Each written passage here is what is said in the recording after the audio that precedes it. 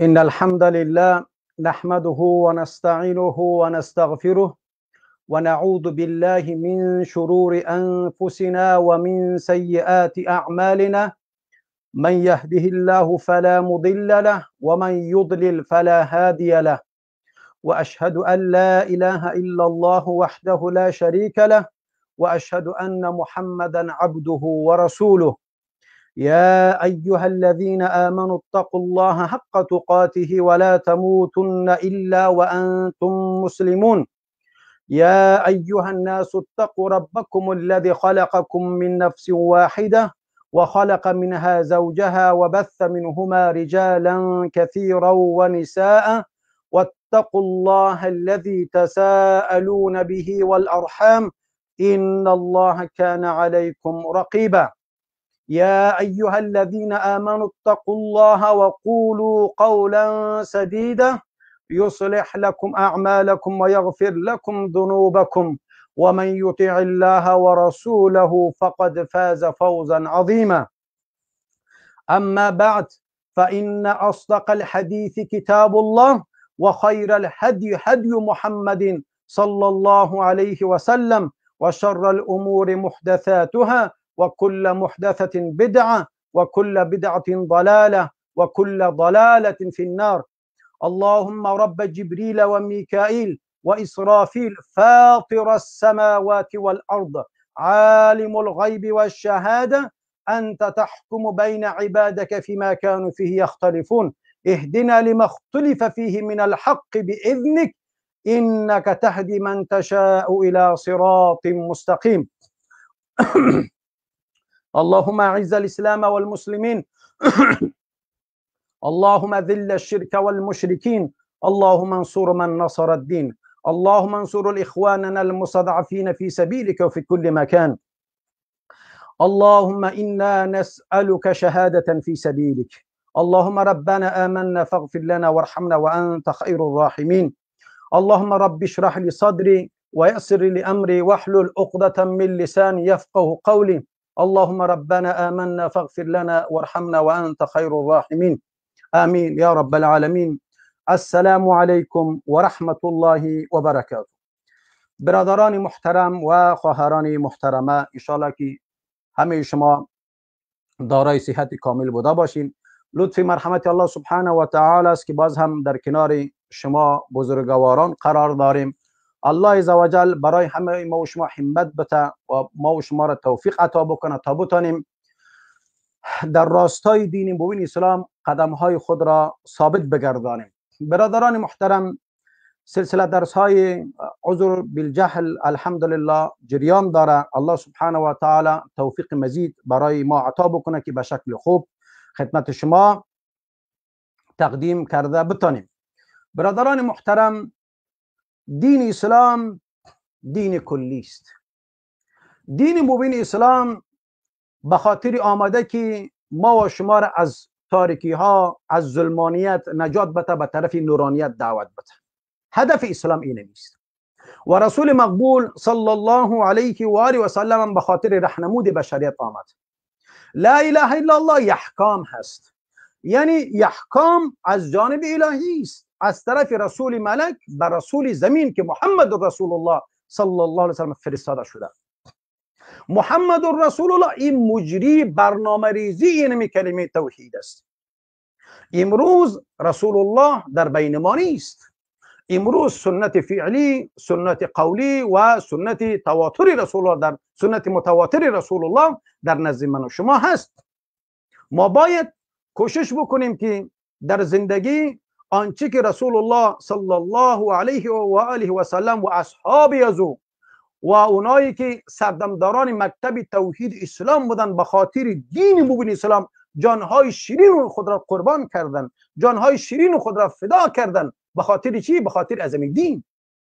ما دنبال روی اونا باشیم. علیکم بسنتی و سنت خلفاء الراشدین المهدیین. ما باید از اونها استنباط بکنیم. اونا سردمداران مکتب توحید اسلام بودن. دوستای گرامی، هدف ما به خاطر عظمی است که بعضی مشکلاتی که در بین بعضی برادرها رخ داده و بعضی نافهمی هایی که در بین برادران رخ داده ما میخواهیم که همون مشکلات را برطرف بسازیم. هدف ما در اینجا آماده و خواباندن و خستاندن نیست، یکی را بخوابان یکی را از جایش بخیزان، به این شکل نیست. این جای کشتیگیری نیست که اینجا کشتیگیری ما بکنیم. اینجا مسئله عقیده است. این بسیار موضوع خیلی مهم هست. باید ما و شما غور بکنیم، بیندیشیم که الله سبحانه و تعالی و رسولش و ائمه سلف در این باب که العذر بالجهل برای ما و شما چی میگوید، ما اونها را دنبال بکنیم. هیچ وقت ابو عمر صلاح الدین یا ابو محمد المدنی ولو دیگه شیوخایی که وجود در اونا هیچ کدامشان از شکمبه خود حرف نمیزنن. هیچ وقت ما کی هستیم ما نظر بتیم؟ به نظر ما ابدا ابو عمر و امثال از او هیچ حق نظر را نداره. آن چیزی که در قرآن و در سنت نبوی صلی الله علیه و سلم نهفته است ما از اونها اخذ میکنیم. آنچه که رسول الله میگه ما میگیریم. و ما اتاکم الرسول فخذوه و ما نهاکم عنه فانتهوا. آنچه که رسول الله میگوید آن را بگیرید، از آنچه که نهی میکنند از او خود را باز بدارید. دوستای گرامی، هدف ما این است که از عمر دین 1400 سال کم و بیش میگذرد. یعنی رسول الله صلی الله علیه و آله و سلم به نوع احسن بر تمام جهانیان دین را هویدا و برملا ساخت. حتی حذیفه رضی الله تعالی عنه میگویند رسول الله صلی الله علیه و سلم اینقدر برای ما یاد دادن، تعلیم دادن، حتی ما در بیت الخلا چه قسم رفع حاجت بکنیم تا به این اندازه برای ما تعلیم دادن. و عبدالله ابن مسعود میگن هیچ چیزی نمونده که رسول الله بر ما نگفته باشه. برادران محترم، دین مکمل است، دین کامل است، بر تمام جهانیان رسیده، بر همه کس آشکار هویدا و برملا شده که محمد صلی الله علیه و سلم من حیث رسول الله آمده. و هدف ما اینه است که آیا ما میتونیم در عذر بالجهل کسایی که به خاطر متاع دنیا، به خاطر هوا و هوس دنیا مشغول هستند و دنبال تعلیم نمیگردند و دنبال علما نمیگردن، پرسان نمیکنن، فاسالو اهل الذکر ان کنتم لا تعلمون، ولو که عامی باشن، ولو که در دهات زندگی بکنن، ولو که در هر جای زندگی بکنن، اونا که عقل دارن، منطق دارن، شعور دارن، از اهل علم پرسان بکنه و بره همون مشکلات خود رفع بکنه. مبادا که در شرک و در کفر آغشته باشه و از دنیا به شرک کفر بره. استثناء است که کسی که دیوانه هست و کسی که شیخ فانی است و کسی که اهل فطره است که در بین دو پیامبر از دنیا رفته باشه و طفل نابالغ تا هنوز به بلوغت نرسیده، 4 کس را ما استثناء میکنیم و بگیریم و کسایی که در دهات، در جاهای بسیار دور افتاده، در کوههای نیپال، در نیجریه و در اینجا افتاده باشه، اونا را استثناء میکنیم. اما در صورت که اونا کوشش کردن، تلاش کردن، راه حلی را پیدا نکردن، ما اونها را عذر میدیم. ولیکن در کشور مسلمین، در دیار مسلمین همه امکانات برای تو فراهم است، همه چیز برای تو فراهم است. تلویزیون در خانه ایت است، دشانتن در خانه ایت است، در موبایل خود تیره میری را خود چالان کرده میتونی، روز تا بگا و نغمه و منگل خود چالان کرده میتونی، این امکانات برات فراهم میشه. اما به خاطر دفع شرک کفر تلاش نمیکنی. دوستای محترم، الله عزوجل شما را با عزت داشته باشه. در شأن برادر هر کسی که گستاخی میکنن، تکفیری میگوین، خوارج میگوین، یا در شأن شیخ مدنی و امثال از او گستاخی میکنن، به الله عزوجل حواله میدی. در روز قیامت الله عزوجل ذات عادل است، حق را به حقدار میسپارد. هدف ما، برنامه ریزی ما اینه است که ما باید کوشش بکنیم که مردم را از این تنگه ها نجات بدیم که بیخی در لایچه گیر ماندن. 1.7 میلیارد مسلمان هایی که در کره زمین زندگی میکنن به نام مسلمان، امروز ما میبینیم نه از خود یک حکومت اسلامی داریم، نه دیار اسلامی داریم، نه سرزمین اسلامی داریم، نه حکم الله در اونجا تطبیق میشه. هیچ.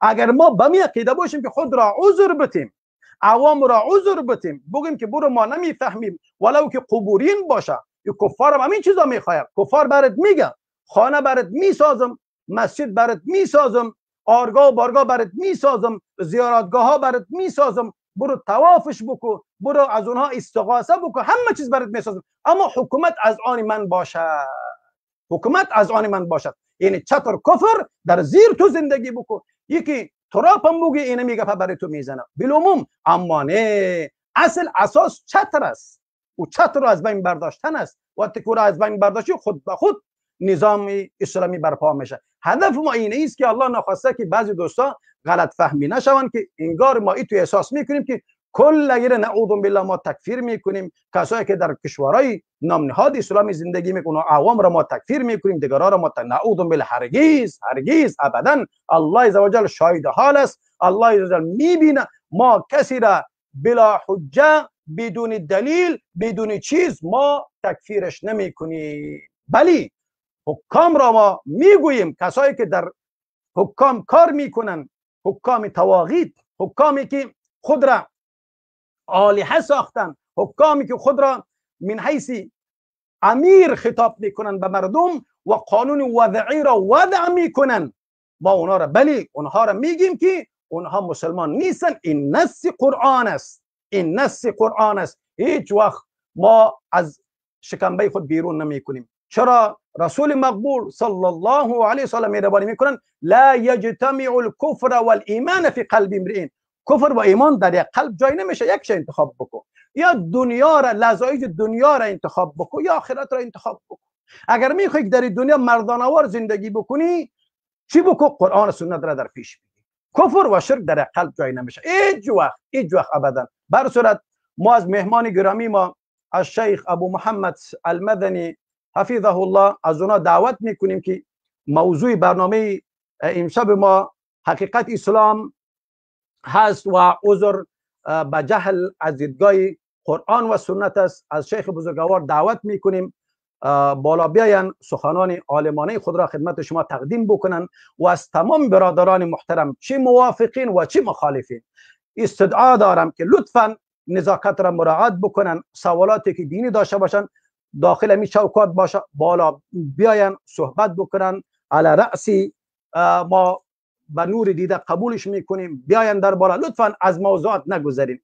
ما نه کدام ایجا کدام هدف ما به خاطر کدام نظام سازی نیست که ما یک نظام میخوایم بسازیم که یک پشت سر ما هزارها تانک و توپ و تیار است. نه، ابو عمر صلاح الدین یک اولاد غریب است، ابو محمد المدنی یک اولاد غریب است، یک اولادی که سبحان الله نه میلیونه رسو، نه لکه رسو و نه کدام مارگاه و بارگاه داره. ما اولادای غریب هستیم، ما آمدیم به خاطر مو چند کلمه که در ذهن ماست خدمت شما تقدیم بکنیم، دیگه هدفی ما نداریم. دوستای گرامی، هر کس که در مقابل ما تاخت تاز میکنن حواله میتیم به الله سبحانه و تعالی. همین قدر دعا میکنیم یا الله اگر ما با حق باشیم، یا رب تو ذات اقدس الهی استی، یا رب تو صدا ها را میشنوی، اگر ما با حق باشیم، اگر رأی ما، گفتار ما، کردار ما حق باشه، یا رب ما را پیروز و کامیاب بگردان.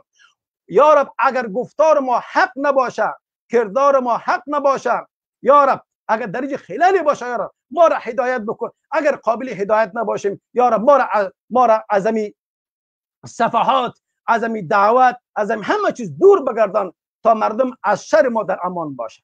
یا رب اگر طرفین مخالفین اگر حق باشن، اگر یا رب حق باشن و حق را بر زبان جاری میکنن، یا رب اونها را پیروز و کامیاب بگردان. یا رب اونها را قوت و همت بده و ما را توفیق بده که پشتوانه اونها را بکنیم و در دنبال روی اونها را بکنیم. اگر حق نیستن یا رب اونها را هدایت بکن، اگر قابل هدایت نیست ما را از شر اونها نجات بده. این دعای ما هست.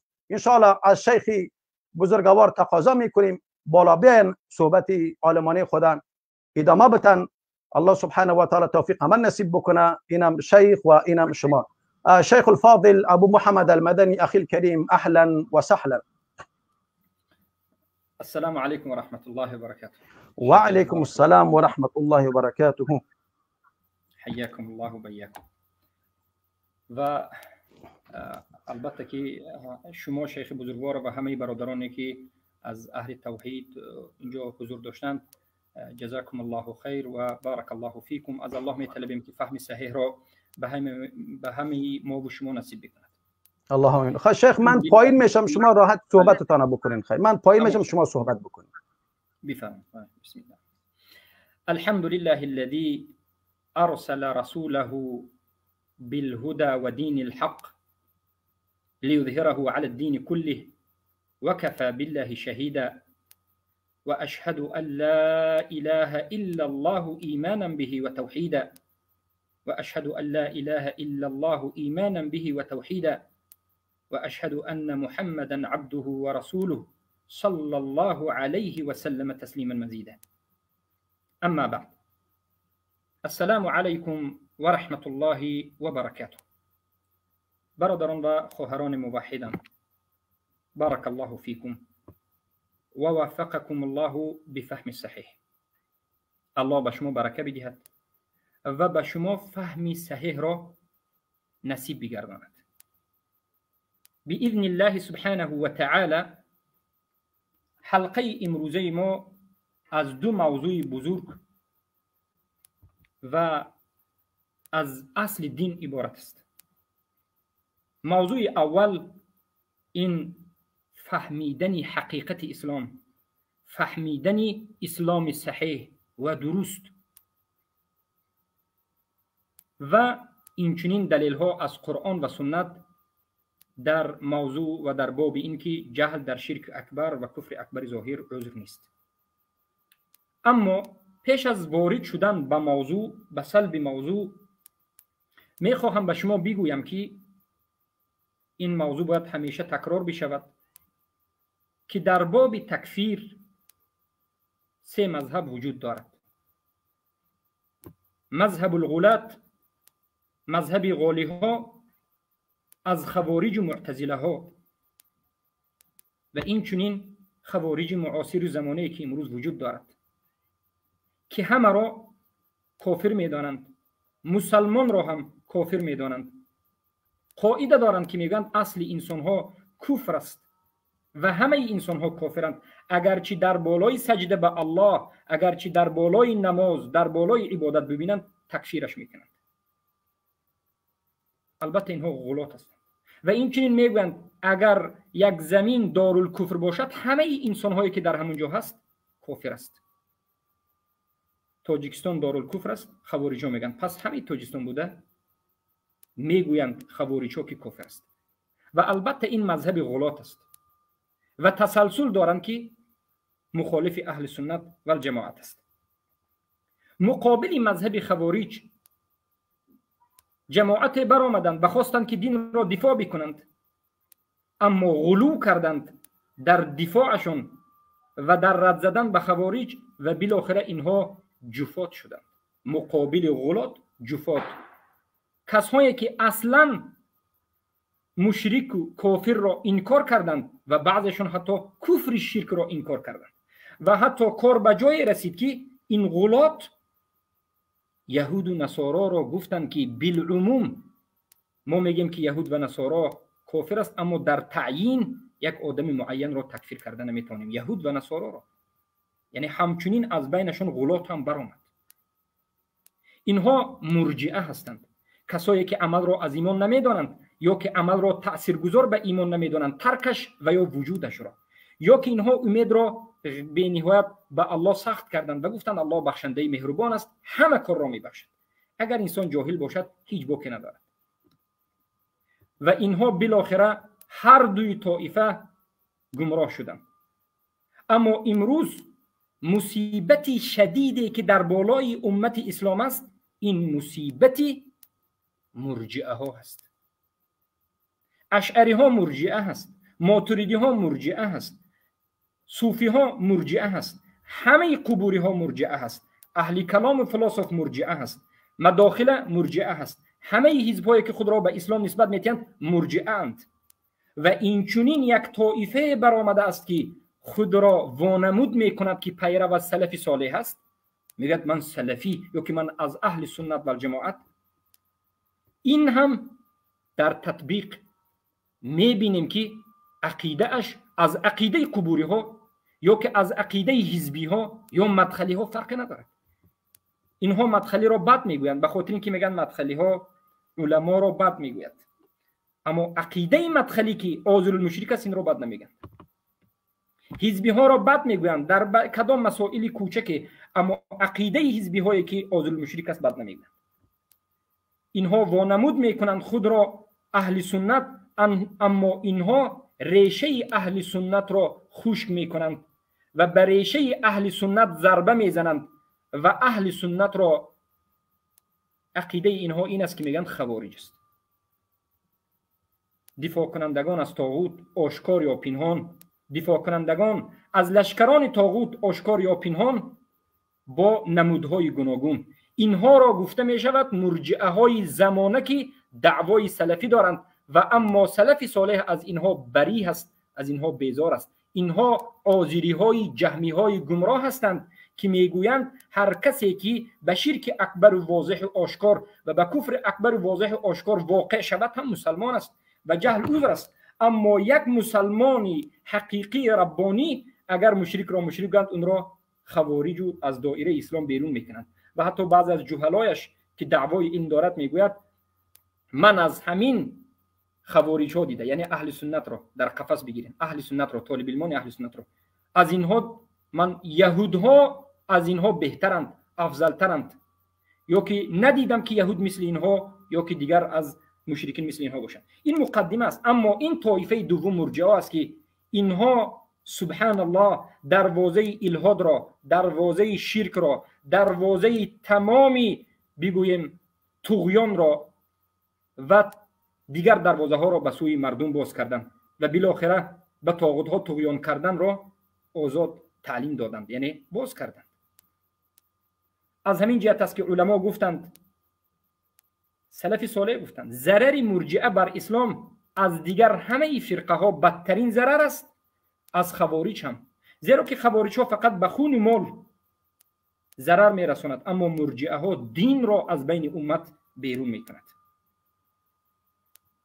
این حلقات ما برای همین گذاشته شد تا که از خطر این مرجعه ها شما را آگاه سازیم، زیرا که اینها مردم را گول زدند، فریب دادند، بر رویشان نقاب کشیدند، بر رویشان یک چهره سلفی را کشیدند، اما عقیده اینها مرجعه هست و حتی مرجعه الغلات است.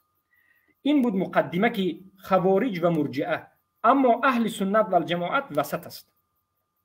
اهل سنت و الجماعت مثل خوارج همه را تکفیر و در همه جا جهل را عذر نیست این چنین سخن نمیگویند و این چنین مثل مرجعه ها در همه جا جهل عذر است به همه مسلمان است نمیگویند، بلکه همان کسانی را که الله و رسول تکفیر کرده تکفیرش میکنند و همان کسانی را که الله و رسول عذرش داده عذرش میدهند. پس جهل در شرک اکبر و کفر اکبر عذر نیست، اما در دیگر مسائل خفی، در دیگر مسائلی که از احکام و فروعات است، البته جهل به تفصیلات خودش عذر است. و ما میگوییم هر کسی که به شرک اکبر و کفر اکبر واقع شد این مشرک است، این کافر است. اگر در بین مسلمان ها باشد استفاده اینترنت را تواند، ترجمه قرآن در نزدش باشد، استفاده برده تواند و سوره فاتحه را ترجمهش را بداند، در نزدش علما در همون منطقه باشد، پس این انسان کافر است در این دنیا و آخرت.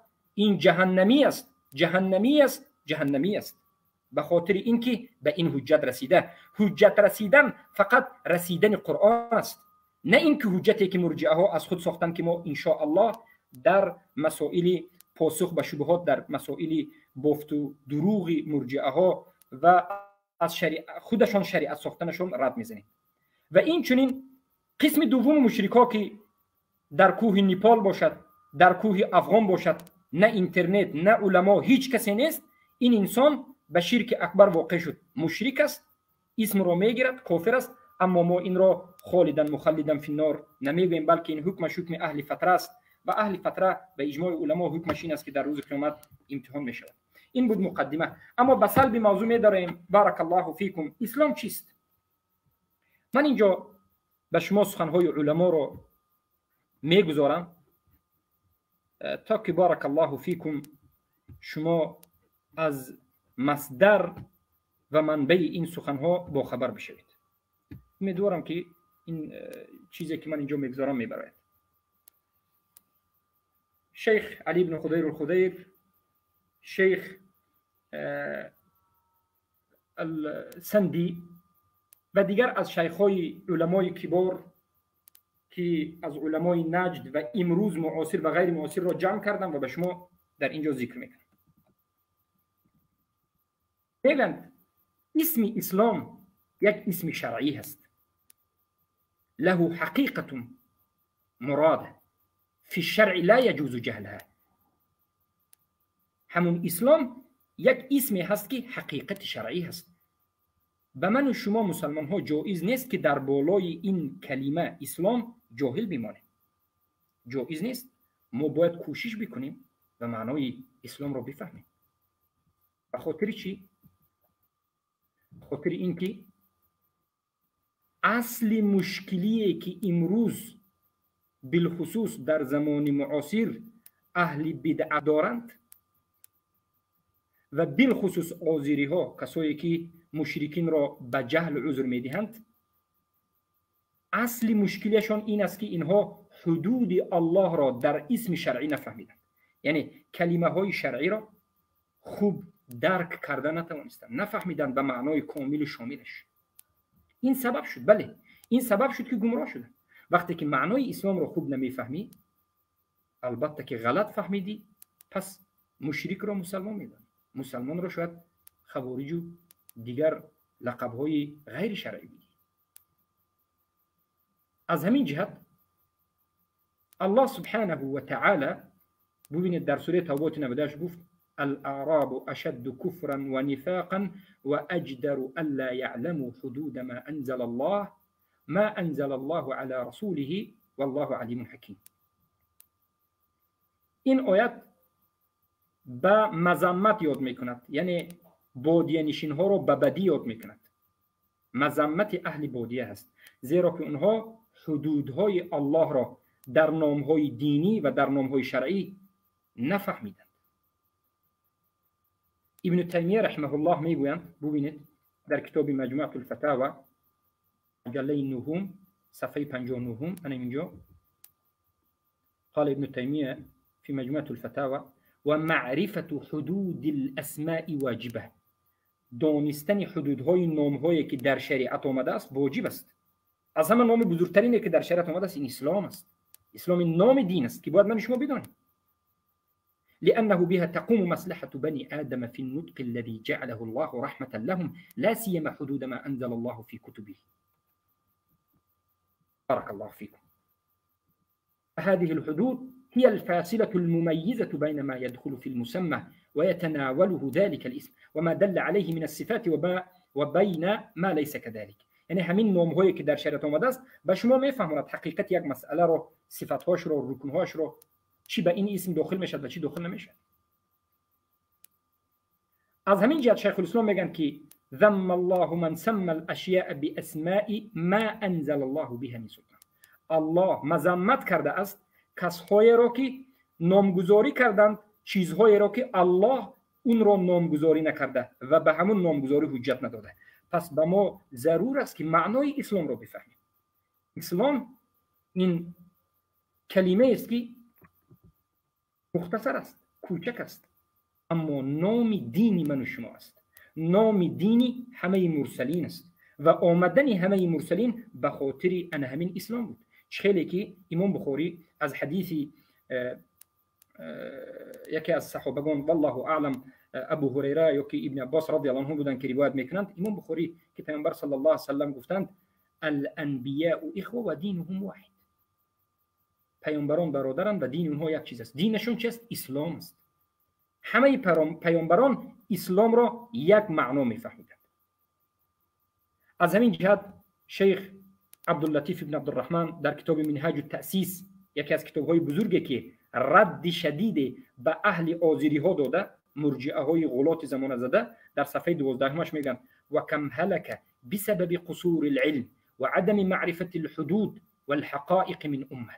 چقدر انسان ها هلاک شدند به سبب کم بودن علم، به سبب نفهمیدن معرفه خوب نداشتن در بالای حدود و حقایق این امت. و کم وقع بذلك من غلط و ریب و غم. چقدر واقع شد در بین امت از خطاگی ها و شک و شبهه ها. مثال ذلك، مثال این ان الاسلام و الشرك نقیضان لا یجتمعان ولا یرتفعان.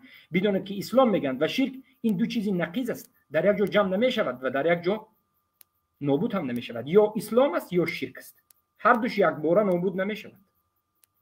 حتما یا اسلام است یا شرک است.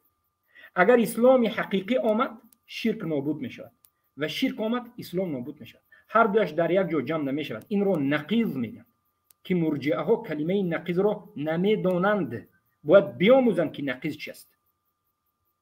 پس اسلام چیست؟ بارک الله فیکم. وقتی که این مقدمه فهمیده شد شما میفهمید که اسلام حقیقت شرعی دارد. الله سبحانه و تعالی در قرآن کلمه اسلام را استفاده برده. ان الدین عند الله الاسلام. دین در نزد الله اسلام است. ومن يبتغي غير الاسلام دینا فلن يقبل منه وهو في الاخره من الخاسرین. هر کسی که ابتغاء غیر دین اسلام را بکند او قبول نیست. هر دینی که غیر دین اسلام باشد قبول نیست، خود دین یهودی یا نصرانی یا مجوسی یا شرکی. این قبر پرستی یک دین است، دین مشرکی. پس این کلمه اسلام چی معنی دارد؟ چی معنی دارد؟ بارک الله فیکم. ما معناش را به شما ذکر میکنیم. از اولا کلامی بگوییم علما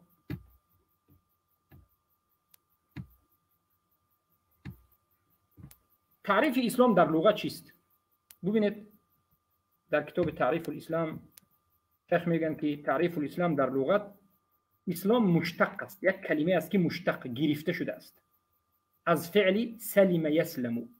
از فعل سلم یسلم اسلام گرفته شده است. سلم یسلم اسلاما و تسلیما و استسلاما و مسلمه. و همین فعل سلمه در لغت به دو معنا می آید: بریء و نجا و وقع و خلص. نام الله هم به همین معنا می آید، السلام. یعنی الله نامش السلام است، یعنی اللهی که سالم است، خالص از تمام عیوب و خالص از تمام نقصان است، نجات دهنده است. و جنت هم دار السلام گفته شده است به خاطر اینکه سلامت در جنت وجود دارد. یکی از معناهای اسلام همین است در لغت.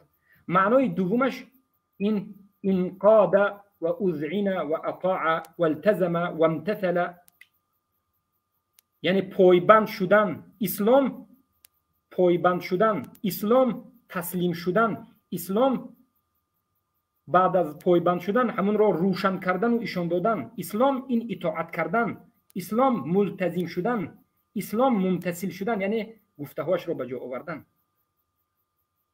انا این معنای دوم لغوی اسلام است. به همین معنا معنای شرعیش هم آمده است.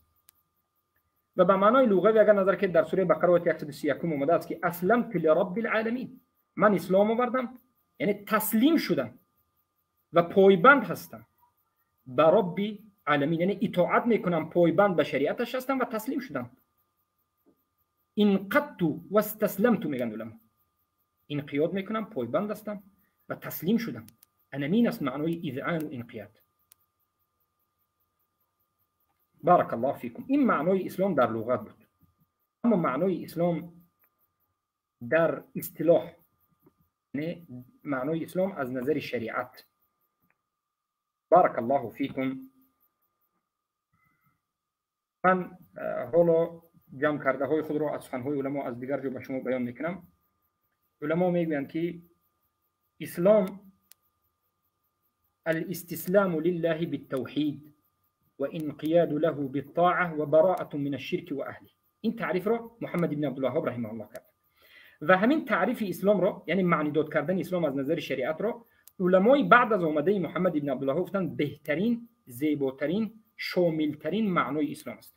یعنی تسلیم شدن به الله در توحید، در همه نمودهای توحید تسلیم شدن و انقیاد له بالطاعه، انقیاد پایبند بودن در اطاعت الله و رسولش، در اطاعت شریعت بالعموم پایبند بودن. هر چیزی رو که فهمیدی باید پایبندش باشی. والبراءة من الشرك و اهله، و براءت جستن از شرک و اهلش. براءت یعنی چی؟ براءت یعنی ترک کردن بغض و عداوت داشتن شرک رو، بعد دیدن و شرک رو کفر و شرک و کفر دانستن و در حالت قدرت از منطقه کفار و مشرکین هجرت نمودن و تکفیر کردن. یعنی این است براءت. براءت بدون تکفیر به وجود نمیاد. براءت از شرک و براءت از اهل شرک. این 4 رکن اسلام است که هر کسی که میخواهد به اسلام داخل بشود باید همین چیز رو به وجود بیارد. اما آیا به همین ما اکتفا میکنیم که به گفتی سخن شیخ محمد ابن عبدالوهاب رحمه الله؟ البته که نه. ما به شما سخن پیامبر صلی الله علیه و سلم رو میگیم. این علما مختصرا به شما از احادیث و از آیات قرآن همین قاعده رو ذکر کردن. بارک الله فیکم. اینجا پیامبر صلی الله علیه و سلم بیان میکنند معنای اسلام رو. میگویند خیلی که در حدیثی که امام مسلم روایت کردند از عمر بن الخطاب رضی الله عنه آمده است. بارک الله فیکم.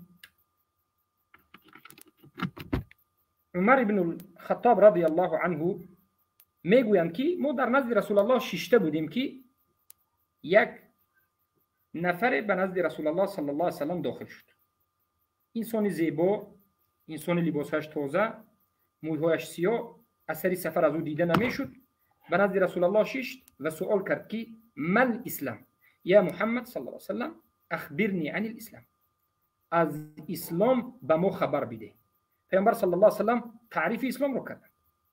گفتند الاسلام ان تشهد ان لا اله الا الله و ان محمد رسول الله. اسلام این است که شهادت بدهی که نیست معبودی بر حق بجز الله و شهادت بدهی که محمد رسول الله. روایت امام مسلم. این تعریف رسول الله به اسلام است. یعنی اسلام این شهادت دادن است به یگانگی الله و باطل بودن دیگر الههای باطلی که بجز الله پرستیده می شود و شهادت دادن بر این که محمد صلی الله علیه و سلم بنده الله و رسول الله است. پس بارک الله فیکم. در همین حدیث پیامبر صلی الله علیه و سلم فهموندن که شهادت دادن، شهادت بدون علم به وجود نمی آید. ای اهل ارجاء، ای جهلا که حدود الله را در کلمه های شریعت گذاشته بیخبرید، شهادت آیا بدون علم به وجود می آید؟ کسی که یک چیز را نمیداند میتواند که شهادت بدهد؟ نمیداند که الله وجود دارد، شهادت میتواند که بدهد؟ نه. شهادت به چیزی فهمیده و دانسته داده می شود. یعنی همان وقت انسان مسلمان می شود که بداند، بفهمد، قبول بکند، اقرار بکند، انامین را شهادت میگن و نطق بکند که همه این معبودهایی که بجز الله عبادت کرده می شوند اینها باطل هستند. عبادتشون باطل است، کفر است، شرک است و عبادت یگانه الله حق است. یعنی این مسلمان در اولین عملش باید چی را بداند؟ توحید و کفر. اولین چیزی که لا اله الا الله تعلیم میدهد انامین است که همه چیزهایی که بجز الله عبادت میکردی ترکش بکن و یگانه الله را عبادت نما. همین را آیا قبول داری؟ همین را آیا اقرار کردی؟ همین را آیا تصدیق نمودی؟ پس اگر تصدیق و اقرار کرده باشی شهادت بده و نطق بکن. از همین جهت کسی که لا اله الا الله میگوید معنای لا اله الا الله را نفهمید، علم درباره لا اله الا الله ندارد و شرک را از توحید جدا نکرد، توحید را از شرک جدا نکرد، لا اله الا الله او به وجود نآمده، حقیقت اسلام به وجود نآمده. انا این است حقیقت اسلام. پس حقیقت اسلام این توحید است و ترک شرک است. اسلام این ترک شرک و انجام دادن توحید، تسلیم شدن به توحید و براءت کردن از شرک و مشرکین است. این اصل دین است، اولین قدم به اسلام است. از همین جهت بین علما اختلاف شده که کسایی که لا اله الا الله گفتند و شرک میکنند آیا اینها مسلمانی، ببینیم آیا اینها مرتد هستند یا مشرک اصلی هستند. چرا این اختلاف به وجود آمد؟ برای اون که کسی که لا اله الا الله گفت معنیش رو نفهمید از همین جهت شد. همه اتفاق میکنن که این کافر است، اما در مرتد بودنش یا که کافر اصلی بودنش صحبت رفت. سبحان الله، چقدر علما زیبا بیان کردن. پیامبر صلی الله علیه و معنای اسلام را بیان میکرد و معنای ایمان را هم بیان کردن. پس کلمه اسلام و ایمان را خوب دقت بدید. وقتی که جدا می آید معنای هر دوش یک است. وقتی که در یک جا هم ایمان و هم اسلام را میخواهیم شرح بدیم معنای هر دوش جداگانه است. الان ما وقتی که الان اسلام را به شما میفهمانیم، فقط معنای حقیقت و درست و صحیح اسلام را شما بدانید که یک در همین جا معنای ایمان را هم اسلام بیان میکنه. زیرا که اسلام و ایمان این دو کلمه هست که اذا اجتمع افترقا و اذا افترقا اجتمع. اگر در یک جا جمع بشود، هر جاش پهلو ما پهلو بیاید، معنای الهیده مخصوص دارد. اسلام اما ظاهر است، ایمان باطن است در این معنا. اما اگر کلمه اسلام خودش دین اسلام بیاید، هم اسلام هم ایمان هم را در یک جا جمع میکند. پس ایمان انسان، اسلام انسان درست نیست، صحیح نیست وقتی که تسلیم به توحید نشده. یعنی اقرار به زبان شاید کرده باشد اما عملا معنوان نفهمیده و شرک را دارد انجام میده یا که قصدا انجام میده. فرق نداره، در هر دو حالت کافر است و مشرک است. این معنی داد پیامبر صلی الله علیه و سلم. و اولین چیزی که در باب ایمان هم به جبرائیل، این حدیث دراز جبرائیل میگن، جبرائیل پرسن که مل ایمان، ای محمد ایمان چیست؟ ایمان چیست؟ پیامبر صلی الله علیه و سلم گفتند که ایمان این تسلیم شدن، بگویم ایمان این ان تؤمن بالله و رسوله و همچنین ان تؤمن بالله و ملائکته و کتبه و رسوله. لیکن کلمه اولینی که من میخوام به شما بیان بکنم این رسول است. کلمه چه؟ رسول است. اولین بگویم کلمه که اینجا باید بدونید، ببخشید، الله است. ایمان به الله بیاری. چگونه به الله ایمان میبیاری؟ ایمان به یگانگی الله بیاری. ایمان بیاوری که بجز الله هیچ چیزی نباید عبادت کرده شود. ایمان بیاوری که هر چیزی که بجز الله عبادت کرده می شود این باطل است، کفر است، شرک است. این است ایمان به الله. پس از تعریف رسول الله صلی الله علیه و سلم، از روایت امام مسلم به ما در حدیث جبرائیل بیان شد که اسلام و ایمان صحیح و درست و حقیقی شرعی از انسان مشرک به وجود نمی آید. زیرا که نه لا اله الا الله و محمد رسول الله را شهادت داده و نه ایمان به الله آورده. نه اسلام و نه ایمانش صحیح نیست. پس دینش صحیح نیست. پس اسلام و ایمان در یک جا جمع، بگویم اسلام و شرک در یک جا جمع نمی شود، نقیض شد. این است تعریف رسول الله صلی الله علیه و سلم. کسی که شرک آورده آیا ایمان صحیح به الله آورد که الله باید یگانه خودش عبادت کرده شود؟ نه، ایمان آورد. پس اولین رکنی ایمان اگر ایمان آوردن به الله باشد، اولین چیزی که به الله ایمان بیارید به وجود الله، به یگانه عبادت کردن الله. کسی که الله هست میگوید اما بعد از این غیر الله را عبادت نکرد، این مشرک است. پس اسلام ندارد، این مشرک است یقینا.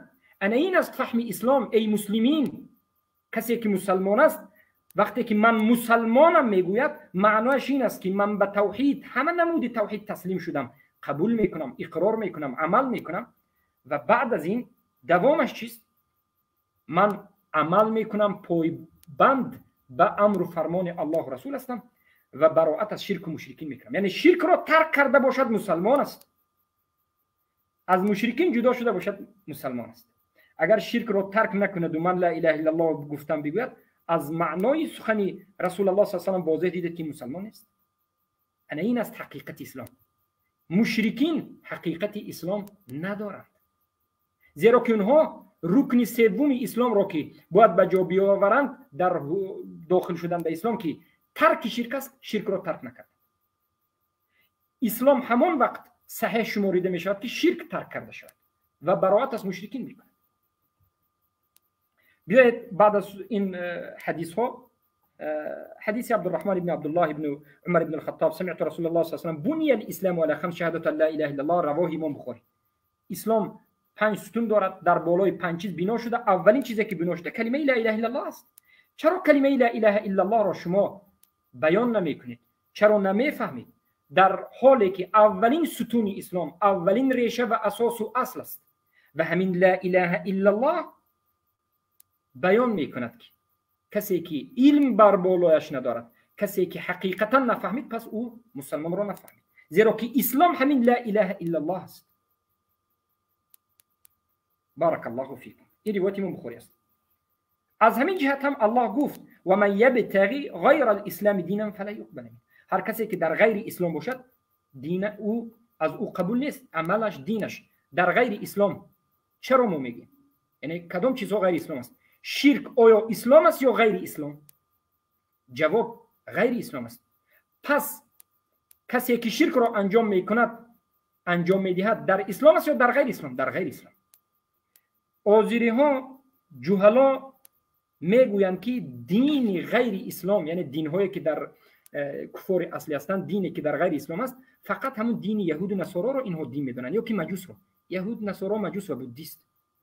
عقیده اهل سنت در جماعت این است که هر آیین، هر نظام که مردم را ملزم بکند یا که منهج داشته باشد، این دین است، خود در قرآن ذکر شده یا نشده باشد. دین این یک راه یا یک روش، یک منهج است. دین های هست که در قرآن ذکر شده به نام یهود، نصارا، و دین های هست که در قرآن ذکر نشده لیکن معناش ذکر شده که باطل. یعنی هر منهج و راهی که در غیر منهج الله و رسول، در غیر اسلام باشد، پس بودیست یا که مشرکین در قرآن ذکر شده، یا که دین مشرکین. و امروز دین دموکراتی وجود دارد. این دین است. دموکراتی این دین نو است که ساختن در فرانسه. پس این چنین یک دین وجود دارد که مرجئه ها قبول نمیکنند. دین مشرکین، دین قبوری ها، یک دینی نو است. اینها چگونه دین دارند؟ اینها میگن که لا اله الا الله بگو، اولیا را بین خود و بین الله واسطه بگیر. لا اله الا الله بگو، نماز بخوان. و در دین تو چی است؟ قبر پرستی است، شفاعت از قبر است. و در دین تو ذبح لغیر الله و طواف کردن به غیر الله است. پس این یک دینی مشرکین است. اگر ما بگوییم هر کسی که از اسلام بیرون بشود و به خریستیان بگوییم، به یهود و نصارا داخل بشود، به کنیسای اونها داخل شود، میگیم که نصرانی شد و یهودی شد. و این چنین هر کسی که از مسلمین خود را مسلمان بگوید، لا اله الا الله بگوید، قبر پرستی بکند، انا همینجا ترک شرک ندارد، این مسلمان نیست، اسلام حقیقی ندارد. حالا بیایید سخن ابن القیم الجوزی در طریق الهجرتین را به شما مطالعه میکنم. امیدوارم که این سخن به شما اینجا می نماید. اما ببینیم کتاب طریق الهجرتین باب السعادتین، در کتاب باب السعادتین، طریق الهجرتین باب السعادتین، صفحه 411 میگن والاسلام هو توحید الله و عبادته وحده لا شریک له. اسلام این توحید الله است. اولین کلمه در اسلام این توحید است، یگانه الله را عبادت کردن است. ترک شرک است. توحید ترک شرک است و عبادت کردن یگانه الله که شریک ندارد. والایمان بالله و برسوله و اتباعه فيما جاء به. ایمان آوردن به الله و به رسولش و پیروی نمودن و پایبند بودن هر آن چیزی که رسول الله آوردند و از شریعت آمده است. این است چی است؟ اسلام.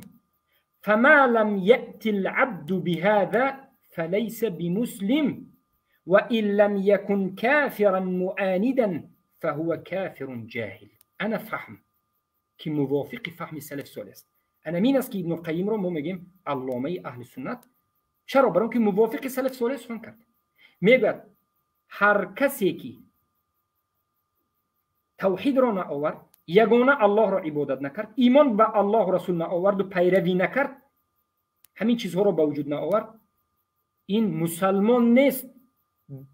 فلیس بمسلم و این لم یکن کافرا معاندا. اگر این را کافر معاند نگوییم پس این کافر جاهل است. این یک ضربه به فرق سر مرجئه ها هست که مرجئه میگن فقط کافر همان وقت انسان میشود که معاند باشد. معاند چیست؟ کافر معاند چیست برادران و خواهران معاهده؟ کسی که داند، فهمد و بعد از دانستن و فهمیدن قصد کفر را انجام، یعنی بگوید که من حالا میروم کفر را انجام میدم، کفر بودن را فهمد، قصد انجام کفر را کند و بعد از این اگر انجام میدهد کفر میشه. یا دیده و دانسته بعد از علم کفر را انجام داد، کفر است. فقط همین در نزد مرجئه ها همین کفر است. اینها کفر جهل را قبول ندارند. از نظر اینها همه علمای اهل سنت خوارج است، نه فقط من یا 4-5 طالب علم، بلکه امام اینها جاحظ سمامه، امام اینها در زمان شیخ الاسلام محمد ابن عبدالوهاب، داود ابن جرجیس، عثمان ابن منصور، همه کرا اهل سنت را علما را خوارج گفتند. ابن القیم جوزی هم از نظر اینها خوارج است، زیرا که میگه که اگر دانسته کند کافر معاند است، اگر ندانسته از سبب جهل شرک را انجام بدهد، توحید را ترک بکند، پس این چی است؟ کافر است. کدام نمودی کافر؟ کافر جاهل. غایت این طبقه که جاهل است، درجه بالاترین این درجه که جاهل هایی که نمیفهمند و شرک و کفر را انجام میدهند چی است؟ فغایت هذه الطبقه انهم کفار جهال غیر المعاندین. غایت این طبقه، اینها طبقه هستند کافر هستند، جاهل هستند، اما غیر معاند هستند. یعنی اینها علم ندارند، اینها بیچاره ها هستند، زیرا که اصل همه این مشرکین جهالت است، بی‌علمی، از سبب بی‌علمی شرک رفتند. اگر اینها میدانستند که این عمل شرک است انجام نمیداد. پس غایت این بیچاره ها رو ما چی میگیم؟ اینها معاند نیستند، اینها جاهل هستند، کافر هستند. و عدم عنادهم لا یخرجهم عن کونهم کفارا.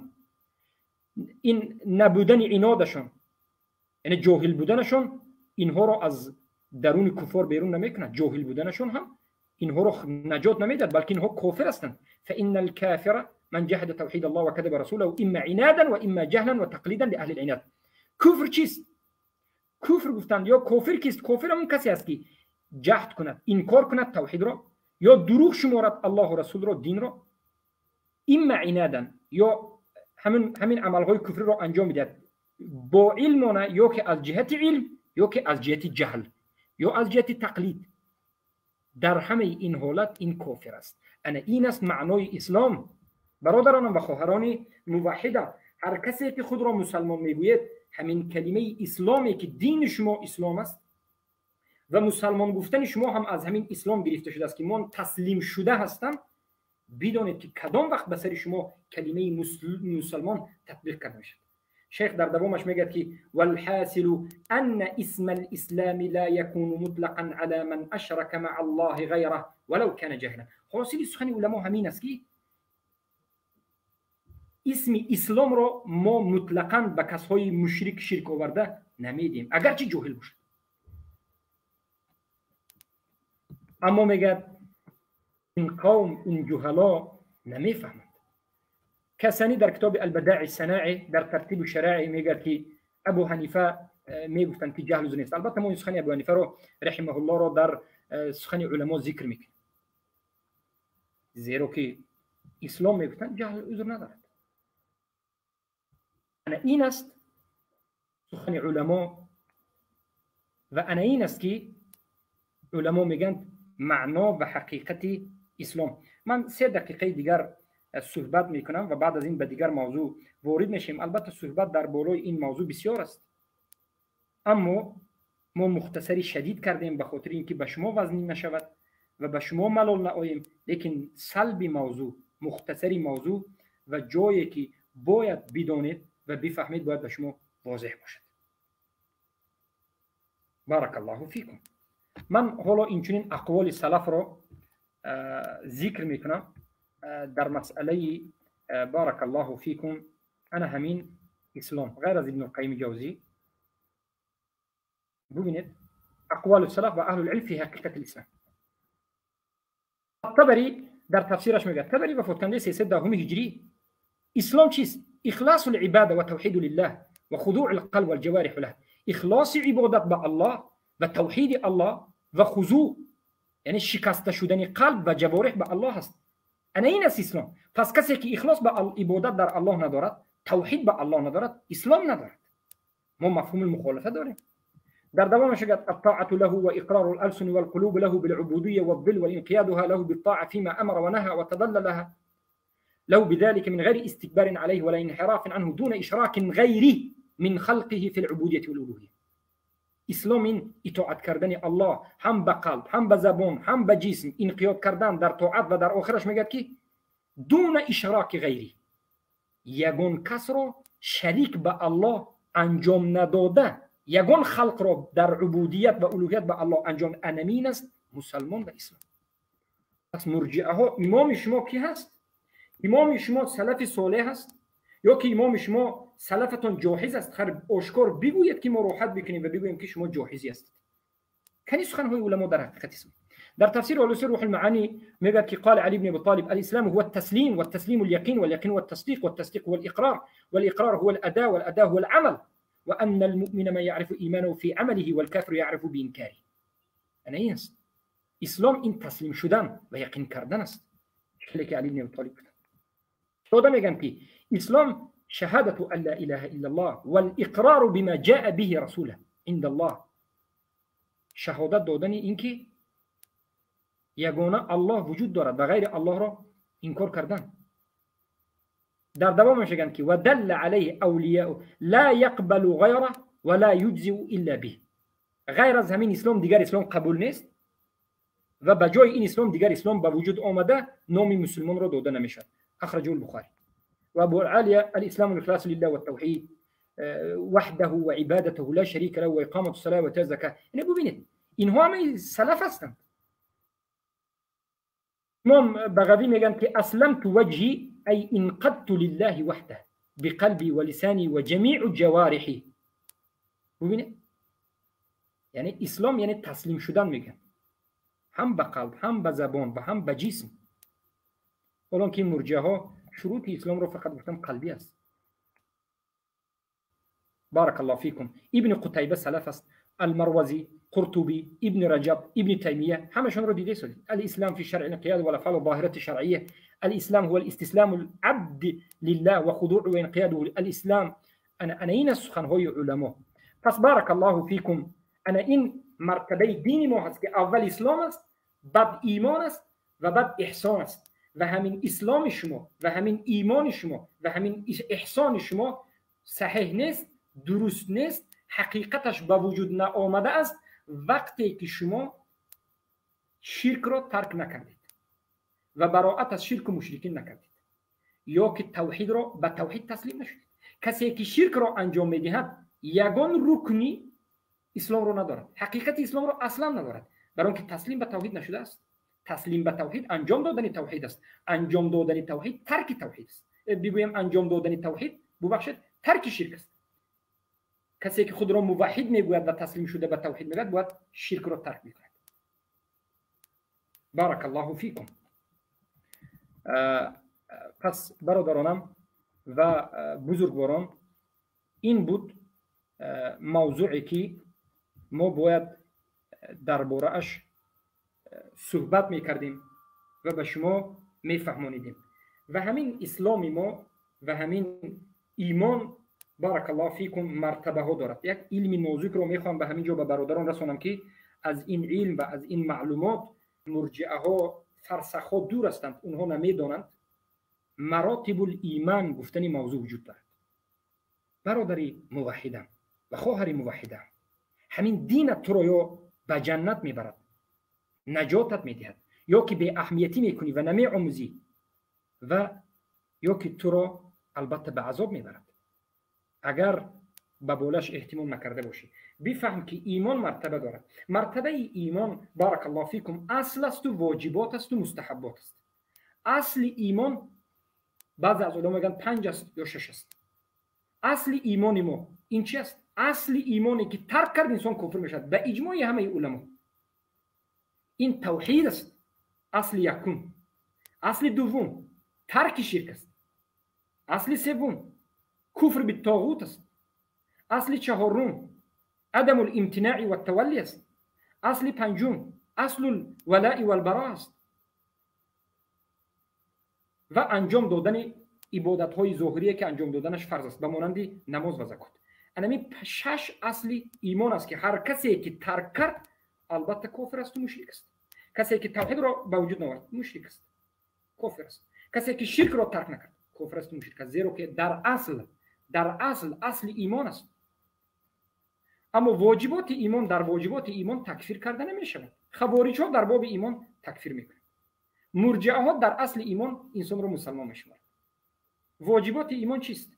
به مانند ترک محرمات، ترک گناه‌های کبیره، به جا آوردن واجبات که در حق مرد است، واجباتی که در امر معروف نهی از منکر، گفتن سخن حق و غیره.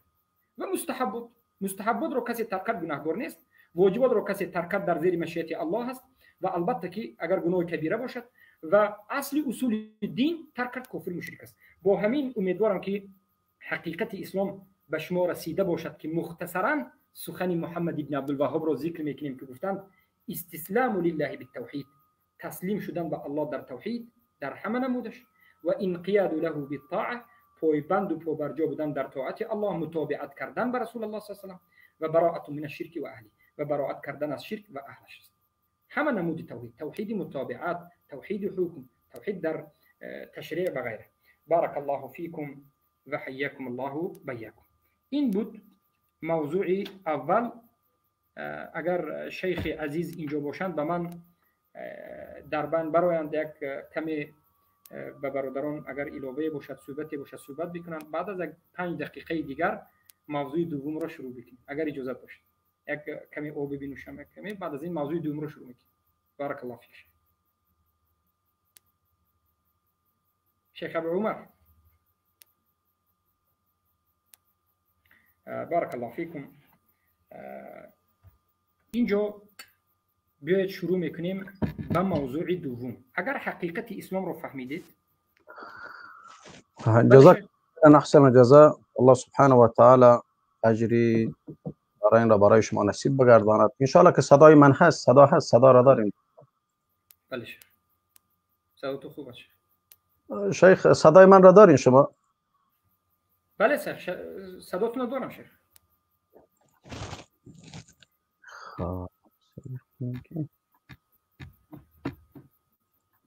صدا هست؟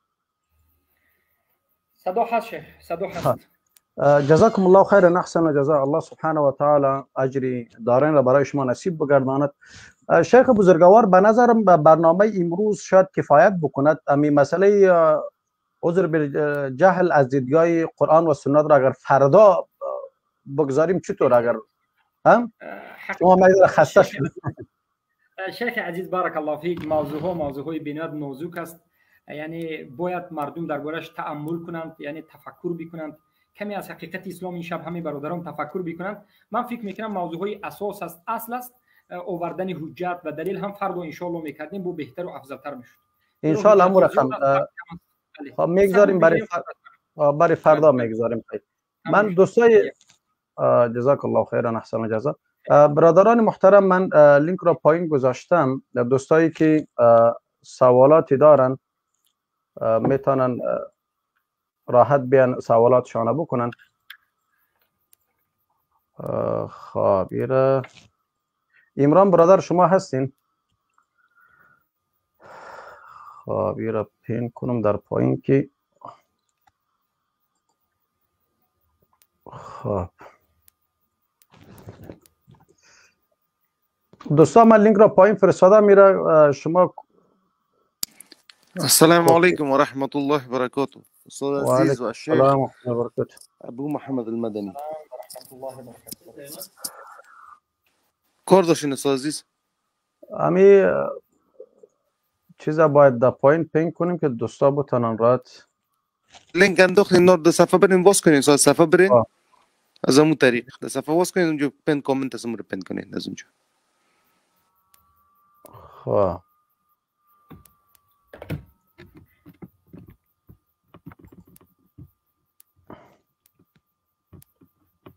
کومنتار فیکسیر. حالا شما سعی کنین که شد یا نه؟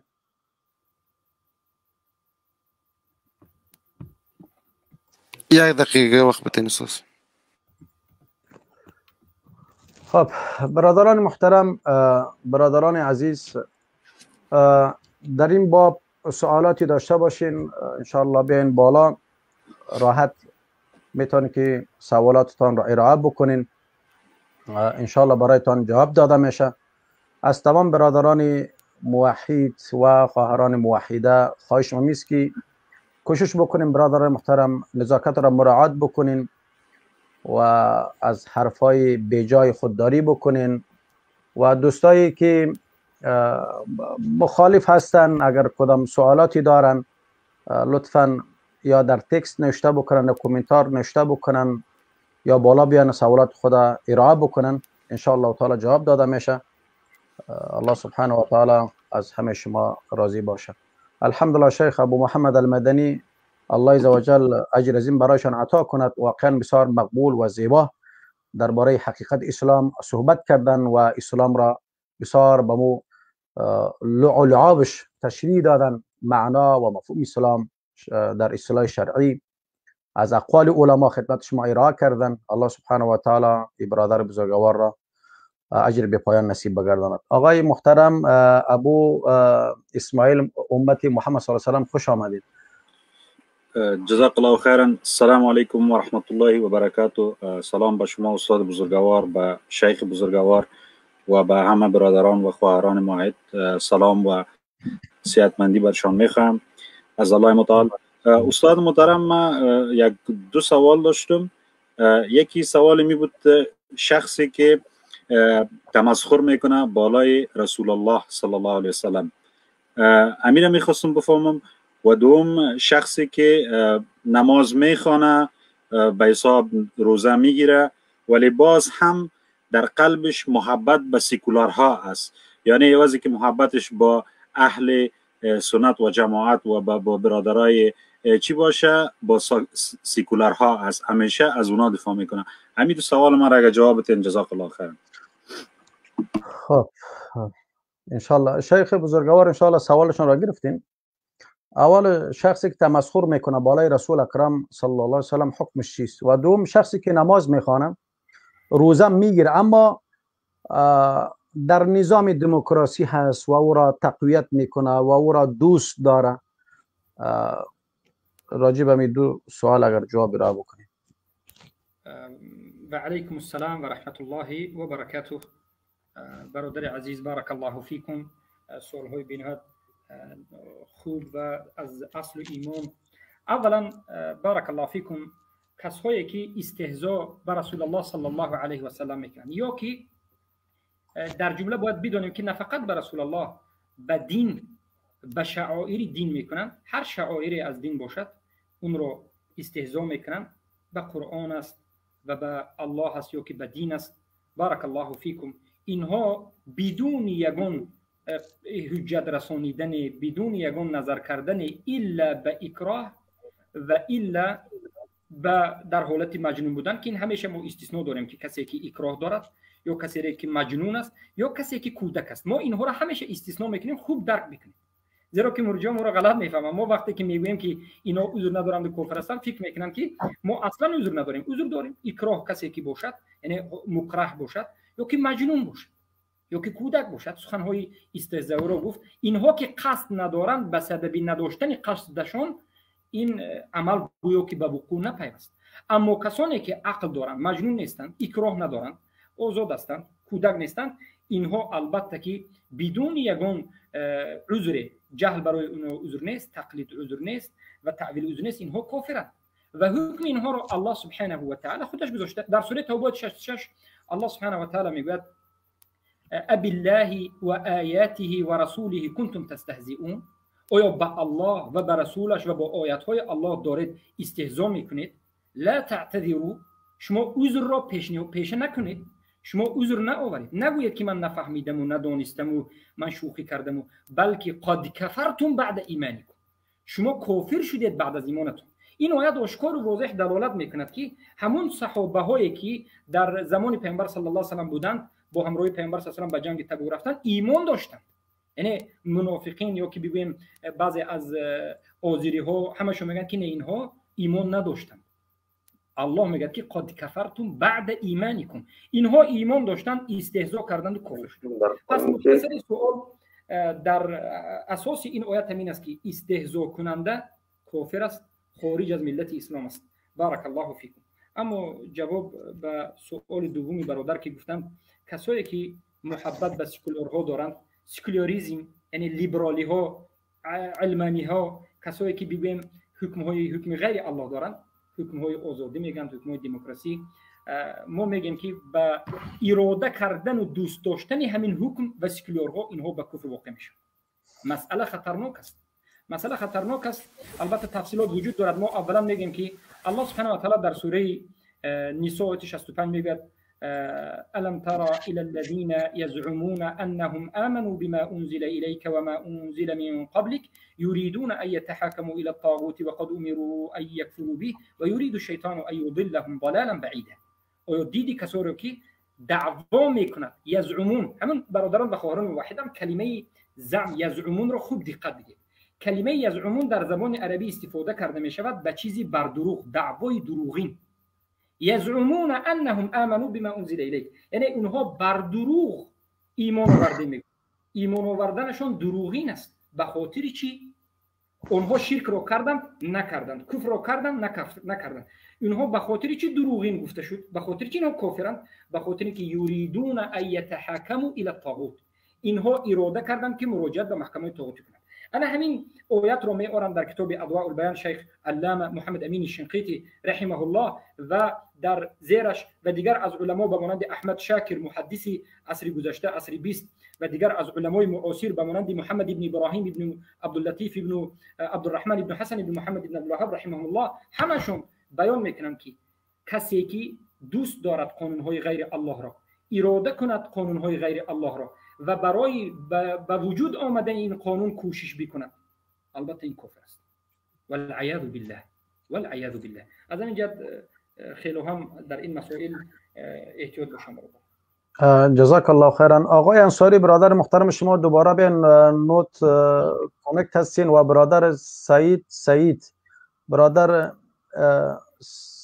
سعیداس شما دوباره به نوت کانکت هستین. دوست گرامی اینترنتتان ضعیف است. یا جزاکم الله خیرا. احسن جزا شیخ بزرگوار.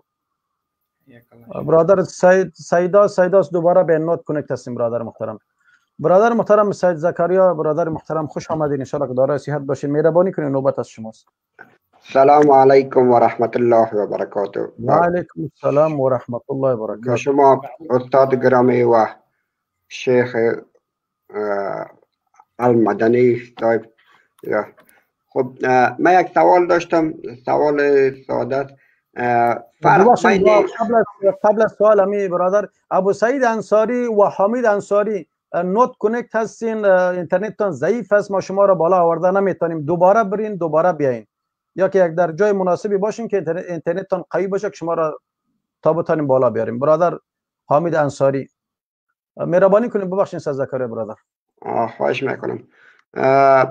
سوال ما رقمی است که یکی کسایی که نو اسلام میارن و دانسته اسلام میارن، مثلا کسایی که در زمان پیامبر صلی الله علیه و بود، یکی هست که اسلام میراثی است که اکثر ما افغانا یا دیگر تاجیکا دارن. مثلا این واقعیتی است که مثلا شخص خودم تا خیلی وقتا زیادی مسائل دینی را نمیفهمیده. مثلا اینطور نیست که مثلا واقعا اینمی حالت چقدر به حساب از نگاه علما توضیح دادم میشه که مثلا سوال ما درست فهمیده شده. ثانی است که تازه مسلمان شده ولی که با احکامات دین آگاهی کامل نداره. یک جنبه سوال ثانی است که جنبه دومی است که کسی تازه اسلام آورده ولی که اسلام را خوب مطالعه کرده و احکام را میفهمه.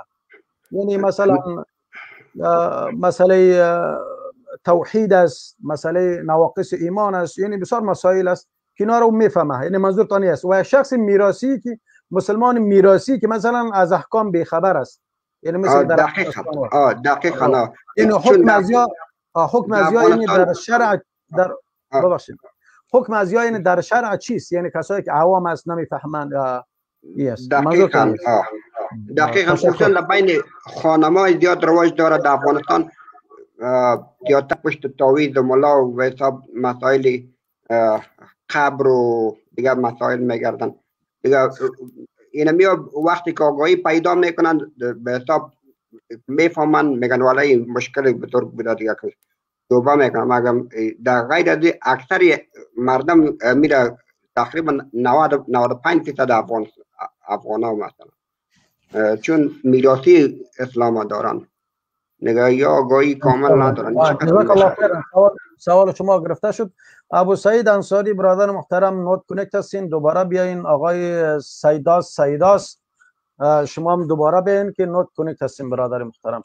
خب شیخ بزرگوار، سوال اینا این است که خانم ها مثلا عوامی که در دیهات و در قشلاق اینجا زندگی میکنن و بعضی مسئله شرک اصغری که انجام میتن، مثلا میرن تومار میگیرن، ما تعویض میگیرن و امثال از او، یعنی راجع به این موضوع سوال کردن که اگر اونا حکم شرک هم هست. یعنی البته موضوعی که برادر داخل شدند الله به برادر برکت بدهد و حفظشان نماید، موضوع بنهایت نازک است. انا همین موضوع هست که مرجئه را از اهل سنت و خوارج را از اهل سنت و الجماعت دور میکنه.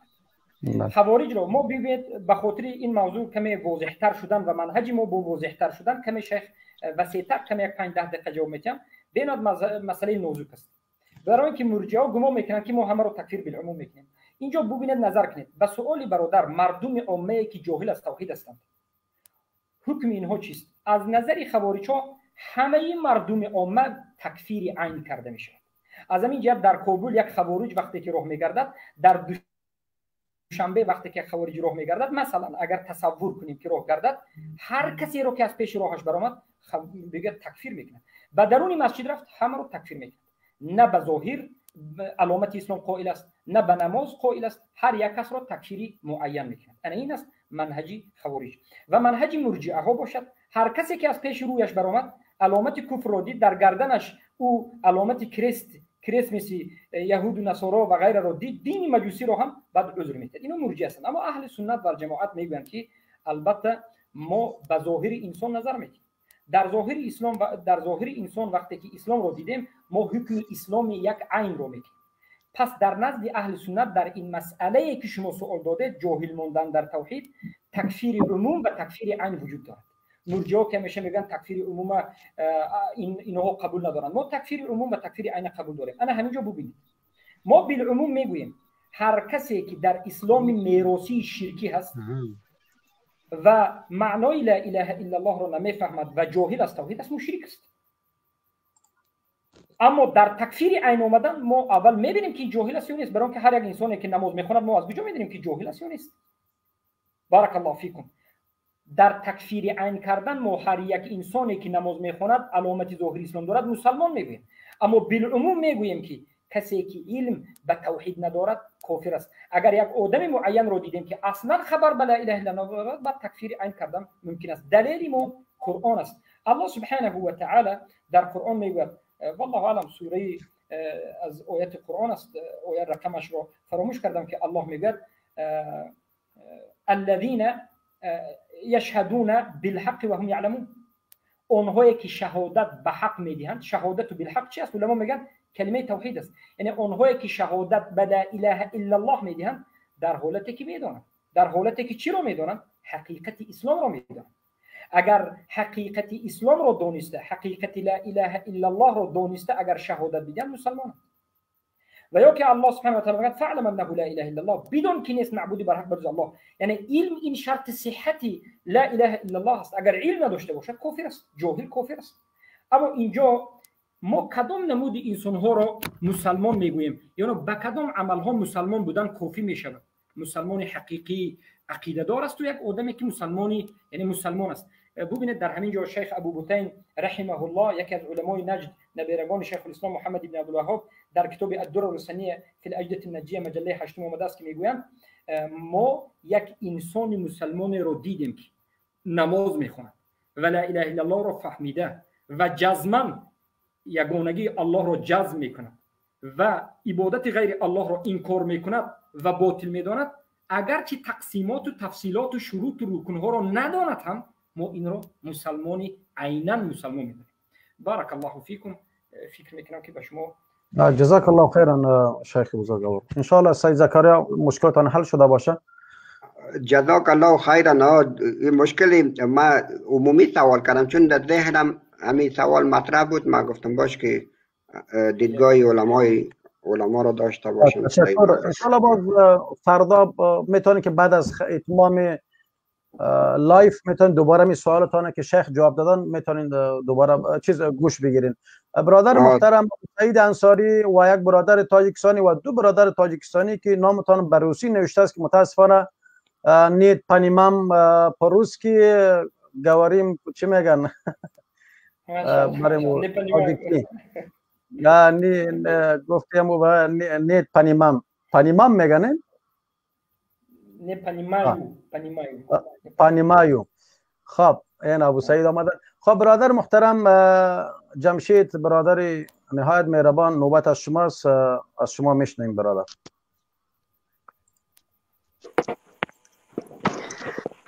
السلام علیکم و رحمت الله و برکاته. خدمت شما استاد بزرگوار و جناب شیخ صاحب عزیز و ارجمند ما ابو محمد مدنی صاحب، جزاکم الله خیر و بارک الله فیکم. بابت تلاش و زحمات شما الله سبحانه و تعالی ازتون قبول بفرماید و جزا و پاداش نیک برایتان عنایت کند. راستش استاد عزیز، ما من حیث یک شخص که شبهه وارد میکند، این نقش رو برای من بعض دوستان مخالف ما دادن، به خاطر اینکه چون اولین کسان ما بودیم که در مسائل اختلافی دامن زدیم و اونها رو به توسط صحبت‌های شما و بیانات علمی شما به چالش کشیدیم استاد گرامی. لذا دوستان شبهاتشون رو مطرح میکنن و میگن که در مورد مسائل و موضوعاتی که مطرح میشه، خصوصا در مسئله سجده غیر الله که دیشب ما اون رو مطرح کردیم و امشب هم شبهات را داشتن و بر نقد اجماع بر شرک بودن اون. لذا استاد گرامی اگر اجازهتون باشه، مطالبی که اونها برای ما ارسال کردن گرچه طولانی است، ولی من به خاطر اینکه وقت زیاد گرفته نشه فقط یک 3 مطلب از اون را، یک 4 مطلب از اون را گرفتم که اونها معتقد بر اینن که اجماعی را که دیشب در برنامه ما از اون صحبت شد، اون اجماعی است که غیر اجماع صحیح و درست باشد. یعنی اونها خلاف این اجماعی را که شما استاد گرامی دیشب از کتاب از قول علامه نامشون یادم رفت متاسفانه، از یک از قاضی عیاض رحمه الله بود و یک دیگر از بله یک نقل دیگه هم داشتن استاد عزیز که یادم رفت از شیخ امام بربهاری رحمت الله علیه. بله، از امام بربهاری رحمت الله علیه داشتن که اتفاق و اجماع امت مسلمه بر این است که سجده غیر الله شرک است. اما دوستان مخالف ما گفتن که نه، غیر این را ما داریم که سجده غیر الله بستگی به نیتش دارد و اجماع بر این شده که شخص میتونه سجده ای را انجام بدهد که اما اون شرک نباشد بلکه حرام باشد. اگر اجازه باشه من مطالب را که اونها ارسال کردن 4 نقل ازشون خدمت شما قرائت کنم استاد عزیز. درست است؟ بله. خب اولیشون این است که قال شیخ الاسلام ابن تیمیه رحمت الله علیه السجود علی ضربین، سجود عبادت محضه و سجود تشریف، فاما الاول فلا يكون الا لله. انتها من مجموع الفتاوا جلد 4 صفحه 361. این یک نقلشون. و نقل دیگه شون این است که وقال از خود شیخ الاسلام رحمت الله علیه نقل کردن، میگن که و اجمع المسلمون على ان السجود لغیر الله محرم. اینجا لفظ محرم را آورده، یعنی شرک را نیاورده. این نقل بعدیشون هست که از مجموع الفتاوا باز هم جلد 4 صفحه 358 این رو نقل کردن. و همچنین نقل دیگر دارن از خود شیخ الاسلام رحمت الله علیه که میفرماید فإن نصوص السنة وإجماع الأمة تحرم السجود لغير الله في شريعتنا تحية أو عبادة، كنهيه لمعاذ بن جبل أن يسجد لما قدم من الشام وسجد له سجود تحية. انتها من جامع المسائل جلد 1 صفحه 25. خب نقل بعدی دارن این دوستان عزیز ما که میگن که باز هم در سجده تحریمی ما اجماع داریم که تنها شرک نیست بلکه سجده تحریمی هم هست، که اون را هم از شیخ الاسلام رحمت الله علیه نقل میکنن و میگن که وقد كانت البهائم تسجد للنبي صلی الله علیه و سلم والبهائم لا تعبد الا الله فكيف يقال يلزم من السجود لشيء عبادته. این را هم از مجموع الفتاوا جلد 4 صفحه 360 نقل کردن. و همچنین از قول امام ابن حزم ظاهری نقل دارن. این دوستان عزیز ما گفتن که ایشان هم مطلب دارن و بر این محتوا و به این مضمون که ولا خلاف بین احد من اهل الاسلام في ان سجودهم لله تعالى سجود عباده ولآدم سجود تحیه و اکرام. از الفصل فی الملل و الاهواء و النحل جلد 2 صفحه 129 که از دیگر تفاسیر هم استاد گرامی اینها نقل داشتن، چون نمیخواستم که طولانی بشه. فقط درباره اجماع اونها این مطلب رو آوردن، گفتن که اجماع بر این است که سجده تحریمی هم ما داریم و نه تنها شرک، بلکه این خلاف ادعای شما را ثابت میکند که این را با شما استاد گرامی منتقل کردم و منتظر میباشیم که پاسخ شما استاد گرامی را داشته باشیم. جزاکم الله خیر، بارک الله فیکم. جزاک الله خیرا آقای فاروق جمشیدی برادر بزرگوار. ان شاء الله آقای فاروق جمشیدی چیز شما را میگذاریم، برادرای که آمدن از اونها سوالات اونها را در نظر بگیریم. ان شاء الله باز ما و شما هستیم صحبت میکنیم باذن الله. خب درست استاد عزیز، ان شاء الله هستم. برادر تاجیکستانی ما اسمتان را نمیدانم، مهربانی کنین برادر محترم. السلام علیکم و رحمت الله و برکاته. و علیکم السلام و رحمت الله و برکاته. آواز شما ابو حنظله نوت کنید هستین. ابو حنظله ابو سدیس برادر محترم، شما دو تا نوت کنید هستین، لطفا از استودیو برین دوباره بیاین. من نمیفهم که چرا نوت کنید هستین، اینترنتتون ضعیف است. خب برادر تاجیکستانی مهربانی کنید. تشکر جزاک الله خیرا استاد برای بسیار درس‌های مفید. الله اجر زیادی نصیبتان کنه و در آخرت برای همه ما سبب شود برای حق هدایت. الله به همین علم و همین درسایی که شما میکنید الله ما را موفق به حق گردانه. الله جزای خیرتان ده. و سوال ما این گونه بود که ما با اینجا با برادران کمتر زیاد بحث کردیم درباره که بغیر در دولتی که حکومتش یا کمونیستش یا دموکراتی آیا ادوکات کار کردن مقصد تنها در حالتی که با شخصایی که مثلا مسلمانایی که مظلوم هستند با مظلومی با گناهی که مثلا اونها رو به گناه به یکم چی پسته و یکم کار میکنن و اونها رو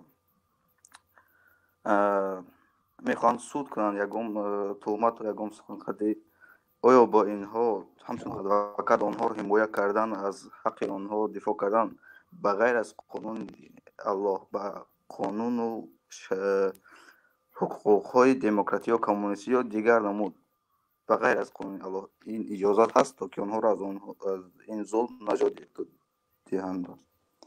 یعنی با وجه ادوکات. جزاک الله. بله تنها برادرانی که بیگناه یگم سبب قطعی اونها رو فیر کرده که از سبب سخن حق یگم چیزایی که اونها ضرر داره، مقصد که مظلوم شدن، شخصایی که مظلوم هستن. بارک الله فیک.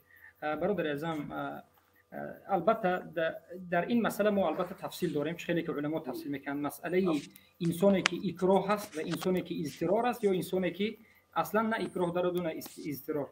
یعنی اینجا نظر کرده می شود حالت تورمه همون حالتی که زندانی که اونها وجود دارند و نظر کرده می شود مشقتی که در درون همون زندان است که آیا اونها رو میزنند و میکوبند و به کفر ریته میبرند یا نمیبرند.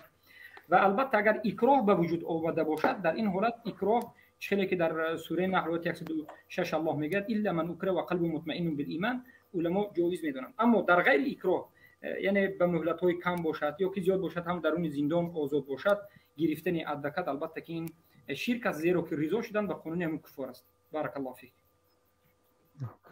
دیگر سوال دارین؟ یعنی اجازه نیست که با هم قانون اونها. بله بله فهم استاد. جزاک الله خیرا. نوبت رو با دیگه برادران میتین. الله جزا خیرتون ان شاء الله. برادر میرویس صافی و دیگه برادران ان شاء الله عجله نکنین، حالی ساعت هم 9:24 دقیقه است. ان شاء الله دوستای را کردن اعتراض گرفتن که سوال فاروق جمشیدی را شما چرا جواب نمیتین. خب بگذاریم در اینجا، به خاطری که در اینجا بعضی دوستایی که تازه آمدن و سوالاتی که داشته باشن امکان داره که بعضی ها مخالفت داشته باشن به منهجی که ما داریم، به خاطر از این با اونا وقت داده شد، اونا اولاتر است، اونا را در اولویت قرار میده. به خاطر از این خب به هر صورت بیاین که همین دوستان ناراحت نشن، بریم به طرف فاروق جمشیدی که از اعتراض دوستا، چرا که بعضی چیزی را که شما متوجه نمیشین شاید ما بیشتر متوجه باشیم به این نقطه. میریم به طرف سوال فاروق جمشیدی. مهربانی کنین آقای ابو محمد المدنی. بارک الله فیکم. اینجا سخنهای علمایی که ما دیروز بیان کردیم در مسئله شرک، البته من رو نظر کردم و سخنهای دیگر علما رو نظر کردم. سوالی برادر رو من نظر کردم که در یکی از سایت های اینترنت جمع کرده اند، ولی این خصلتی میبخشید همه همون طرف مقابل هست که فقط جمع کرده های بالاسف شدید اهل مدخلی ها و سایت های اینها رو استفاده میبرند. اما جواب ما مختصر است. البته در باب سجده کردن به غیر الله سبحانه و تعالی، اولا نظر بکنید سجده کردن رو به دو قسم همه علمای اهل سنت تقسیم میکنند. سجده کردن به خاطر یعنی از همون طلب کردن یا که تعظیم شماریدن او همچون یک عبادت به سوی او نماز خواندن به سوی قبرش و غیره، این شرک اکبر است. این اجماع هست، حتی خود مرجئه ها میگن که این شرک است، اما جهل رو عذر میدونن بعد از این. اما اگر سجده رو به خاطر تحیه کرده باشد و به خاطر بزرگ شماریدن یک کسی به خاطر احترامش سجده کرده باشد، البته در همین جا علمای معاصر هم کسانی هستند که اجماع رو خیلی که دیروز ما نقل کردیم نقل میکنند و این رو شرک اکبر میگن، و کسانی هستند که البته اجماع رو میگن که این حرام است و این گناه کبیره است. و در این حالتی که اگر این انسان موحد باشد و از سبب یعنی نفهمیدن همین مسئله سجده بکند، از سبب اینکه سجده همچون بگویم بارک الله فیکم یا که تعظیم شماریدن احترام نبود یا که سلام گفته بکند، در این حالت ما یک بار تکفیر نمیکنیم بلکه حجت رسانده میشه. و این مسئله یگان خلاف نیست. اونها بگویند هم سخنی که اونها میگویند هم اگر قبول بکنیم، سخنی که ما میگوییم قبول بکنیم، باکی ندارد. محل نزاع اینجا هست که بگذارید کسی که سجده امروز میرود به قبرها میکند و همین سجده کردن رو ثواب میداند، حکم این چیست؟ ما این رو به اجماع بار دیگر تکرار میکنیم که این شرک است و کفر است و کافر است و عذر دهنده‌اش هم البته به خطر بزرگ گرفتار است که کفر است. عذر دهنده‌اش یعنی کفر است. از همین جهت این چیزی که امروز مرجئه ها اعتراض گرفتن ثمره خلاف چی است؟ اگر با گفتی ما گوییم هم با گفتی اونها بگوییم هم، در این حالت تکفیر نمیشه. برای همین عیب گفتن یک چیزی خوب است، اما از جانب دیگر اگر عیب حقیقی نباشد و از این مسئله ثمره نباشد، این بیفایده است. من میگم که قبول دارم، سخن شما رو هم و سخن ما هم هست و هیچ باکی ندارد هر دو سخن هم. و همون کسایی که علماهایی که میگن که به اجماع این شرک است، میگویند که تکفیر نمیشود اگر به خاطر تحیه باشد. چه که این چیز رو اگر کسی از قرآن خونده باشد خطا فهمیده باشد، به مانند سجده کردن آدم به سجده کردن ملائکه و به آدم، سجده کردن یوسف به بارک الله فی، به سجده کردن پدر و برادران یوسف به یوسف، یا سجده کردن معاذ در حالتی که حدیث یعنی ضعیف است. بالاخره این ثابت است که سجده کردن پیش از پیامبر صلی الله علیه و سلم تا منسوخ کردنشون سجده تحیه وجود داشت. کسی خطا کرد و سجده تحیه کرد، یک رو تکفیر کردن نمیشه. این مسئله ببینید، این مسئله رو میتوان گفت که شرک است و تکفیر کردن نمیشه. اجماع به اجماع ما شرک میگیم بار دیگر، اما مسئله تکفیر دیگر چیز است. والله علم آقاهایی که عذری هستن فکر کردن که شاید در همین مسئله که اگر کسی سجده بکند به خاطر تحیه ما تکفیرش میکنیم. نه، اما ما قرائن رو نظر میکنیم.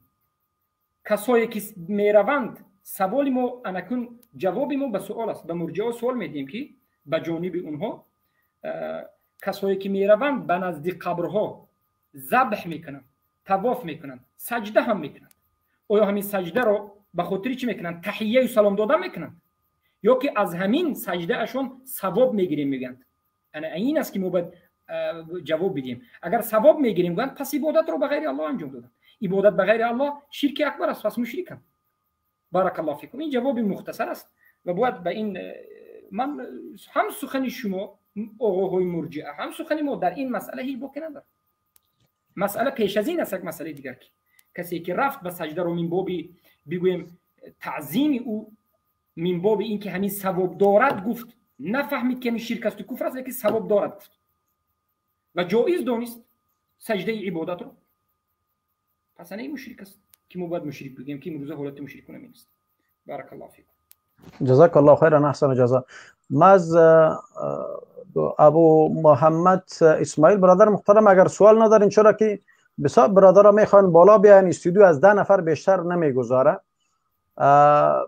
اگر سوال ندارین شما را پایین کنم که دیگه دوستان استاد بزرگوار، من یک سوال دیگه هم داشتم، بعد از اون باز میخواستم پاهن شم اگر اجازه باشه. مهربانی کن. استاد بزرگوار، سوال می بود که امی دو سوال را که پیشتر من از شما کردم، شما خو علمای بزرگ هستین، شما خو علمیتش دارین، مثال شما میگین که اینا مرتد است و اینا کافر است. آیا با ما کسایی که مثال طالب علم هستیم و شاگردای علم هستیم، آیا با ما هم جایز است که بر زمین اشخاص بگوییم که شما مثال اگر دمی عمل باشین داخل مرتد به حساب چی میشین، اگر به می رقم شما بمرین یعنی شما جنت نمیبینین، و در دو حالت، به کفر و به اینکه به رضایت به کفر داشته باشن و یا هم که استهزاء بکنن. چون من از این موضوعات خبر داشتم برشان گفتم، ولی آیا با ما همین چیز جایز است یا نیست؟ اینمی سوال دیگه من بود. هر کدام از شیخا که میخوان جواب بدن به ما جواب بدن، ما پاهم میشم. جزاک الله خیر.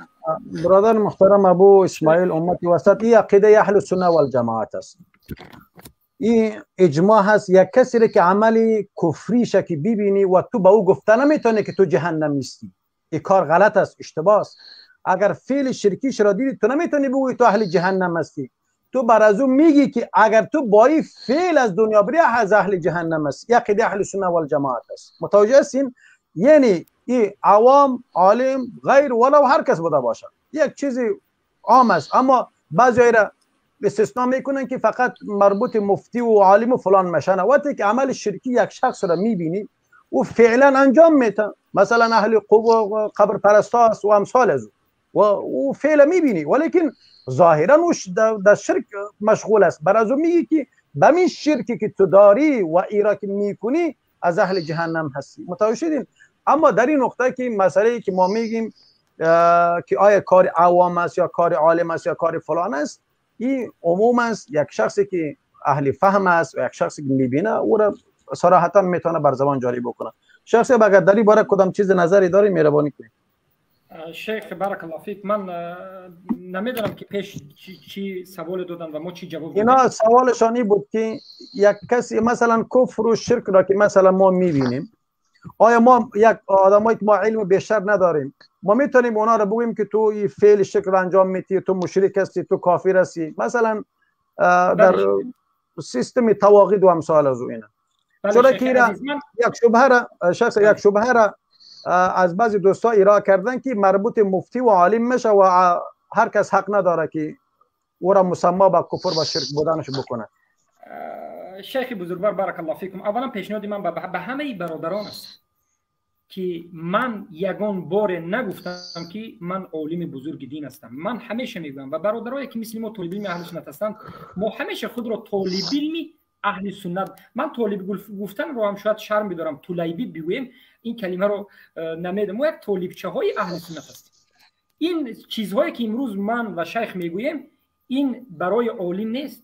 هر یک کودک مسلمان باید بداند که اسلام حقیقی شرک را انکار میکنه. از همین جهت وقتی که اسلام رو ما بیان میکنیم این عالم بزرگ بودن نیست، این خطری بزرگ دارد به شما و دیگر برادران که پس اگر ما لا اله الا الله رو بیان کرده عالم بزرگ شیم پس حالت امت بینات ضعیف است. از همین جهت لقب‌های بزرگ رو ما نمیخوایم، ما فقط یک برادر مؤمن و موحد شما هستیم. و بعد از این چیزی دیگر همین است که بارک الله فیکم، من اینجا میخوام به برادران یک معلومات زیبایی رو بگم که مرجئه ها از این معلومات دور هستند. قبل از معلومات شخص بزرگوار یک دقیقه ابو محمد اسماعیل برادر، اگر بعض معذرت بعضی دوستایی که اجازه سعی کنین، من بسیار برادران نمیتونم بالا بیارم، سوال اگر پایین بریم باز بعدن اگر جزاک الله خیرا ابو محمد، دوستایی که سوالات دینی کردن و موضوعات حل شد بسیار برادر است، من نمیتونم کل اونها رو بالا بیارم. اینجا در استودیو بسیار مزاحمت میکنن، میگن این قدر نفر از این قدر نفر از میخوان بالا بیان، ما استودیو از 10 نفر بیشتر اجازه نمیده. از دوستا از برادرای بسیار خوب ما خواهش ما میست که انشالله اگر سوالاتی یا نظریاتی که داشته باشن صحبتان شایر بکنه، بعدا اگر از استودیو پایین شون که دیگران را نوبت بدیم. جزاکم الله خیرا، احسن جزا. مهربانی شخصی. البته تکفیر این عبادت است، تکفیر این از برا است، تکفیر اصلش از اصول دین است. الله گفت قل یا ایها الکافرون، هیچ کسی این کار نمیکنه. تکفیر کردن این بزرگترین یکی از عبادت ها است. اما برادران عزیزم، هر عبادتی که در اسلام وجود دارد اصل دارد و فرع دارد. مثلا رکن دارد، مثلا نماز، رکنی نماز هست، اگر ترک کنید باطل می شود نماز شما، یا که فرض های طهارت و سنت های طهارت مثل همین است. یعنی همین تکفیر هم دو نمود است. تکفیر اصلی تکفیری که من شما از جانب الله مأمور شدیم اعتقادی است. یعنی شرط نیست که هر یک کافر رو دیدید وقتی که قدرت ندارید، توانایی ندارید، شاید مفسده دارد، ما وقتی که کافر رو کافر بگوید، مشرک رو مشرک بگوید، اگر نگوید کافر میشید و این چنین سخن ها رو میکنیم. معنای سخن ما این نیست که هر یک کافر رو روید و برویش بگوید که تو کافر هستی، بلکه اصلی تکفیر اعتقادی است. یعنی شما اعتقاد بکنید که هر کسی که به حکم الله حکم نمی کند یا انکار می کند یا قانون میبرد یا ذبح به غیر الله و سجده همچنین عبادت میکرد، اینها چی است برادر؟ اینها اعتقاد بکنید که مشرک است و کافر است، اینها رو مسلمان نگوید. اما برویش به زبان گفتن که این انسان، ای مثلا احمد، ای عبدالله، تو کافری گفتن رو ما میگیم که این اصل نیست، اصل تکفیر نه، این واجب است. یعنی همان وقت ما به زبان میاریم که شرایط فراهم باشد، یعنی در اینجا مفسده نباشد از سخن شما. انسانی که در حالت دعوت کردنی هستید، شما میخواید که مشرکین رو دعوت بکنید، رفته که یک بار بروی اونها بهترش نبود که شما مشرکین، اما اعتقاد کنید که اونها مشرکین است به خاطر دعوت و غیره. اما مسلمان هم نگوید. معنای به زبان مشرک نگفتن معناش به زبان مسلمان گفتن نیست، اما اصلی تکفیر چی است؟ اعتقادی است. من به اعتقادم میدم که این کافر است یا مشرک است، اما به زبان آوردن به فایده و ضرر و مصلحت و مفسده دیده می شود. بارک الله فیک. جزاک الله خیرا. یک سوال دیگر، یک دوست در اینجا خواهر ما سوال امیر چیز کردن که در ذهن اکثری افتاده و ای عام شده. گفتن ما اینجا نوشته کردن که مؤمنه مهاجر اسلام منظور از حکم صادر کردن مردم عام بر علیه یکدیگر لفظ مرجئه خطاب کردن و تکفیر کردن چیست؟ یعنی مثلا منظورشون فهمیدین، اینه که منظور این است که چرا مخالفین را شما مرجئه خطاب میکنید و اونها چرا شما را تکفیری خطاب میکنن. بسیار اگر این را میگذاریم پسانتر اگر صحبت بکنیم بهتر خواهد بود، یعنی چرا که شاید یک چند دقیقه در بر بگیره. تمام ان شاء الله خواهر محترمه بعدا شخص درباره از جواب میده. برادر ابو سعید انصاری، برادر بزرگوار، با عرض معذرت که شما منتظر ماندین، مهربانی کنید. ابو سعید انصاری برادر محترم. خب ابو سعید انصاری برادر نیستن. برادر ما صدا میاد استاد عزیز؟ به صدای شما هست، مهربانی صاحب، مهربانی. السلام علیکم و رحمت الله و برکاته. خدمت استاد عزیز شیخ ابو محمد المدینی و همچنین استاد گرامی من شیخ ابو عمر صلاح الدین، الله شما را در حفظ زمان خود داشته باشه. یک سوال داشتم استاد عزیز.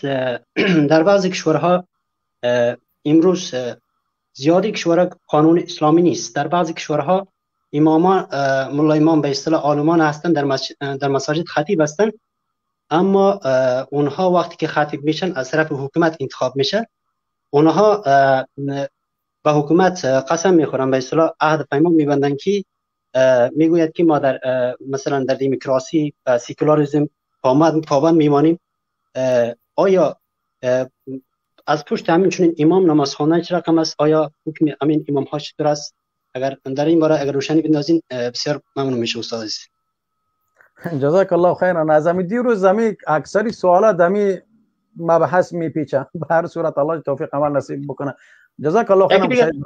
استاد عزیز یکی دیگه، اگر استاد گرامی من کتابایی که مفید است در رابطه با حضور بالجهل، در رابطه عقیده توحیدی از علمای موحد، از علمای سلف، کتاب‌هایی را که در تلگرام در کانال‌های دیگر که استاد عزیز من دارن اگر بگذارن بسیار خوب میشه. البته درس‌های زیادی دارن، ما که مستفید میشیم. البته کتابایی را برای طالب علم‌ها پیشنهاد بکنن، به اصطلاح معرفی بکنن، ما مطالعه کنیم، چون که در این امروز در جهان اسلام به نام موحد، به نام اهل توحید زیاد است. نام مختلف اهل توحید ماندن، الله تبارک تعالی اونها را هدایت کنن، اما اهل توحید نیستن. البته اونها مرجعه عصر هستن، الله تبارک تعالی هدایت کند. جزاک الله خیرا. ابو سعید برادر، سوال دوم دارین شما؟ نه استاد عزیز، ما شنونده هستیم. استاد عزیز وقت شما زیاد نمیگیرم، طرفانه الله متعال باشین. السلام علیکم. جزاک الله خیرا.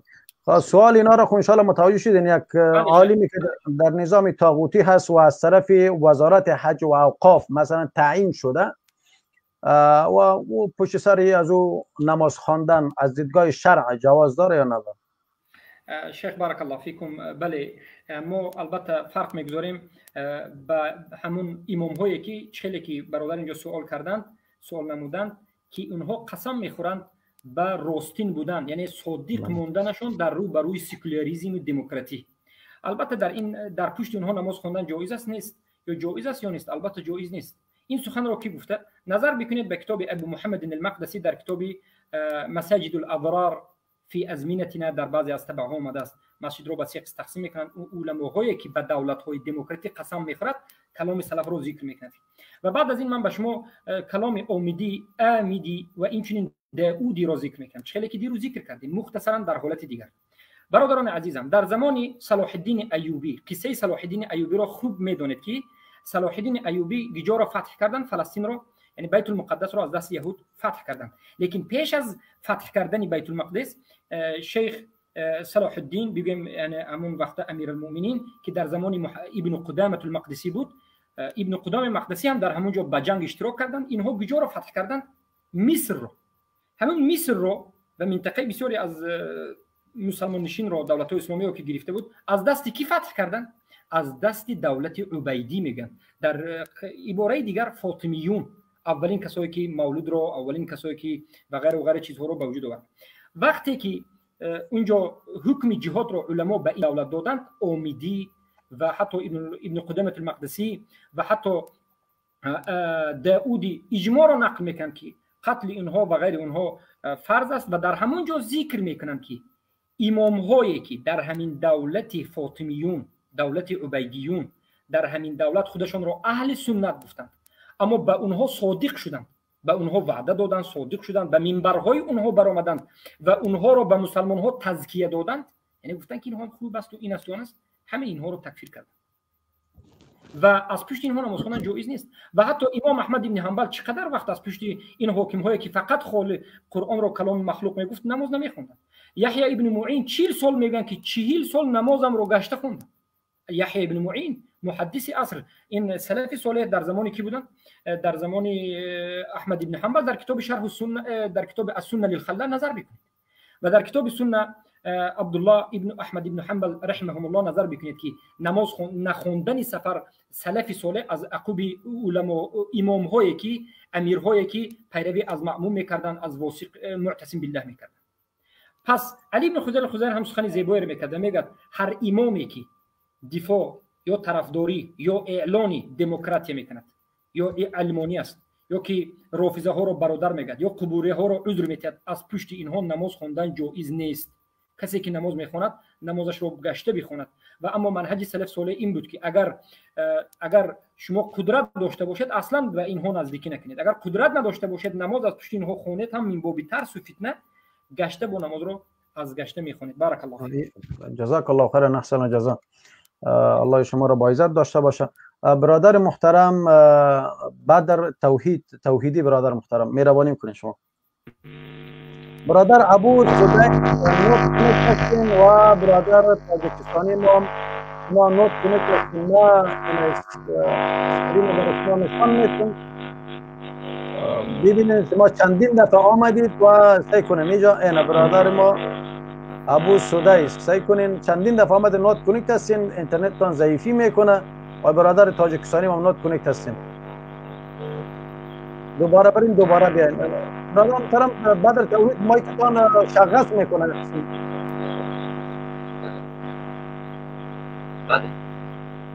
مایکتان صدا داره، صحبت بکنه شما. بله بدر توحیدی برادر. صدای شما شغف میکنه مایکتان. خب بدون انسفری گپ بزنید. بله مایکتان چیز است. بر صورت ابو حنظله برادر محترم هستین شما؟ ابو حنظله برادر. السلام علیکم و رحمت الله و برکاته استاد گرامی. و علیکم السلام و رحمت الله و برکاته. خوب هستین؟ سعدمند انشالله. سلام تقدیم میکنم به استاد ابو محمد المدنی، به تمام کسایی که در اینجا هستن، برادران مقدسه هستن. استاد گرامی یک سوال داشتم. سوال من از این قرار است که کسایی که ما در کشور خارج هستیم در اینجا بالاخره بسیار وقت میشه که در اینجا آمدیم، در مسافرتی اینجا ماندیم و اینجا کمی چیز تحقیقات کردیم، بالاخره کمی فهمیدیم باز که اینجا رفیادین میکنیم. در منطقه ما که بریم اونجا کسایی هستن که بالاخره طالبا هستن میگه که اینجا رفیادین کنیم، ما نمیمانیم، رفیادین نکنید و نمیمانه که ما در مسجد هم رفیادین کنیم، باز اونجا ما را چی میکنن در منطقه خودمون هم نمیمانن، بالاخره ما اونجا رفیادین نکنیم با اینجا رفیادین میکنیم. در اونجا که رفتیم رفیادین کردن ما رو نمانه، باز چه قسم میشه؟ یعنی ما اونجا رفیادین نکنیم تا اینکه اونجا رو ترک کنیم، ما چیکار باید بکنیم در اونجا؟ شیخ ابو عمر بارک الله فیکم خود شما بفرمایید از حالت افغانستان که ما بخبر هستیم. جزاک الله خیر. دوست گرامی هیچ حرجی نیست شما ترک و رفع العدین بکنین، هیچ حرجی نیست. در اون جایی که نزاع است، کشمکش و غالمغال است، ولو که انگوش سبابیتان هم که شور میتین، هیچ امور شور نتین. نمو که اشهد والله گفت نمو تو دست خدا به مشکلی که در مذهب امام ابو حنیفه رحمت الله علیه هیچ حرجی نیست. در اون جایی که فتنه ایجاد میشه کوشش کنیم دوستای گرامی در اونجا چیز نه. حتی در ولایت خوست یکی مردما جمع شدن امی پنجه یکی را بریدن در نماز، خلاص شد گفت تو وهابی شدی، پنجه را چاقو را کشیدن بریدن. گفت چرا بازی میکنه با کلکل؟ یعنی الله سبحانه رحم بکنه انگشت سوار رو بریدن. دست انگشت سوار رو بریدن. بله حالا الان نخواسته که حالا دو دست شما را نبره دیگه از قطع بکنه که شما بازی میکنین در نماز. بر صورت هیچ حرجی نیست، نرمال نمازتان بخورین بدون رفع العدین، اما کوشش بکنین. طریقه سنت است، طریقه مسنونه است. الله عز و جل شما را گرچه امام البانی را واجب میدانه، دیگر دو حالت ترک رفع العدین بکنین هیچ باکی نیست. جزاکم الله خیر. خب بله دیگر ابو حنظله دیگر سوالی ندارین؟ بله نه استاد گرامی جزاکم الله خیرن کثیر. جواب ما گرفتم بالاخره همینجا بسیار یعنی چی میکنن تایید میکنم یک اینجا رفیادین نکنید، بالاخره بله رفیادین فتنه ایجاد میکنه و دیگه پس انشالله ما اگر رفیادین نکنیم با اون چیزایی که اونا میگن که بالاخره همونجا طبق اونایی که طبق مذهب حنفی اونجا نماز بخونیم یعنی ترک کنیم، ولی حتی برای ما اختار دادن که میگه که شما رفیادین کنین دستان از اینجا قطع میکنیم، اما بسیار برادر ما را زندانی کردن یعنی نمیمانن، یعنی بالاخره نه باکی نیست، یعنی ترک رفیادین کنیم ان شاء الله اشتباه نداره. درست است. جزاکم الله خیرا کثیر محترم. جزاکم شما خیلی پایین شدین دیگه محترم. آقای بدر توحیدی صدای شما هست. ابو حنظله برادر محترم جزاک الله خیر. استاد محترم صدای ما رو دارین؟ صدا بیخی خوب است، حالی خوب، صدا خیلی خوب. خب بسم الله الرحمن الرحیم. السلام علیکم و رحمت الله و برکاته. خدمت شما استاد عزیز و جناب مدنی صاحب، امیدوار هستم جور صحتمند باشید. تشکر از اینکه وقت گذاشتین و موضوعات مربوط به اصل دین ارائه کردین. جهان سپاس، جزاکم الله خیرا. استاد محترم من یک چند سوال داشتم از جناب مدنی صاحب. صدای من دارین استاد؟ صدایتان صاف است، خیلی خوب است. خب سوال اول من استاد محترم که منفعت رساندن برای بقایای حکومتی که امروزه است، البته حکومت های طاغوتی، حالا چی بخش نظامیش باشه یا غیر نظامیش، خب مقصد افرادی هستن که به نحو منفعت میرسانند برای بقایای اینمی تو حکومت ها. این چی حکم داره از دیدگاه اسلام؟ سوال دومم جناب مدنی صاحب دمی کنفرانس خود ارائه کردن که در رابطه با همین مرجعه ها اشعری ها گفتن که آشکار یا پنهان نمود با نمودهای گوناگون. این موضوع را یک کم شرح بدن و یک روشنی دوباره بندازن. و همچنان ساز محترم یک شبهه است از طرف امی مخالفین که میگن امام احمد رحمه الله کسایی که قائل به مخلوق قرآن بودن اونا را تکفیر کرده، اما خودش امون نفرا را که قائل به مخلوق قرآن بودن تکفیر معین یعنی نکرده. این موضوع را یک شبهه است، یک روشنی بندازن و صحبت کنن دربارش. و همچنان سوال آخری استاد محترم، تقلید در عقیده جایز است یا خیر؟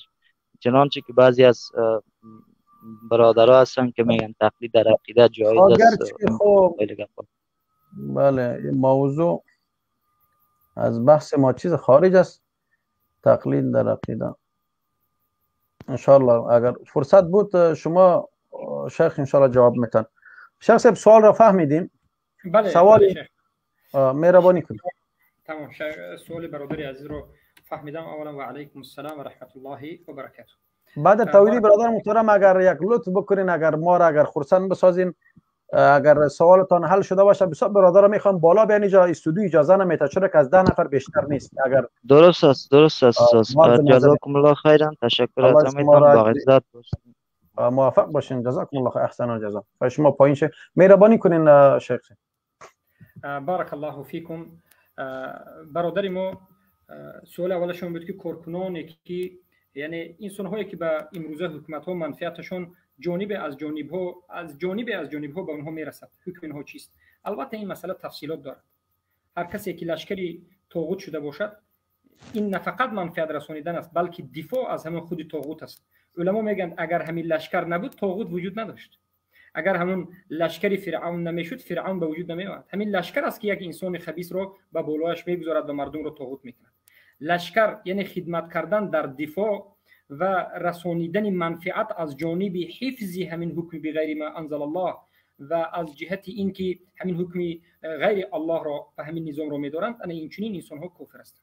اما انسان هایی که منفعتشون از جهت زراعت میرسد، یک دهقان است زراعتش منفعت میرساند، یک معلم است مردم رو تعلیم میدهد، اینها رو کسی البته که تکفیر نکرده، اما علما حرام دانستند که مسلمان ها به دولتی که اگر دولت کافر محارب باشد به اونها منفعت بدن و این معروف است در 4 مذهب که مسلمان نباید به دولت محارب منفعت بدهد، حرام است. بارک الله فیکم. اما جانب از جانب ها رو گفتیم که شرک است. حیاک الله. اما مسئله دوم اینجا گفتند تقلید در عقیده جایز است یا نیست. همه ما بارک الله فیکم مسئله مرجئه و اشعریه اینا را ذکر کردن. مرجئه اشعریه رو چی گفتن؟ درباره مرجئه و اشعریه دوست گرامی ما سوالشان من یادداشت نکردم. من نویسم اینجا گفتم مرجئه را شما گفتید که یعنی من ابو محمد مدنی گویا گفتم که مرجئه های هستند که نمودها دارند. بله همین رو کمی بیان بکنید. مثل اشعریه و امثالهم، مثل صوفیه و قبوری ها و امثالش. استاد عزیز ببخشید معذرت استاد گرامی. استاد گرامی یک سوالشان درباره این بود که امام احمد بن حنبل رحمت الله علیه کسانی را که قائل به خلق قرآن بودند تکفیر نکرده. بله این بود سوالشون یکیش. 4 سوال ایشون در نزد من وجود دارد. الله به شما برکه بدهد. سوال دومشون انا همین بوده که میگویند مرجئه ها را که شما گفتید پنهان هستند و آشکار هستند و نمودها رو دارن بیان بکنید. برادر عزیزم مرجئه ها البته غلات و غیر غلات امروز 7 طایفه هستند. نظر بکنید به تمام مرجئه شناسی در زمان قدیم یا حاضر علمایی که کتاب ارجاء نوشتند میبینید که جهمی ها مرجئه الغلات هستند، ابو حنیفه و پیروانی که در باب عقیده هستند مرجئه الفقها هستند و بارک الله فیکم کرامی ها محمد ابن کرام خراسانی که التحیات خونده نمیتوانست، نماز رو خونده نمیتوانست، این هم امام شده و این را ابو عثمان الدارمی میگن که علب ارسلان یکی از حاکم هایی که با اروپا جنگ کرد در خراسان بود، این را گفت اخرج لعنک الله، بیرون شو از مجلس ما الله تو را لعنت کنه که التحیات رو خونده نمیتونی. یعنی محمد ابن کرام مذهب کرامی ها که فقط لا اله الا الله میگن مرجئه هستند، یا که کلابی ها که اشعری ها و ماتریدی ها پیروی از کلاب میکنند. اشعری ها و ماتریدی ها امروز در زمان ما نماینده جهمی ها همین اشعری ها و ماتریدی هستند که جهم ابن صفوان را به بالاش با زیادتی کردند، خصوصا اشعری های متقدمین نه اشعری های متأخرین عین جهمی هستند. اینها رو گفتم شاید مرجئه الغلات و امروز این چنین مرجئه های وجود دارد که لباس به سرشون سلف رو گرفتن، نام سلف رو گرفتن با مانند مدخلی ها. ربی ابن هادی المدخلی، محمد ابن هادی المدخلی، سلیمان روحیلی و جبیر و در مصر اینها رسلان و طلعت زهران و هشام البیلی و غیره، اینها همشون چیکار کردن؟ بارک الله فیکم خود را سلفی میگن، شب روز قسم میخورن که ما سلفی هستیم. تاجیکان، افغان ها کسایی میروند به اینها شاگردی میکنن، فکر میکنن که سلفی اند در حقیقت، یعنی پیروی از محمد ابن عبدالوهاب و ابن تیمیه و سلف صالح و قرآن و سنت دارن، اما در واقعیت اینها مرجئه هستند. و این چنین حزبی هایی که حزب نهضت اسلامی تاجیکستان باشد، یا که حزب اردوغان باشد، یا که حزب مالزی باشد، یا که حزبی که در بنگلادش وجود دارد، اینها همشون خود را حزب اسلام میگن، یا که حزب اخوان المسلمین. این حزب ها همشون مرجئه الغلات هستند. بارک الله فیکم. هم مدخلی ها هم حزبی ها اینها کسانی هستند که بارک الله فیکم مشرک را عذر میدهند، عمل را این ضرورت شدید نمیدانند، با عمل کافر نمیشوید میگن، و البته که اینها باز دعوای چی میکنند؟ مسلمانی یا دعوای سلفی و همچنین دعواها. از همین جهت بارک الله فیکم علما قاعده را ذکر کردن که لیس العبره بالدعوه بل بالمعانی یا که بالاعمال، یعنی عبرت به دعوا کردن نیست، بلکه به معانی کاری که فعالیتی که شما دارید، عقیده که شما دارید. از همین جهت هر کسی که خود را سلفی میگوید، ما میگیم که در این زمان فتنه فریفته نشوید. هر کسی که خود را اهل سنت و جماعت میگه فریفته نشوید، بلکه عقیده او را بسنجید، زیرا که سنجیدن عقیده جایز است و پیامبر صلی الله علیه و سلم سنجیدن، گفتن این الله. و بعد از این در مسئله تکفیر یا که در مسئله اصول دین که شرک است و کفر است، بعد از این معلوم می شود که این سلفی است، سلفش جاهز است، یا که این سلفی است که سلفش علمای سلف هستند. بارک الله فیکم. و امروز باید بگیم که خطر مرجئه ها امروز غلبه کرده و سبب شکست این امت انمین مرجئه های خوب هستند، و سبب شکست این امت و مشغول شدن به قبوریگی و به بگویم شرکیات و ترک کردن تحکیم قوانین الله سبحانه و تعالی و خارزار شدن و مستملک شدن به دست یهود و نصارا گرفتار شدن و مرتدین و مشرکین به سر امت آمدن، انا همین مرجئه هستند. دولت عثمانی که البته محمد بن عبدالوهاب تکفیرشون کرده بودن، این دولت نامش اسلامی خلافت بعضی میگفتن. بارک الله فیکم زمان پایان یافت که صوفی ها به اونجا غلبه کردن. همون عبدالرحمن جامی که از خراسان بود، حتی شیخ دولت عثمانی بود، صوفی ها. و این غلات ها سبب شدن که همه به قبر پرستی مشغول شود و اینها فتوا دادن که قبر پرستی هیچ باکی ندارد و حتی فضیلت گفتن و عذر دادن و بالاخره امت انا همین خور شد. و ما عزتمون دوباره باز نمیگردد تا زمانی که مرجئه را مرجئه بدانیم و خوارج را خوارج بدانیم و اهل سنت را اهل سنت بدانیم، نباشد ما در زیر کلمه توحید جمع شده نمیتونیم. از این جهت شیخ عبدالعزیز الطريفي حفظه الله و فك اسره من سجون التواغیت میگه که اهل بدعت قاعده دارن که جمع الکلمه قبل کلمه التوحید میگن. بدعتچی ها میگن که این مرجئه های زمانه وحدت شدن مسلمان ها پیش از کلمه توحید است. توحید الکلمه یعنی وحدت شدن، ما باید هممون وحدت شویم. در زیر چی؟ در زیر بیرق افغانستان، در زیر بیرق کفار و مشرکی؟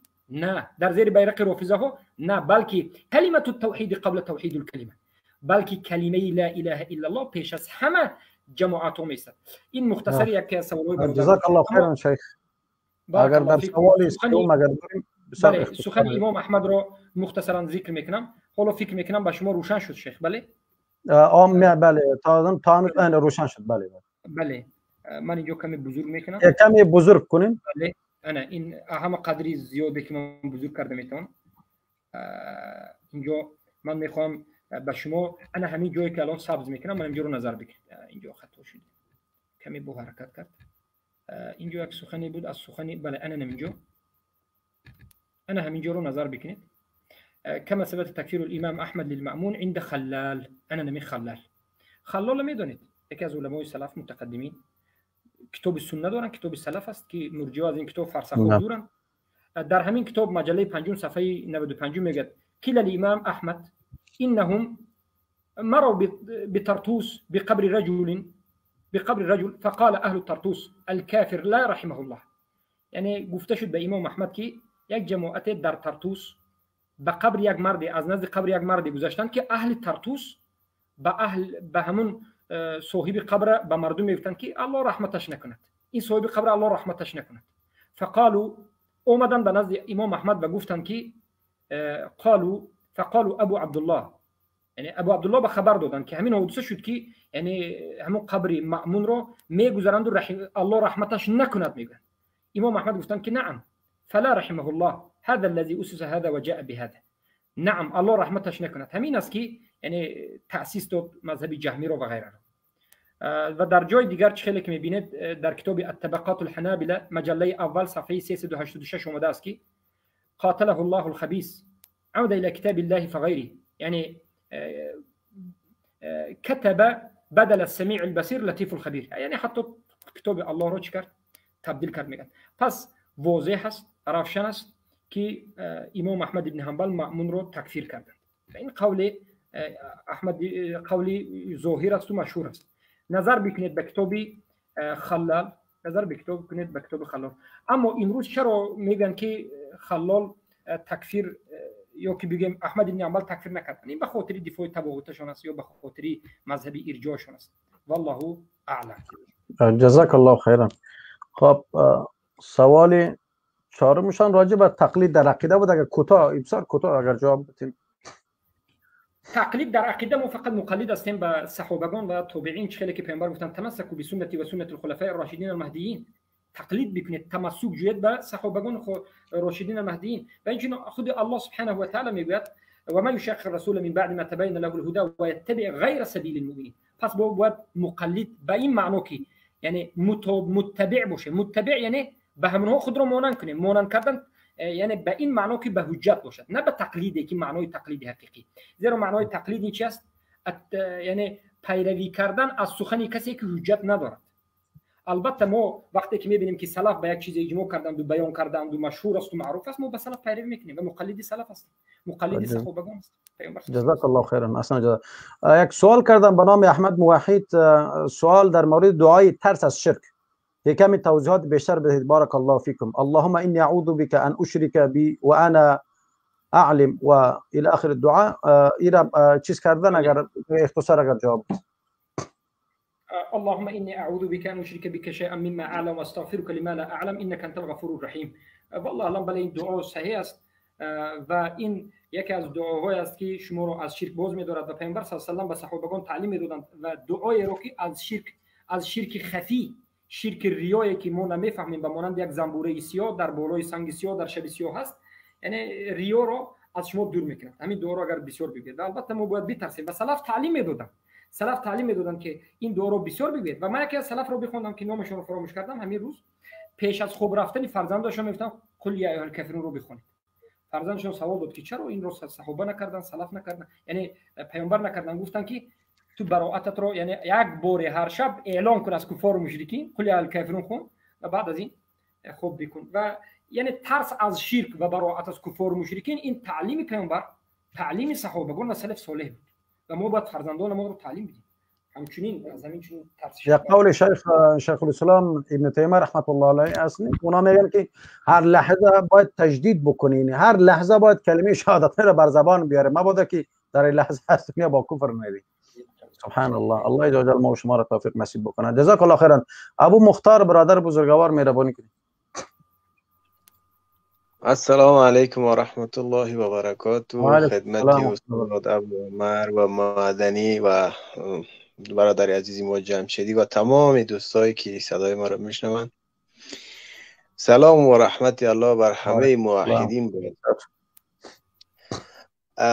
اول بعد یک انتقاد از شما استاد عزیز باید بکنم که ما این نظر شخصی ما، شاید شما بهتر بدانین، در اول ورودی استاد جمشیدی شما کلمه نهایت مهربان به کار بردین به ایشان که این کلمات جز به الله از نظر شخصی بنده که جز به الله به کار برده میشه. دیگه ما گفتم میره یادآور شوم، ببخشین که من انتقاد میکنم، معذرت میخوام، دیگه او را خودتون بهتر میدونید. انتقاد شما گفتین به زبان عربی که علی رأسی، قبول داریم، مهربانی کنین. تشکر. بله، سوال ما در مورد مساجدی است که اهل طاغوت در او کنفرانس میگیرن و سخنرانی ها برگزار میکنن. از استاد المدنی هم است که آیا مساجد میشه مساجد زرار نام برد؟ اگر نه که مساجد زرار به چی مساجدی گفته میشه؟ و در مورد برادرمون توحیدی که فرمودن امام احمد رحمت الله علیه هیچ کس تکفیر نکرده، من یک داستانی از امام احمد رحمت الله علیه خواندم و شنیدم، او را بیان میکنم. اگر اشتباه بود تصحیح کنید لطفا. زمانی که امام احمد رحمت الله علیه در زندان مأمون بود، یک شخصی به اسم مسعود زندانبان بود، شخصی با تقوایی بود و قائل به خلق قرآن هم نبود. قرآن از صفات الله میدانست. اصلا هم با مأمون ام نظر ام فکر نبود، در امی زندان بود و امکار مأمون بود. حتی به امام رحمت الله علیه و امام احمد دیوان دفتری می آوردن و ایشان کتاب تالیف میکردن. بعد آمد حتی آب وضو می آورد، غذا می آورد به ایشان. آمد گفت ای امام، تو امام بزرگی هستی و در حدیث معلوماتت خیلی زیاد است. من حدیثی را از رسول الله شنیده بودم که در مورد یاری دهندگان طاغوت ظالمان سخن گفته بود. آیا من از یاری دهندگان طاغوت هستم؟ امام فرمود که نه، تو از یاری دهندگان طاغوت نیستی، تو خودی طاغوت هستی. خب اینمی طاغوت گفتن خودش محکوم کردن است دیگه. و در مورد تقلید استاد مدنی اشاره کردن، ولی آیه تقلید از صحابه منظورم آیه 100 سوره توبه را من گفتم یادآوری کنم که اینجا هم الله تعالی ما را امر میکنه که والذین اتبعوهم باحسان رضی الله عنهم ورضوا عنه، یعنی والسابقون الاولون من المهاجرین والانصار والذین اتبعوهم باحسان رضی الله عنهم ورضوا عنه. اینجا هم والذین اتبعوهم باحسان رضی الله عنهم ورضوا عنه هم یعنی گواهی بر این میده که ما بعد پیرو صحابه باشیم که تا به اهل بهشت شویم. و جزاک الله خیرا. من پاسخا را میشنوم اینجا، اگه امکانش باشه من باشم، اگر نه که من پایین میشم.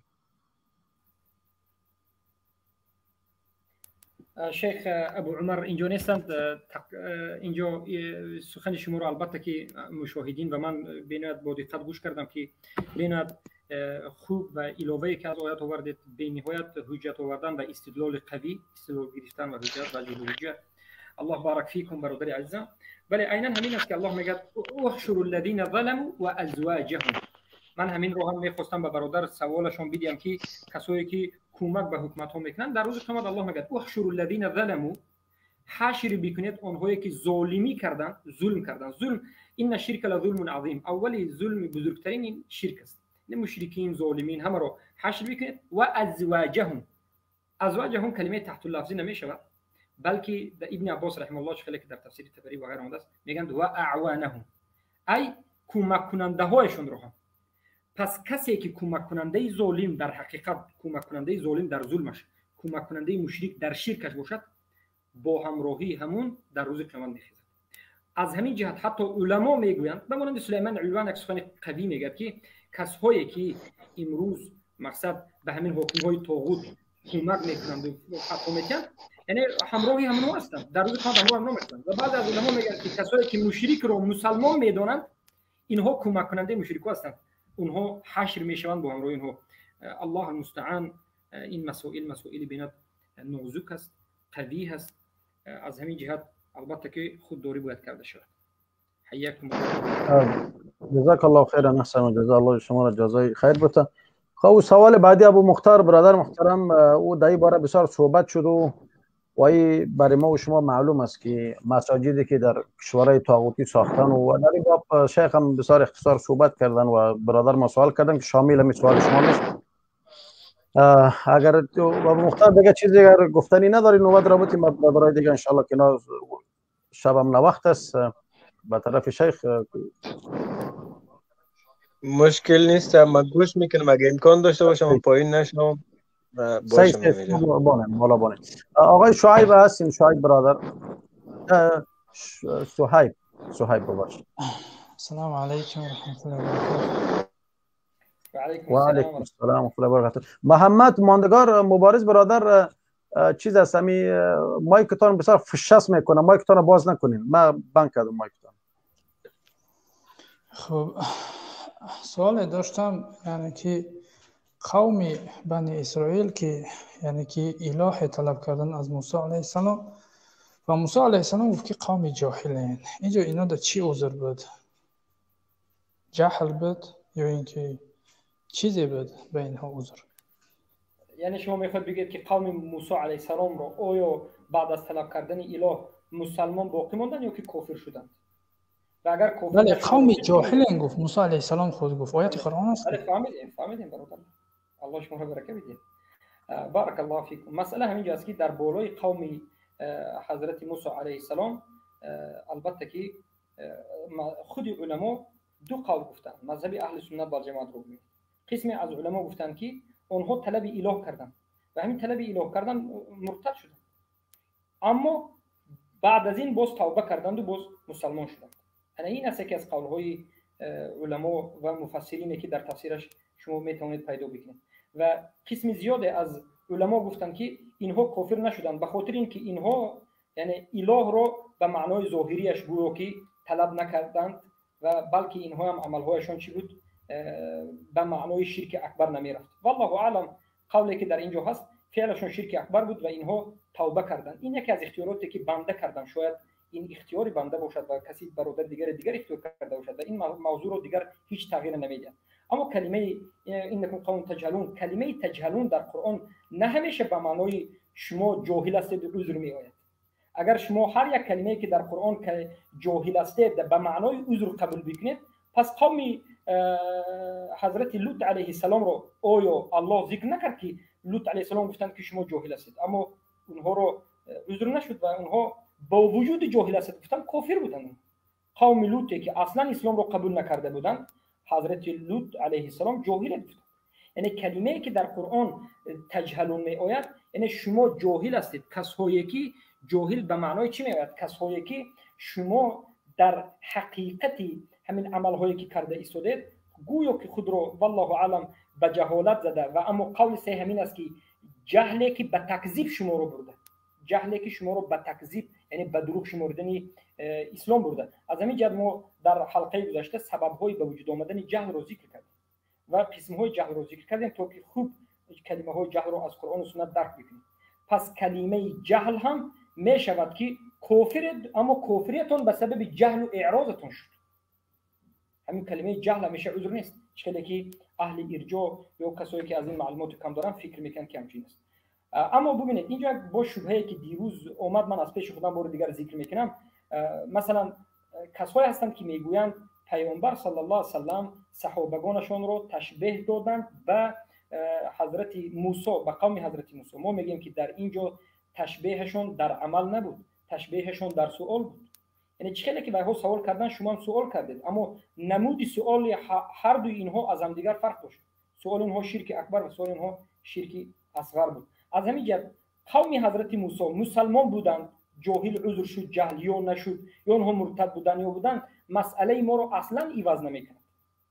خوب اینا مرجع با گوش و حلقهشون بگیرن که قوم موسی اگر مرتد شدن بگوید هم یا که جاهل موندند و جهل عذر شد بگوید هم، در هر دو حالت اینها رو علما گفتن که اگر جاهل گفته باشند هم شرک اکبر نکردن، اگر شرک اکبر کرده باشند هم گفتن که توبه کردن. اما قوم محمد صلی الله علیه و سلم در حقیقت صحابگان عملشون قولشون قول یا تشبیه به کفر بود یا شرک اصغر بود. دو همین قول رو بیان کردن. بارک الله. این مختصر است. خب شیخ الطریفی حالا در این مسئله میگه که آنها شرک اکبر داشتن، یعنی که صحابه را میگه اعتقاد داشتن که همین شرک اکبر و این شرک اکبر بود میگه، اما میگه رسول الله صلی الله علیه و سلم تکفیر نکرد.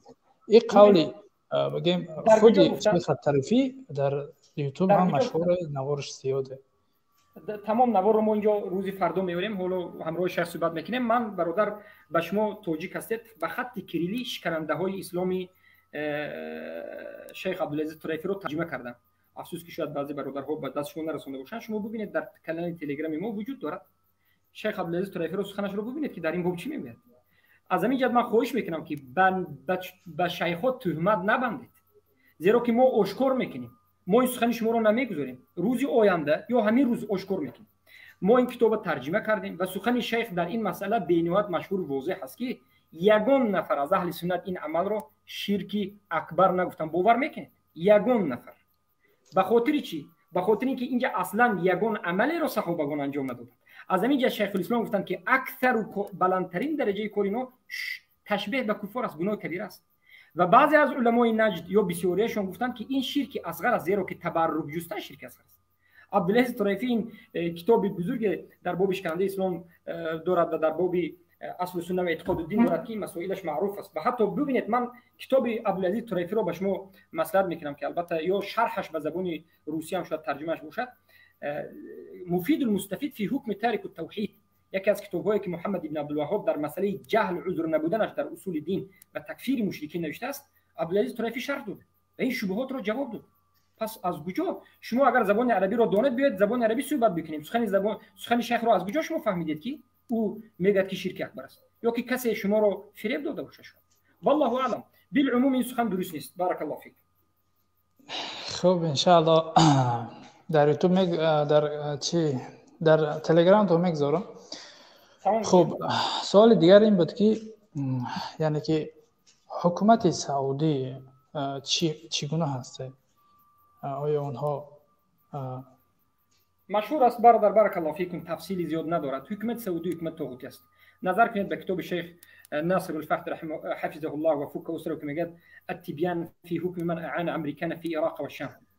در همینجا 2 مجلد این کتاب است و این کتاب را تزکیه داده شیخ ابن عثیمین، کسایی که ابن عثیمین دوست دارن و ما هم میگیم که رحمه الله. شما نسبت به شما علمای حقیقی رو، البته این برادر به شما تعلق ندارد، من به دیگرها مراجعه میکنم که علمای ربانی رو نامش رو، نامهای علمای اهل سنت رو این حکومت طواغوتی سعودی محکم کرد و بسیاری مردم علمای حقیقی رو نمیدونن. محمد ابن ابراهیم یک بهترین دوست داشتن، یکی از بزرگترین علمای سعودی. نظر بکنید شیخ حمود ابن عقل شعیبی. این شیخ حمود ابن عقل شعیبی استاد فوزانه که امروز مرجئه به تگ پاش سجده میکنند. همین شیخ حمود ابن عقل شعیبی زیاده از 40 تا 100 کتاب نوشته و این شیخ بارک الله فیکم استاد علی ابن خزیر الخزیر و غیره است و این همین کتاب رو توصیه داده و علی ابن خزیر الخزیر هم همین کتاب رو برای نوشتنش توصیه داده و به خاطر همین کتاب شیخ ناصر الفخر ترجمه شده از 2 مجلد عبارت که زیاده از 100 حجت رو ذکر میکنه. و این چنین حمود ابن خالد ابن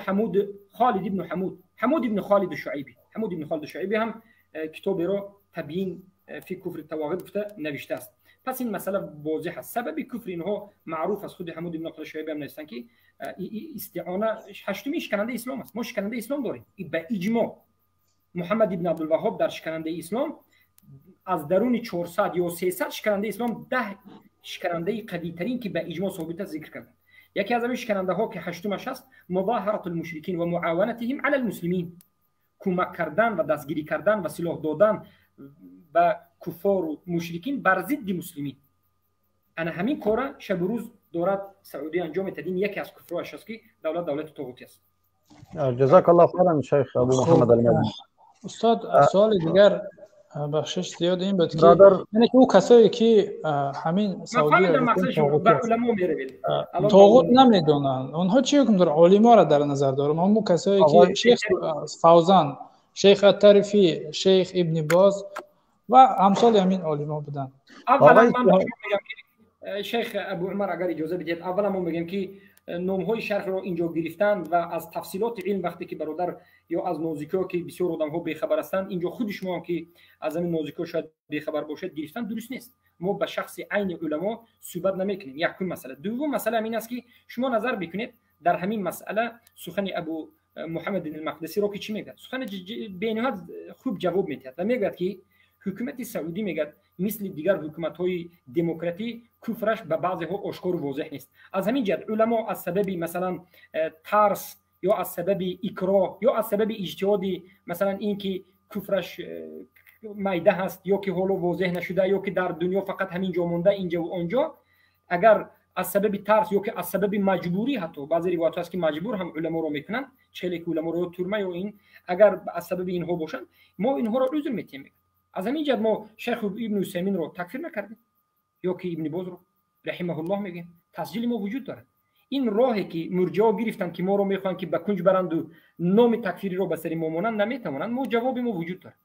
این حالی که خطا کردن، اینها انسان هستند. ما باید بدونیم که وقتی که ابو حنیفه رحمه الله رو ما خطا کردند میگوییم و سخنهای عبدالله پسر احمد ابن حنبل رو روید که ابو حنیفه رو رحمه الله رو چی گفتند؟ ابو حنیفه رحمه الله که خطا کردن، این دین است و ما علمای خود را مثل یهود به سر خود رب نمیگیم اتخذوا احبارهم و رهبانهم اربابا من دون الله، یا که حدیث عدی بن طالب رو میگه خطا کردن، طاغوت را طاغوت نگفتن، اینها به نزد الله رفتن، خودشون به الله جواب میدن. اگر به سبب اجتهاد، به سبب ترس اکراه باشد الله اینها رو بخشد، لیکن ما به سبب اینها شده دین رو عوض نمیکنیم. بارک الله فیک. خب شیخ ابو آقای صهیب دوست گرامی، آقای مثلا قیام حجت کردن به خاطر صهیب برادر بزرگوار، آقای همین مسئله در چی گفتین؟ تکفیر کردین؟ بسیار شاگردای شما تکفیر میکنن. آقای صهیب شما صدای من را دارید؟ آقای صهیب صدای من را دارید؟ بله. صدای من را دارید شما؟ بله بله. بسیار با معذرت، اینجا فکر کنید که این یک مهمان خانه هست، این خانه خود شما هست، دیگر دوستان اینجا تشریف دارن و اونام از کشورهای مختلف هستن. به خاطر از این که شما چندین سوال کردین، انشالله اگر شما اینجا باشین بعدا ابو محمد مدنی را با شما میگذارم تا صبح با هم بحث کنید انشالله. جزاک الله خیر. استاد ابو عمر صاحب، استاد ابو عمر صاحب سوال از آقای مصحب بکنم. آقای مصحب سوال آخر است استاد خارج میشه. آقای صهیب یا مصحب، دوستی از شما نظر خودت، نظر شخصی خودت در مورد حکومت سعودی چیست؟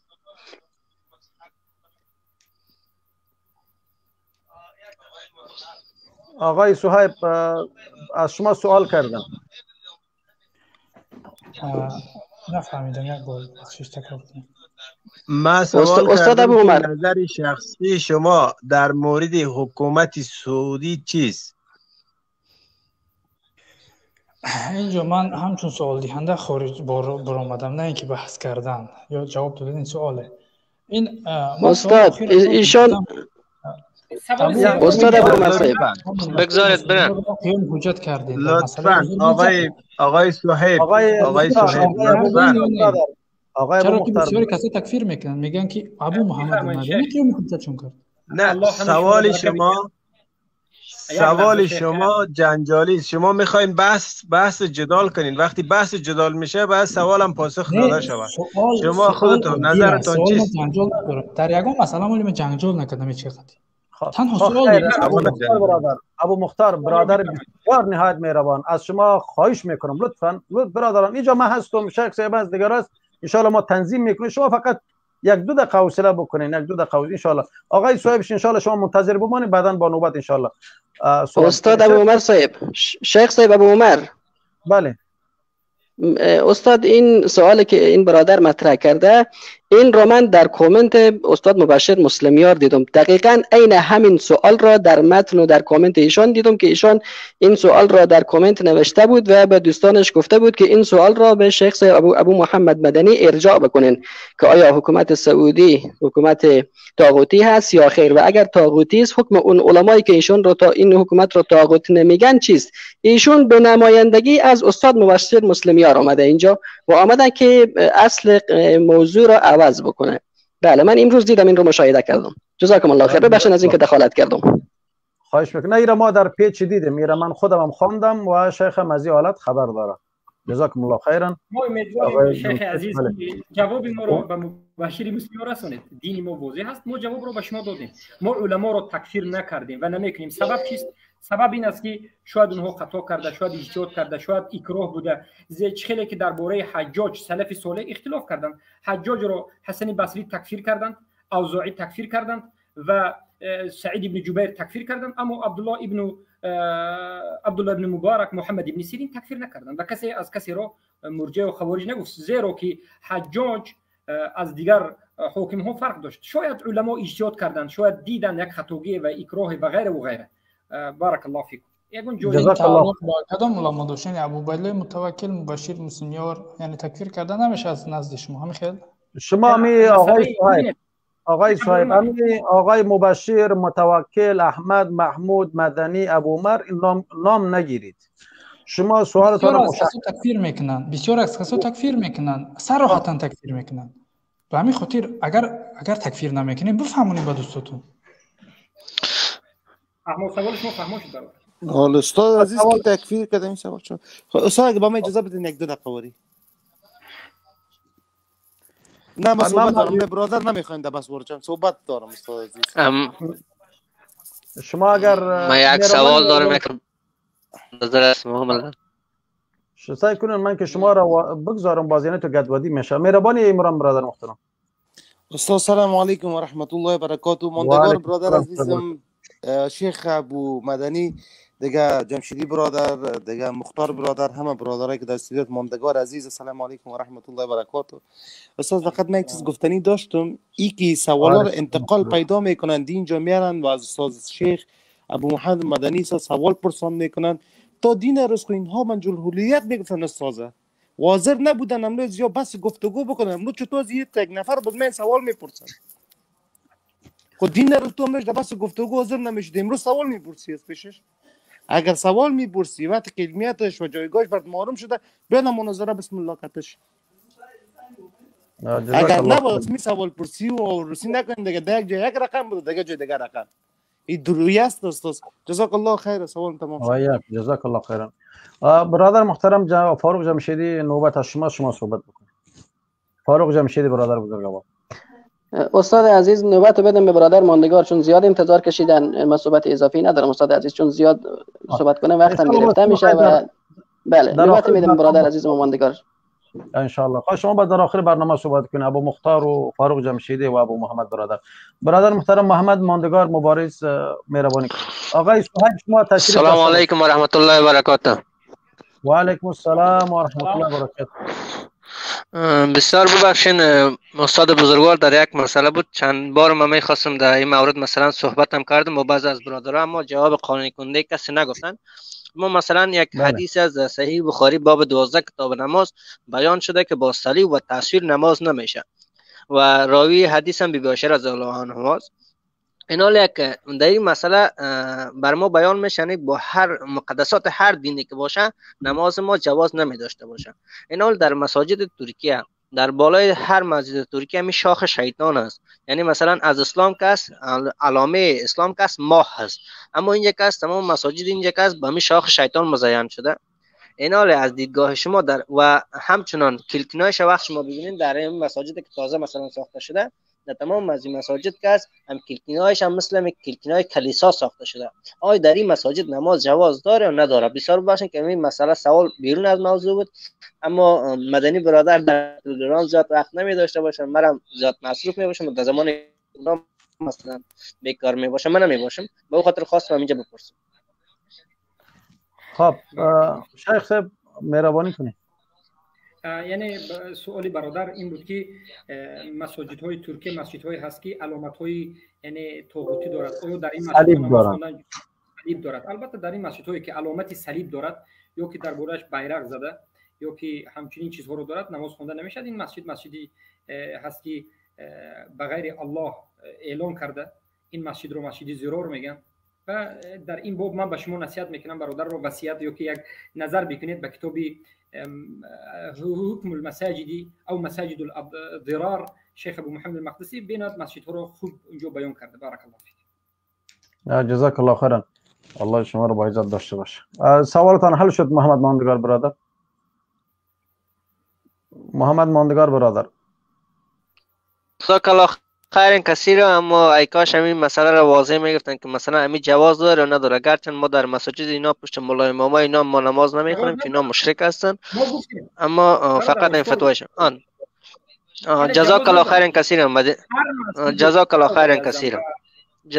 همه خواهران موحده و برادرای موحد میگیم که هر مسجدی که رایت طاغوت رو به بالای سرش زده‌اند طاغوتی این مسجد رو یک علامت طاغوتی گذاشتند و این مسجد رو بردارنده رایت طاغوت کردن. مسجد رو البته که اهل توحید در این مسجد نمیتونند. جزاک الله خیر. خب محمد ماندگار برادر خیر، شما خیلی پایین تا شویم که دیگه دوستان بتونن بالا بیان. برادر محترم جزاک الله خیر و یک شما الله یارتان. آقای ابو محمد برادر محترم مهربانی. استاد ما شنونده هستم ان شاء الله باز آخر صحبت میکنم. استاد عزیز با مزرعت استاد عزیز اینجا برادران نشته میکنه میگه شما سر استاد مبشر مسلمیار تومت بسته کردین و قسمی کامنت نوها نکرده. در مسئله کامنت با مزرعت استاد اگه کامنت اصلا میشه در روی اسکرین بیاریم برادران ببینن و من سوال است چون که اینجا میگن شما تومت بسته کردین سر مبشر مسلمیار تا کمی برشان واضح شود استاد که ما با سرکت تومت بسته نمیکنیم.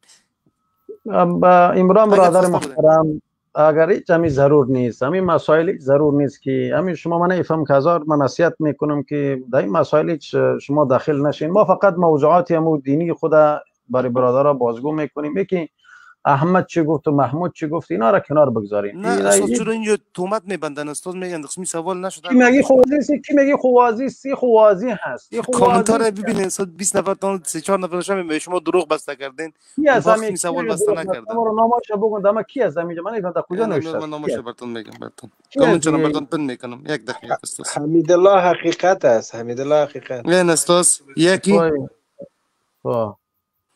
دیگه هم بتونه که دیگه هم از اینجا بتونه نشان بتون براتون. خواهی اینا را برامو چه شرایی بکنین امو را برای شرایی بکنین ببینن امو کسی که از انسان های هستن الله عزوجل هدایت شما کنه میخواین. آقای ابو سدیس شما نوت کنید هستین دوست گرامی. باز موضوع دیگه طرف میره در این مسائل خواهش من از تمام برادرام است که در این موضوع خود داخل نشه. بگذاریم به خاطر یک نفر خود چیز نکنین. هر چی میگن ما همون چیزی که حق است بیان میکنیم ان شاء الله. کدام مسئله ای نیست. جزاک الله خیرا نیوران برادر محترم. و در پیچ خودشان بروان در او جهت ذکر شده یعنی. فاروق جمشیدی برادر محترم مهربانی کنید. بله استاد عزیز جزاکم الله خیر از اینکه فرصت میدین و میخواستم کوتاه به عرض برسانم و پیام داشته باشم خدمت برادرای عزیز و دوستان ما که مخالف هستند. برادران گرامی پیش از اینکه ما روی این موضوع بخوایم صحبت بکنیم بهتر همین است که ما بریم درباره دینمون بیاموزیم و طاغوت شناسی را در عقیدهمون و عقیده ولا براء را ما بشناسیم. ما نیامدیم برای این که منتقد این باشیم که دوستان ما عذر به جهل میدن و روزنه برای شرک و کفر باز میکنن. این هدف ما نیست و این منظور ما نیست و این تهمتی هست که بالای ما زده میشه، بلکه انتقاد است از طرف ما، از جانب ما، به خاطر اینکه از جهان کفر، از غرب، از شرق، از هر طرف فرهنگ ما، دین ما مورد هجوم قرار گرفته و در پی این شدن که اسلام ما را به هر نحو و به هر طریقی که شده ضعیف بسازند. تهاجم فرهنگی، حاکمیت طاغوت، نظام‌های سکولاریسم، نظام‌های غیر اسلامی از هر کدومش گرفته اینها میخوان بر ما تحمیل بکنن تا اینکه اسلام رو ضعیف بسازن و حاکمیت الله و حاکمیت قرآن و سنت را جامع تر بگم از روی زمین بردارن. لذا دوستان عزیز ما در پی این شدیم، ما به این هدف حرکت کردیم تا عزیزانمون رو، دوستانمون رو بفهمونیم از طریق علما، از طریق بزرگواران که الله خیر بده، شیخ صاحب ابو عمر را و شیخ صاحب ابو محمد مدنی را که اینها مثل گوهر نایاب برای ما هستند که امروزه من را در همین شرایط و در چنین موقعیتی که از لحاظ امنیتی مشکلات وجود داره، از لحاظ اینکه ما مورد هجوم قرار داریم از هر طرف، حتی نمیتونن استادان ما با چهره خود صحبت بیان حاضر بشن و صحبت بکنن. لذا باز هم خود را ملزم به این دانستن که بیان حقیقت را برای شما به عرض برسانن، شما را آگاه بسازن و هدف هم صرف به خاطر این است که شما طاغوت را بشناسید، نه به خاطر این باشه که یک فرد عوام که از هیچ نمیداند که دین چیست، اصلا از ضروریات دین هیچ چیز رو نمیدونه، ولی یک عمل رو انجام میده که اون عملش نادرست است، ما بیایم سر همین تمرکز داشته باشیم، سر این کلیک کنیم، بگیم که ما بیایم بر همین موضوع بپردازیم و به همین بچسبیم. نه عزیزان، اصل هدف و منظور اساسی ما که در این مسئله ما پیچیدیم و این را عنوان کردیم این است که ما طاغوت را بشناسیم، ما کفر به طاغوت را بشناسیم، مفهوم لا اله الا الله را ما بدانیم که اولین رکن آن کفر به طاغوت است. عزیزان و سروران گرامی، پس این را درک کنین شما و این را بدانین شما عزیزان که هدف و منظور و نهایت اون چرا که ما در پی اون هستیم این است. پس این تهمت ها و این برچسب های نالایق را که شما بر ما روانی دارین، این را شما برای خود بدانین و هیچ ارتباط و هیچ وصله با ما ندارد و تنها هدفمان آگاهی و روشنگری برای جمله عزیزان هستند که تا امروز در این مسئله سردرگمی داشتند و آگاهی کامل نداشتند. خب صحبت را تمام میکنم. استادان گرامی، جزاکم الله خیرا و بارک الله فیکم. جزاک الله خیرا برادر محترم فاروق جمشیدی، الله علاج شما رو با عزت داشته باشه. برادر محترم ابو مختار مهربانی کنید اگر چیزی گفتنی دارید. بسم الله الرحمن الرحیم. من اول در مورد کسایی که در زیر کامنت مخالفت خودشان رو بیان میکنن ایره میگم که الذين يستمعون القول فيتبعون احسنه. به این آیه عمل کنید و سخنای ما یا اساتیدی که اینجا حضور دارن اگر کدامش بد است و مجاز شما سازگار نیست و فکر شما سازگار نیست، او را نگیرین، در جا قبول نکنین، برین تحقیق کنین، بعد از اینکه به یقین رسیدین قبول کنین. ولی به خاطری که یک سخن مخالفی فکری شما ما میزنیم کلی سخنهای ما را رد نکنین. امکان نداره که کلی سخنهای ما بر باطل باشه و این عاقلانه نیست که یک انسان کلی سخنش رد کنیم. حتی ما سخن کافر هم سخن خوبش رو باید بگیریم، فرقی نمیکنه. حالا مسلمان هم عقیده ما هست، کافر است، هرچی است، سخن خوبی که گفت باید قبول کنیم و انتقاد پذیر باید باشیم. اینکه ما مخالف نظر شما هستیم میگیم عذری بجل قبول نکنید، در وقتی در شرایطش قرار میگیری قبول نکنی، برو تحقیق کن ببین ما درست می. اگر عذری بجل با او شکلی که بعضیا گفتن و کنفرانس گرفتن ما قبول کنیم، دروازه توبه را اول بستیم. یعنی یک شخص به خاطر جهلش نادانیش میره شرک میورزه، منی که حضور دارم در صحنه و میبینیم که همین آدم کفر بوا یا از این سر زد یا شرک یا سجده یا به قبر و دیگه و دیگه از این سر زد، من با او نباید بگم که همین عملی تو شرک است؟ پس دین که برای نصیحت است میگن در کجا به درد میخوره؟ من باید مکلف هستم که به این شخص بگم ای برادر این همین عمل تو شرک است، اگر از دنیا با همین عمل بری کافر هستی، مشرک هستی، بخشیده نمیشی. ولی اگر من به این را تذکر بدم و این آدم بره تحقیق کنه و توبه کنه، انسان بدون شک ممکن الخطا است. بعضی جایز الخطا میگه، جایز الخطا صحیح نیست، ممکن الخطا است، خطا جایز نیست بر ما. ممکن است خطا از ما سر بزنه، از شما سر بزنه، از یک کسی که شرک می‌ورزه از او سر بزنه. وقتی من انذار میدم، وقتی من او را تذکر میدم، نمیایم را بگم که خواه جل داشتی مشکل نداره، خیلی توبه هم نکردی. چرا آخه امی به عقل تو جور میاد مسلمان؟ چرا بعد من میره نگم که همین عملی تو شرک است، همین عملی تو کفر است؟ بعد من میره یادآور شوم یا نشوم؟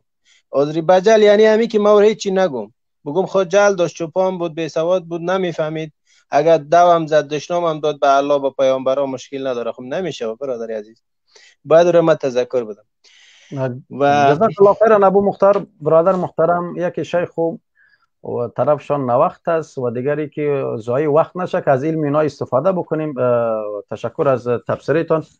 اگر چیزی اختصار اگر بکنین که دیگه دوستان نوبت بتین که ما فارغ میشیم دیگه. ما میگن خیلی تقریبا 3 ساعت چیزی کم. بسیار گپ خوب، من دیگه وقت میدم در اختیار دوستا. جزاک الله خیرا. الله شما راضی باشه که صحبت خیلی مقبول کردین. برادر اسحاق شما چند دفعه آمدین؟ اسحاق برادر مهربانی کنین. اسحاق می برادر چند دفعه آمدن رفتن. السلام علیکم و رحمت الله و برکاته دوستان گرامی. و علیکم السلام خدا برکاته. من یک سوال داشتم از شیخ مدنی.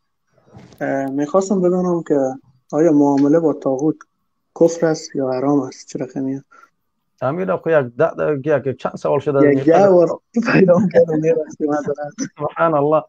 امیر اخو خب من در فیسبوک خودم شیخ در این صفحه بلاک است دیگه، من مجبور که یک فیسبوک دیگه پیام برادر بزرگوار شما هستین؟ عمران برادر بزرگوار. اسمتان چی است؟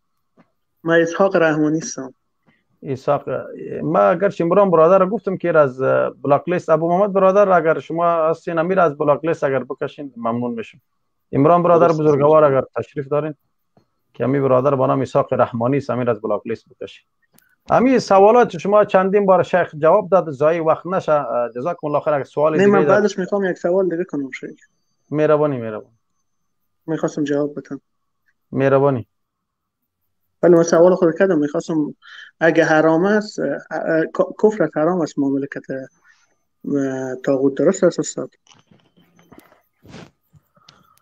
شیخ صاحب امیر جواب بدین، امیرم دلشان آرام بگیره. و علیکم السلام و رحمت الله و برکاته. برادر عزیز موحدم ان شاء الله سبحانه و تعالی خوب باشید. اما در مسئله که اینجا شما بیان کردید شرک از کفر است یا که حرام است، البته ما گفتیم که این مسئله تفصیلات داره. کسایی که دفاع از طاغوت میکنن در به خاطر نگه داشتن طاغوت و برای نظام طاغوت و غیره، این کفر است و شرک است. و مانند لشکرهایش و غیره، چه که آیات زیاد است، لشکرهایش و کمک کننده‌هایش، واشر الذین ظلموا ازواجهم، حشر کنید ظلم کنندگان و کمک کنندگانشون را. اما اونهایی که معامله کردن آیا حرام است یا نیست، معامله هایی که اگر فقط معامله تجارتی باشد، معامله هایی که از معامله های مباح با همراهی یک مسلمان کردنش باشد، علما به دو قول رفتن در مذهب ها. اگر نظر بکنید، یعنی بعضی از علما وقتی که به مذهب چهارگانه نظر میکنید میگن تجارت کردن، معامله تجارتی برای در دولت های محارب هم کفر هم باقی ندارد، اگرچه اینها طاغوت است. اما در همون جا زندگی کردن در دولت محارب و اقتصاد اینها رو پیش بردن میگن این حرام است. اگر از اونجا یک چیز خریدن و بردن و آوردن این دیگر چیز، اما اقتصاد اینها رو پیش بردن حرام است. حرام بودن معنای کفر نداره. والله اعلم. بله درست است. پس یعنی برق و آبی که ما از دولت‌های طاغوتی میگیریم استفاده میکنیم که ایشان معامله میکنیم و به جایش پیسه براشون میدیم حرام است دیگه. چرا که در تمام این کشورها برق و آب یک خدمات دولتی است. من این مسئله بینت نازک است. من میتونم که اشکر به شما جواب بدم، لیکن ببینید اینجا چقدر آدم‌های گوناگون وارد شده. من به شما میخوام بگم که از همین جهت است که علما هجرت رو از بلاد کفر به بلاد یک منطقه مسلمانی فرض کردن. زمانی که الولا و البرا نابود شد، زمانی که هجرت نابود شد، انا همین به همین بلا و مصیبت اومدیم که جزیه که اونها به بالای ما باید میدادن ما به اونها میدیم. مجبور است، نباید بدید، اما شما اگر ندید میبرد 10 برابر زیادتر از شما میگیرد. مجبورید. والله اعلم. جزاک الله خیرا. برادر ابو سدیس و آقای تاجیکستانی، ما اینجا شما نوت کنید، تصحیح سعی کنید نوت کنید، اینجا نوشته میشه، لطفا از چیز برای دوباره بین. جزاک الله خیرا. خب برادر امی اسامه برادر ما صحبت بکنن، بعدا ان شاء الله امی آخرین نفر اینا باشن، بعدا دو ساعت یک دقیقه صحبت بکنن، بعدا لایف را به اتمام میرسانیم. آقای اسامه مهربانی کنید. السلام علیکم و رحمت الله و برکاته. و علیکم السلام و رحمت الله و برکاته. شیخ صاحب ابو عمر اگر اجازه باشه من شما راحت صحبت اضافه بکنم در رد سوال نفر تاجیکی که سوال کردن برای تکفیر دولت سعودی، چرا علما تکفیر نمیکنن الان؟ اونا چند علما را مشخص کردن، اما یک 3-4 علما را. بله. یک چیز باید بدونن که اهل ارجاع باید بدونن که یک چیز تکفیر است، یک چیز تصریح تکفیر. یعنی یک انسان میدونه که یک انسان طاغوت است، یک انسان کافر است، اما تصریح کردن نمیتونه. خود همون انسان وقتی که ازش سوال کردن خودی تو چی میگی، خودش نتونست همین چیکار بکنه. حتی اگر دولت دیگر، هر دولت طاغوتی رو که ازش سوال بکن حاضر نیستن جواب بدن. دولتی که کفرشون ظاهر هستند، چون خوف دارن از مصلحه، برای مصلحه خودشون تصریح نمیکنن. باید این فرق کرده بشه بین تکفیر و تصریح تکفیر. دوم این برمیگره به مصلحه و مفسده و حالت همون انسان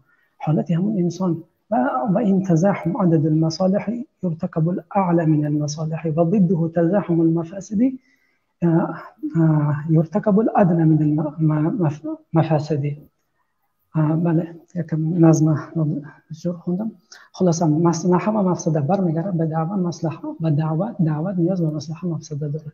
یعنی همون عالم وقتی که میبیند صالح فوزان باشد دیگر باشد، اگر اینو تصریح تکفیر بکند، مثلا ملک سلمان یا که سلیمان که از محمد بن سلمان دیگر اون حالش از این بدتر میشه. به همین خاطر شاید چیکار میکنن؟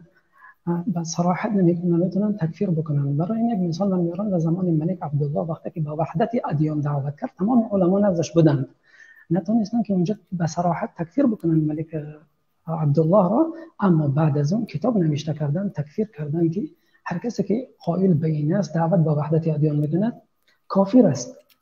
هیچ گونه در کفر این هیچ گونه شکی نیست. از علما، از تمام علمای سلف این چیز ثابت است. و همین خاطر خواستم همین یک اضافه بکنم تا بدونن که یک چیز تصریح است تکفیر است، یک چیز تصریح تکفیر است و خودشان حاضر نبودن که یعنی با صراحت صحبت بکنن. وقتی که در فکر مصلحه خود هستی باید فکر مصلحه دیگران هم فکر داشته باشه و حالت اونها هم یعنی درک بکنی. کسانی که و شیخ احمد حازمی رحمه الله حفظه الله وقتی که به طریق عام همین تکفیر کردن، نه به صورت خاص، تا الان در زندان هستند. بارک الله فیکم و جزاکم الله خیرا. و منو بیرون بکنید که بلد نیستم چطور پوی میشم. حیاک الله شیخ اسامه، حیاک الله، جزاکم الله خیرا. استفدنا.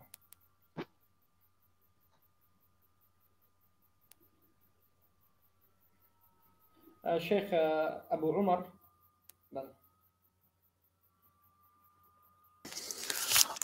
السلام عليكم ورحمة الله وبركاته. شيخنا أبو محمد المدني و دیگر برادرای مجاهدین. شیخنا یک سوال داشتم درباره جنگ بین ابو طلحه برادر. ابو طلحه سلام علیکم و برکاته.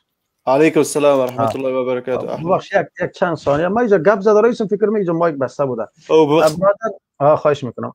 ابو اسامه برادر بزرگوار ان شاء الله فردا کوشش بکنید که بعد از صحبت شیخ مدنی شما هم یک صحبتی داشته باشین راجع به این موضوع عذر به جهل از دیدگاه قرآن و سنت که فردا ان شاء الله راجع به این صحبت میشه. اگر لطف کنید ما خرسند میشیم باذن الله. بهترین است شیخ، بهترین. ان شاء الله اگر صدای ما را شنیدن و شیخ شما برش برسانید. و دیگری که الله سبحانه و تعالی توفیق عمل نصیب بکنه. من دیگه دوستا را نمیتونم بالا بگیرم، همین قدر کفایت میکنه. ساعتم قریب در اینجا 11 میشه.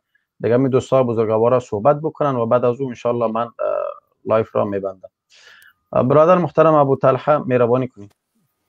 ببخشید بیشتر صدایت نمیامد از خاطر من گپ زدن شروع کردم. مهربانی.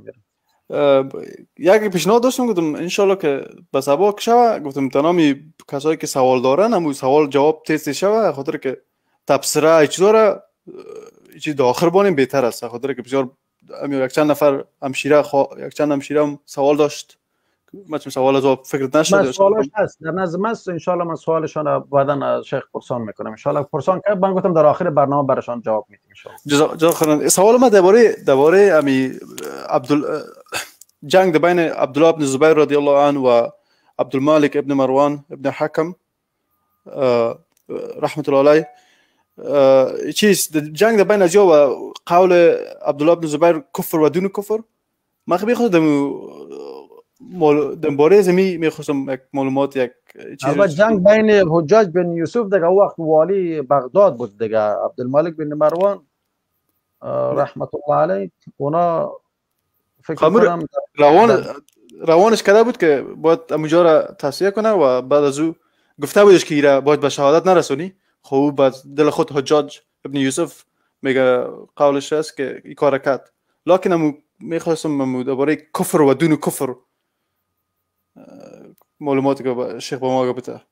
در کجای مثلا و علیکم السلام و رحمت الله و برکاته. من در کجای مثلا کفر دون الکفر یعنی گجوش هست که ما باید صحبت بکنیم. اگر شیخ فهمیده باشن جواب بچن خوبتر است. من چیز نشنیدم یعنی داری باب والله اعلم. قضیه حجاج بن یوسف و عبدالله بن زبیر معروف است یعنی در کجای کفر دون الکفر بود یا نبود؟ یعنی شما تو سوال بکنم مطلع مثلا شما بگید که قضیه حجاج بن یوسف در این باب چی است؟ آیا کافر است یا مسلمان؟ نه خب به هر صورت من میخوندم خاطر گفتم اما قولی که به کفر و دون کفر چی معنا میخوام میره بفهمم خلاص. کفر دون کفر چی معنا؟ صحیح. بس جزاک الله خیر. جزاک الله خیر. مهربانی کنین شخصی. بارك الله فيك برادر ابو طلحه. معناه كفر دون الكفر از ان طاووس ان جريج ان هشام ان جريج الطاووس ان ابن عباس رضي الله عنهما ان ابن عباس رضي الله عنهما قال كفر دون الكفر. یعنی در مسئله سوره مائده آیه 44 میگن که و من لم يحكم بما انزل الله فاولئک هم الكافرون. هر کسی که به حکم غیر الله نازل کرده حکم نکند، یعنی تو مطلقاً ترک حکم الله کند، این کافر است. اما امروز هستند کسایی که میگن کفر دون الکفر. بگم معنای کفر دون الکفر این کفر است تو، اما کفر اکبر نیست. معنای کفر دون الکفر یعنی کفر اصغر است. یعنی این کفر است، اما نه اون کفری که در قرآن و سنت معروف است که کفر اکبر است، بلکه این دون اون کفر است، غیر اون کفر است. زیرا که شیخ الاسلام محمد بن عبدالله شیخ الاسلام ابن تیمیه رحمه الله در کتاب اقتضاء صراط المستقیم میگن که هر کفری که در قرآن و سنت با کلمه الف و لام، با هر کلمه کفری که در پیشش الف و لام حرف دارد، این کفر اکبر است. پس معروف در اصل قرآن و سنت این کفر اکبر است. مثلا و من لم يحكم بما انزل الله فاولئک هم الکافرون، کلمه ال در پیش کفر اومد. صحابگان تابعین همچنین میفهمدن که هر یک کلمه کفری که در قرآن و سنت آمده اصلش کفر اکبر است، مگر هم یک قرینه بیاید که این رو کفر اصغر کند. از همین جا بعضی از صحابه ها کفر اصغر رو میگفتند که این کفر دون الکفر است، یعنی کفر اکبر نیست. این همون کفری که معروف است که کفر اکبر است نیست، بلکه کفر اصغر است. این سخن از صحابگان روایت است، معروف است. بارک الله فیکم. ولی که روایت که از ابن عباس آورده ضعیف است. شوم ابن جریج ضعیف است. بارک الله فیکم. جزاک الله خیرا. بسیار موضوع خیلی خوبی بود. سوال خیلی خوبی بود. جزاک الله خیرا. گرچه تفصیل داره، این تفصیل داره، اگر زمان کار است ان شاء الله اگر در برنامه‌های آتی ان شاء الله صحبت میکنیم در این باب. خیلی موضوع خیلی مهم است. خیلی جزاک الله خیرا. این آیه لیکن ببخشید شیخ سوره مائده رو سوره آیه 44 رو مرجئه میگن که حکم کردن به حکم غیر الله. بله عباس گفتن که کفر اصغر است. ما میگیم که البته این باطل است و این تهمت به ابن عباس رضی الله عنه است. اولا این روایت کفر دون الکفر است از ابن عباس ضعیف است، زیرا که در سندش هشام ابن جریج است.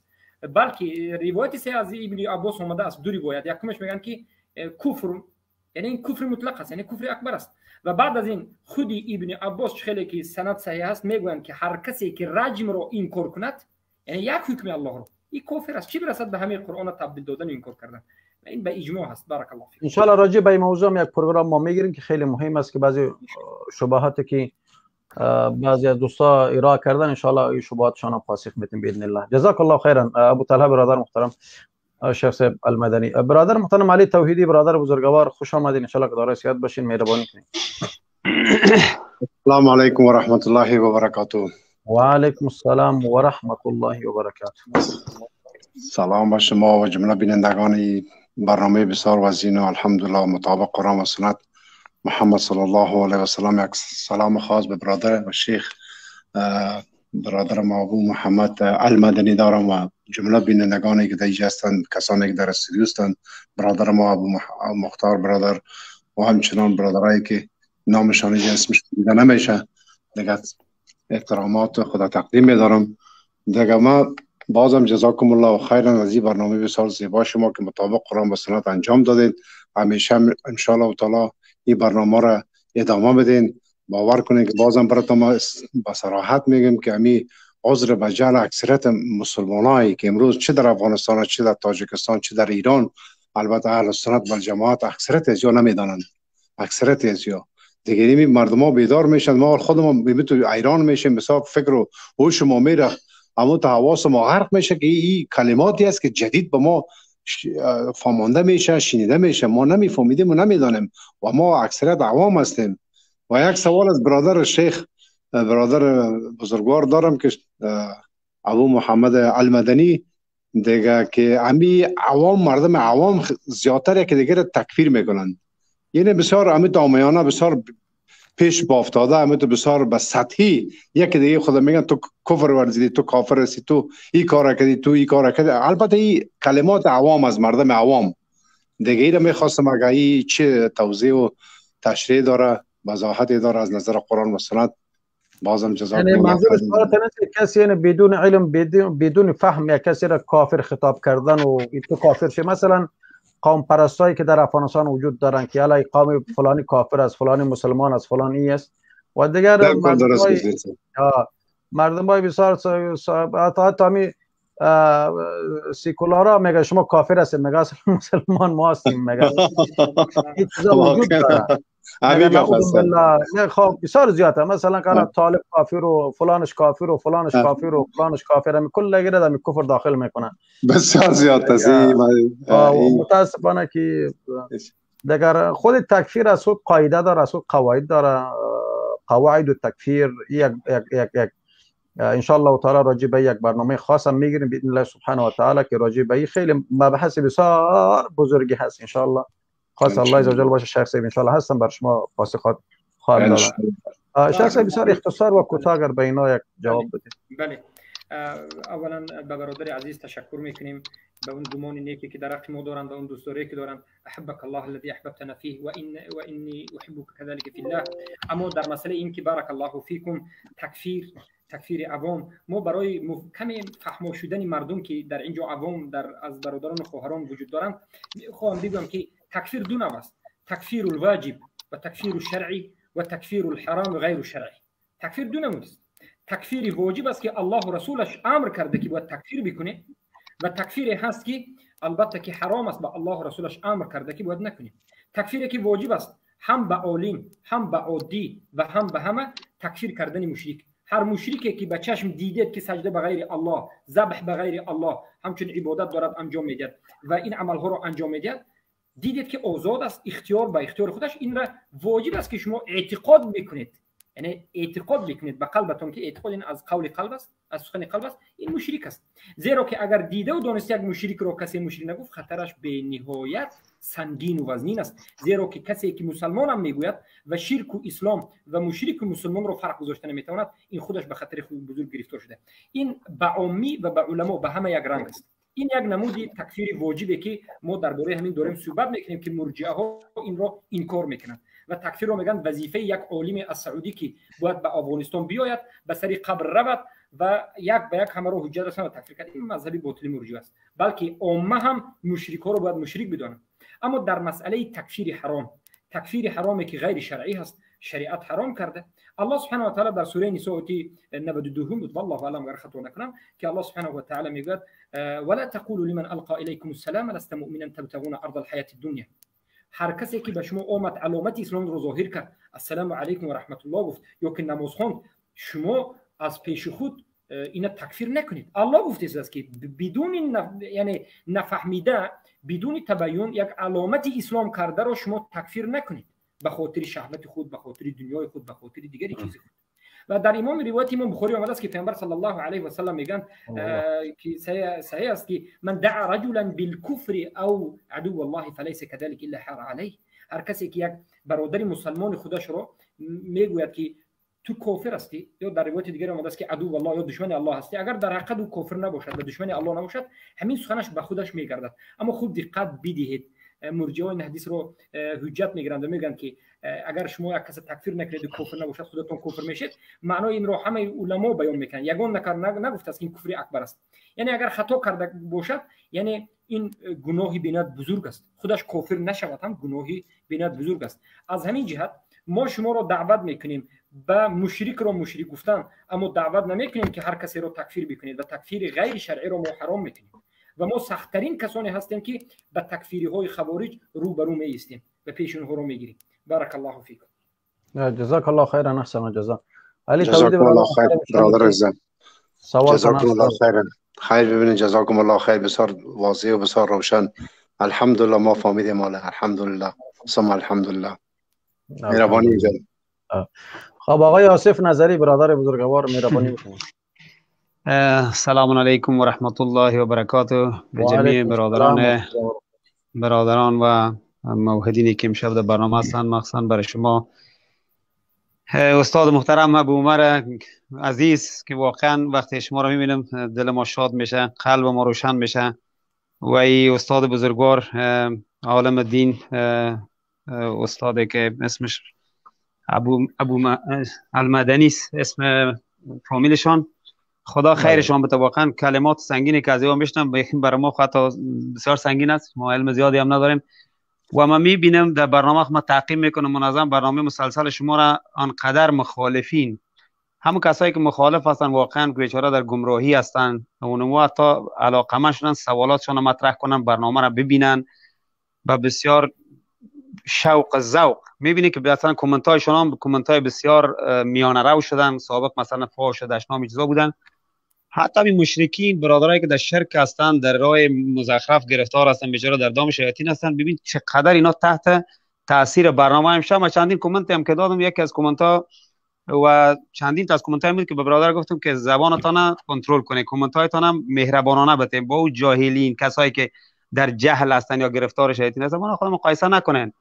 الله شما را خیر بده. چیزی که رسول صلی الله علیه و سلم رسول مبارک دعوت میکنه مردم با او اخلاق پیش بریم، ان شاء الله من مطمئن هستم که در این برنامه امشب تا 120 نفر 125 130 نفر در برنامه لایف رسیده بود. الحمدلله، الله اکبر. این ما به صراحت میتونم بگم و ان شاء الله کی به 300 نفر میرسه. حتی اکثریتشون مخالفین هستن، اونایی که مثلا خود مخالفین میبینه امرای شما در عقیده، ولی همه اینا ان شاء الله که در نزد الله یک راه حقیقت میجوین، حالی که گرفتار شرک شدن، گرفتار معصیت شدن یا گرفتار دام شیطان هستن، شرایط جدا هستن. اکثریت ما افغان ها و در کشورهای همزبان همجوار ما مردم صرف دین اسلام و فقط یک چیز به نام کلچر، فرهنگ، رسم یاد گرفتن، آموختن و تا دین در قالب زندگیشون در خانه دوم 11 هم جای ندارن، ردیف آخر قرار دارن. پول پیدا کو، پیسه پیدا کو، به منصب برد، به مقام برست و خدا شاهد است. یعنی از فامیل خود اگر من شروع کنم، فقط دین جایگاهی نداره در خانه. همه کاری که میکنه ما صرف میگه می همسایا چی میگه، این مردم چی میگه، سر ما مردم خنده میکنه. این از یکی نمیشنوی که بگه الله و رسول الله چی میگه بر من. میگه سر ما مردم خنده میکنه، بیا عروسی مجلل در عروسی در هتل بگیره، مگه نگیره مردم خنده میکنه. همسایه‌ها سر ما چی میگه، یا روز باید 4 5 رقم لباس تبدیل کنه، موزیک باید از یا بشه. متاسفانه مطلق در گمراهی شرک هستن مردم، از راه اسلام که اصلا آگاهی ندارن مردم. بعد یک برادرم پیشتر سوال که سوال بسیار مقبول بود که بسیاری که مثلا تکفیر میکنن دیگه را، اینا از راه خدا و از راه دین هیچ چیز آگاهی ندارن.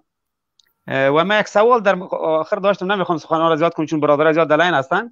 همیشه اولین بار است که من میخوام صحبت کنم. سوالم هم مطرح کردم که علمای که ریش ندارن، واقعا در ترکیه اکثریت از علما ریش ندارن، پیش از نماز جایز است. فکر کنم جواب شما حتما نیست برای ما.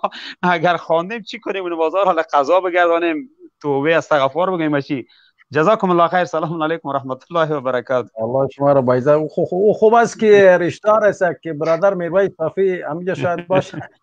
یک روز گفت من تو مسجد که در اینجا هستم، گفت که بیرون خوب سیگریت خود کشید. گفت ما معلپتا از کار آمدم، گفت همینجا مسجد نزدیک است، به نماز بخونم. گفت سیگریت خود از رفت در منبر بالاش که خطبه را شروع کرد. بسم خنده. الله واتم الله جل رحم بکنه. تو علمای سیگریتی هم داریم. سبحان الله. الله سبحانه رحم بکنه. خب به هر صورت البته کسایی که ریش نداره، حتی مذهب امام ابو حنیفه رحمت الله علیه بسیار در این باب خیلی سخت گرفتن، ریش را فرض میدانن و حتی پشت سری انسانی که ریش ندارن حتی نماز را درست نمیدانن. یگانه مذهبی که امام حنیفه رحمت الله علیه در این باب هست. ولیکن اگر شخصی که عقیده درست داشته باشه، عقیده خوب داشته باشه، ریش هم نداشته باشه، که عمل فسق از پشت فاسق هم نماز میشه، هیچ حرجی نیست، هیچ حرجی نیست ان شاء الله. او با ترک ترک سنت را کرده ان شاء الله هیچ حرجی نیست. اما در عقیده بسیار مهم است که اگر عقیده از او عقیده گفته عربا که خربان باشه، باز پشت سر از او نماز نخونه. در ترکیه باز متصوفین زیاد است، یک قدر تصوف، یکی متصوفین زیاد است، یکی از در اصطلاح علی علمانی سکولاران بسیار زیاد است، متوجه باشین. سبحان الله. حالا یعنی ما که ترکیه میشه دیگه سعی کنیم خانه نماز بخونیم، بهتر از اینکه در مساجد بریم دیگه. چیزی که ان شاء الله باز با ما در تماس شیم، بازم مساجد آدرس هم میفهم، بازم روانتان میکنم. جزاک الله خیر آقای ابو عمر. و تمام برادران عزیزایی که صحبت ما را شنیدن. اهل سنت و الجماعت دوجا مساجد دارن ان شاء الله. الله شما را توفیق بیشتر بتن، ادامه بده ان شاء الله این برنامه گوهربارتانه که مردم از خواب بیدار میکنن و از تاریکی به روشنی سوق میتن. الله شما را خیر دنیا و آخرت بده ان شاء الله. بارک الله فیک. سلام علیکم و رحمت الله و برکاته. من میشنم اینجا صحبتاتون میشنم هستم ان شاء الله. جزاکم الله خیر. خب دوستای گرامی، ما میرسیم به پایان برنامه. من عمران برادر اگر شما هستین لطفا بالا بیاین. شیخ ابو محمد المدنی امی یک سوال برادرها پیشنهاد کردن که آقای مبشر مسلمیار در چندین پیچای ما یک سوال گذاشتن، او سوال را میاریم روی اسکرین ان شاء الله، روی صفحه میاریم. عمران برادر اگر شما هستین در کدام سایت در کجا هست امیر ما چیز بکنم که امی بعضی شبهات بعضی دوستا ایجاد کردن که اینا پاسخ ندارن، گرچه در راجع به شما 2 دفعه سوالشان را جواب دادین و بازم ان شاء الله اگر به مو یک استاد سلام علیکم و رحمت الله و برکاته. و علیکم السلام و رحمت الله و برکاته. عمران برادر اگر امور روی صفحه بیارین که راجع به استاد مقله خانه نیستم استاد سلطان میفهمین استاد مسکین شیر کن در صفحه فیسبوک ما برین در اولین پست استاد در اولین پست که از امروز که موضوع را من نشر کرده بودم دونمون جزو کامنت چند پنجم ششم استاد عزیز عمران علی گپ دایست که استاد مثلا همینجا یک برادر چیز درباره امی علمای ولایت ترکیه گفتن که من کلش بیادر به دموکراسی بعضی دعوت میکنن، میگه به رای بده بره بیادر فلانی رای بده و غیر از این پاسپورت های سیاسی دارن، مثلا که بیادر یک دیپلمات که یک کشور داره خودم این ملای ترکیه همین کارا رو دارن. خب ماشاءالله خب الله جا رحم بکنه. خب بیایم بریم سوال ایره من روی اسکرین بیارم. با معذرت فقط 1-2 دقیقه طاقت بکنین، باز بعدا نوبت داده میشه ان شاء الله باز صحبت بکنیم. باز نگوین که اینا جواب ندارم، باز دوستا برادرها تاخت تاز میکنن. الحمدلله این استودیو از کل شما است، ولو که کمونیست است، کافر است، بیدین است، به هر مذهب و به هر ادیانی که بوده باشه، به هر مفکوره‌ای بوده باشه، به هر مفکورهای سیاسی بوده باشه، لطفاً بیاین بالا سوالاتونه بکنین. ان شاء الله ما در خدمت هستیم. هیچ وقت ما کسی را از این استودیو نمیکشیم و بالا میاریم. لطفاً میتونن سوالات راحت ما ان شاء الله جواب میکنیم. البته داخل چوکات باشه، یعنی بدون چوکات نباشه و ما را متهم به یک گروه به یک چیز نکنین. ما را متهم به نام تکفیری و خوارج و ماشین فلان فلان نکنین. شما مسئول هستین در روز قیامت در حضور الله سبحانه و تعالی. صحبت را از اول تا آخر شنیدیم. ماشین کجا از تکفیری است کجا از به خوارج میمانه. ما از خوارج بری هستیم، بیزار هستیم، از مرجئه هم بیزار هستیم. ما نه افراط میکنیم نه تفرید. ما عقیده ما اهل سنت و الجماعت است. ان شاء الله من را روی اسکرین میارم که سوال اگر شیخ اجازه شما باشه شیخ بفرمایید. خب و بعدن خب اینجا به نام محمد مسلمیار ان شاء الله که دیده میشه. دیده میتونین؟ خب یک کمی بزرگ کنم میره. خب یک کمی را بزرگ کنم. خب حالی بهتر شد فکر بکنم. خب استاد یک کمی دیگه هم بزرگتر بسازید نمیره. تصور کنیم که یک کمی دیگه حالا کجای دیگه پوت نشه بزرگ کنیم. خب اینه حالی بهتر شد. خب حالی بهتر شد فکر بکنم یا کمی دیگه هم بزرگش کنم. یک کمی دیگه هم بزرگ بسازید. حالی گم شد. خب همین قدر کافی شاید باشه. ان شاء الله خوانده میشه سیز؟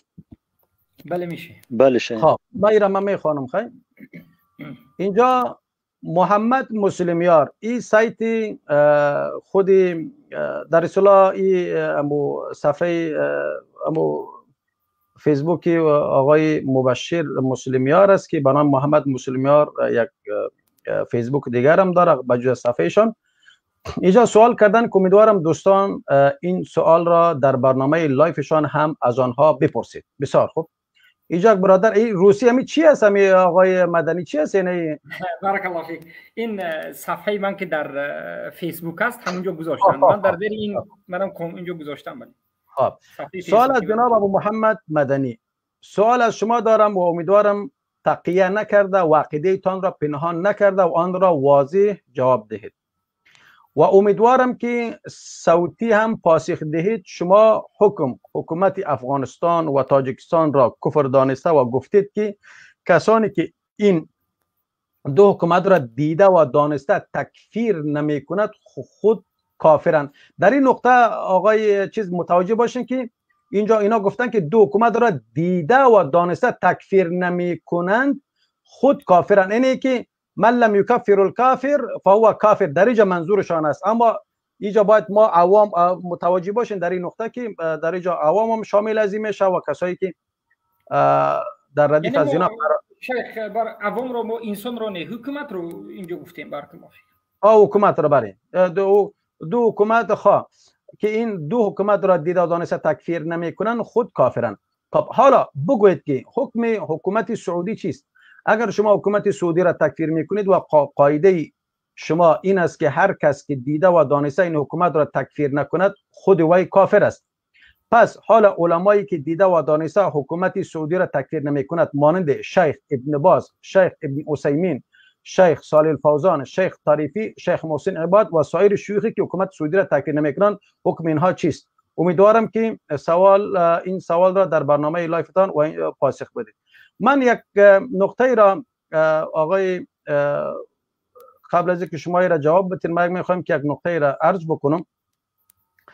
در اینجا علمای بسیار مشهور و پیشتاز اسلام مثل شیخ علی الخضیر، مثل شیخ سلیمان علوان، مثل ولید السینانی که امام احمد ثانی برش گفته میشه و مثل شیوخ‌های دیگری که در سلولهای زندان قرار دارن بالاتر از 20 سال هستن که حتی علما میگن که ابن عثیمین فتاوای خود را میبرد پیش شیخ سلیمان علوان، در اونجا بر اونها میدادن و اونا میدیدن، بعدن تصحیح میکرد، بعدن او میگن به چاپ میرسید. بعضی علما را نقل قول میکنن. بر صورت اما شیخ سلیمان علوان عقیده ثابت است و شیخ علی بن خضیر عقیده ثابت است و دیگر شیوخایی که هست شیخ احمد بن عمر الحزمی حفظه الله علیهم اجمعین، اینا از علمایی هستن که اینا کبار علما هستن. حتی علمای کنونی میگن که این شیخ الاسلام کنونی امین ها هستن، یعنی بسیار کتاب ها دارن و بسیار مشهور هستن. حتی خودی مبشر مسلمی ها را میدانه که اینا از جمله شیوخای بسیار بزرگی هستن. حتی امکان از این میره که از کتابای اونا استفاده بکنه، مثل شیخ ابو محمد المقدسی، مثل ابو قتاده فلسطینی و امثال از الله سبحانه و تعالی شما را جزای خیر بده. راجع به می یک جواب بسیار کوتاه و بسیار آموزنده باشه ارائه کنید ان شاء الله خرسند میشه. بارک الله فیکم شیخ.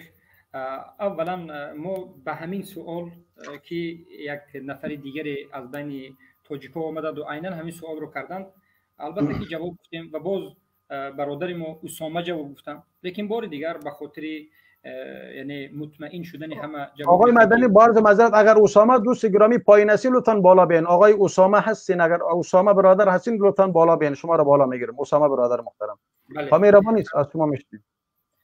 بارک الله فیکم. ما میگوییم شکی نیست که حکومت سعودی حکومت طاغوتی است.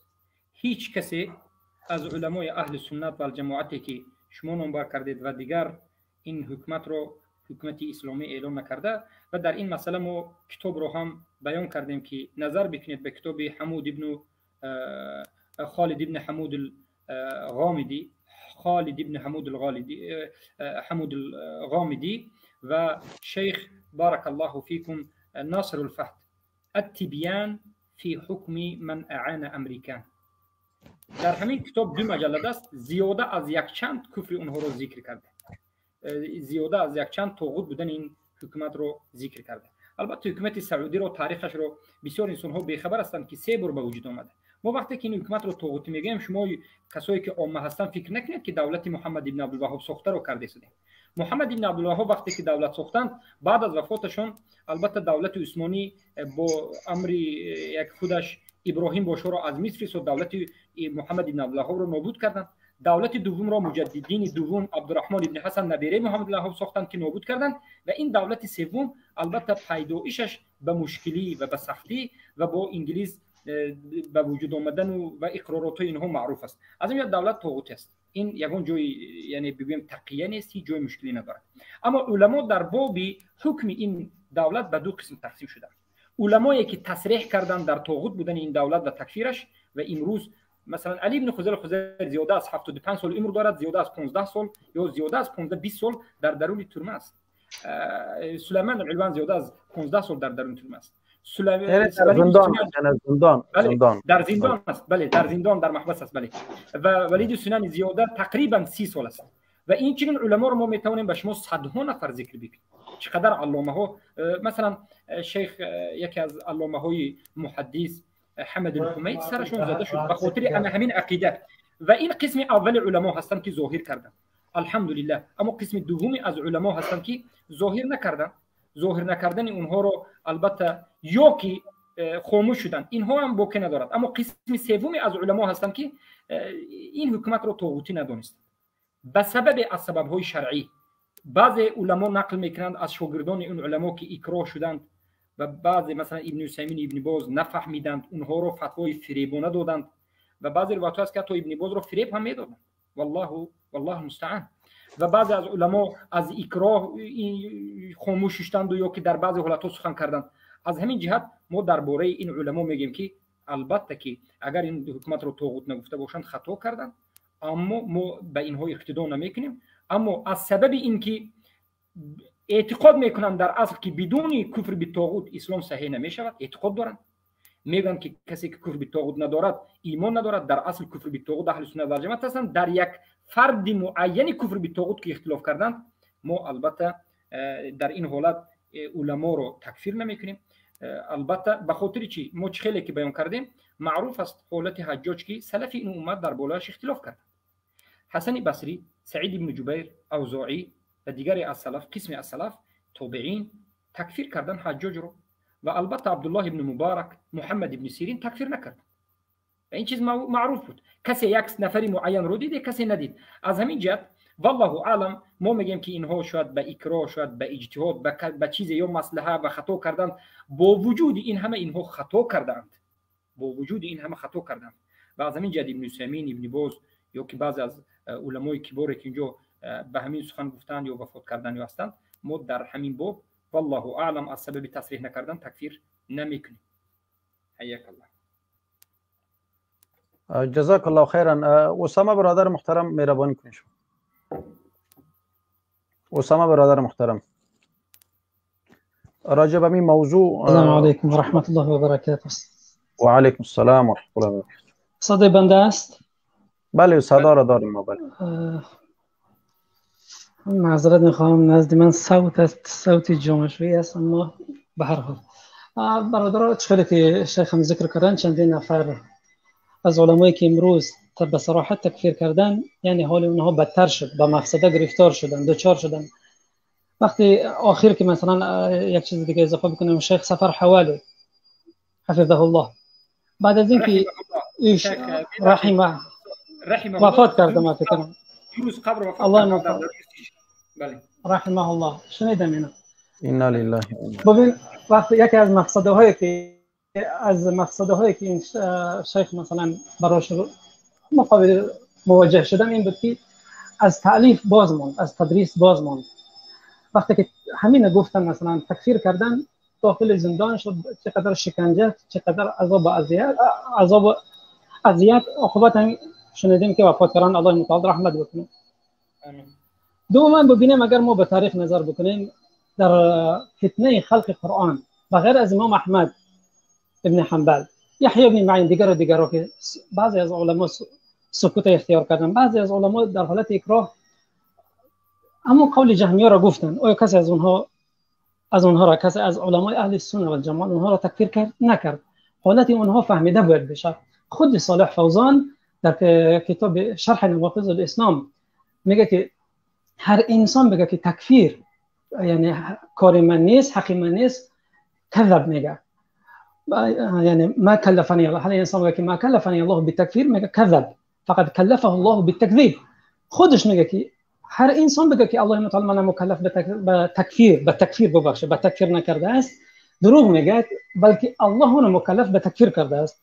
وقتی که خود شیخ فوزان از همین بشار اسدی شیعی علوی این اسماعیلی که یعنی اجماع است در تکفیر فرقه اسماعیلی علوی دروز و پارامتر اینها، از همین وقتی که سوالش میکنن میگه که همون سائل میگه که به این مثلا توجه نداشته باش، به تکفیر کار نگیر، چون اونها بعضا وقت سیاست هم اهمیت میدن، همون شرایطشون داد. حتی از خود عثیمین وقتی که از این سوال میکنن میگه به دارالفتا مراجعه بکنه. موقع اینها باید یعنی فهمیده بشه در چه حال اینها هستن. البته اینها چه میشن؟ اینها در حالتی هستن که اگر این حرف بگن حالشون از این بدتر میشه.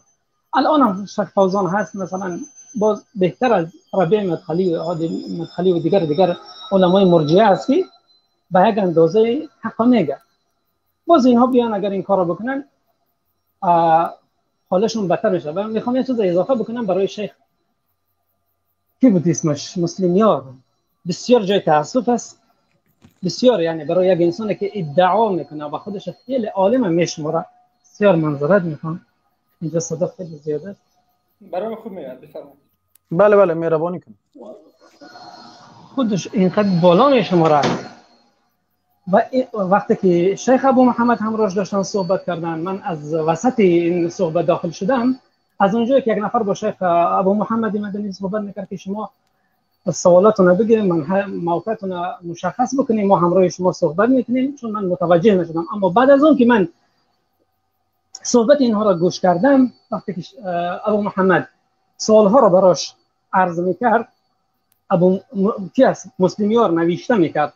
بعد از اون دوم نفر آمد گفت که شروط لا اله الا الله اعمال قلبی هستند. بازم شیخ ازش سوال کرد که اینو کی گفته؟ اونم فرار کرد، رفت نمیدونم صدا خطش چی شد.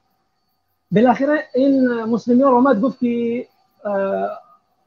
در حد من نیستی، فلان هستی، علان هستی، باید حدت معین بکنی، یعنی کی هستی چی هستی خودت مشخص بکنی، معرفی بکنی.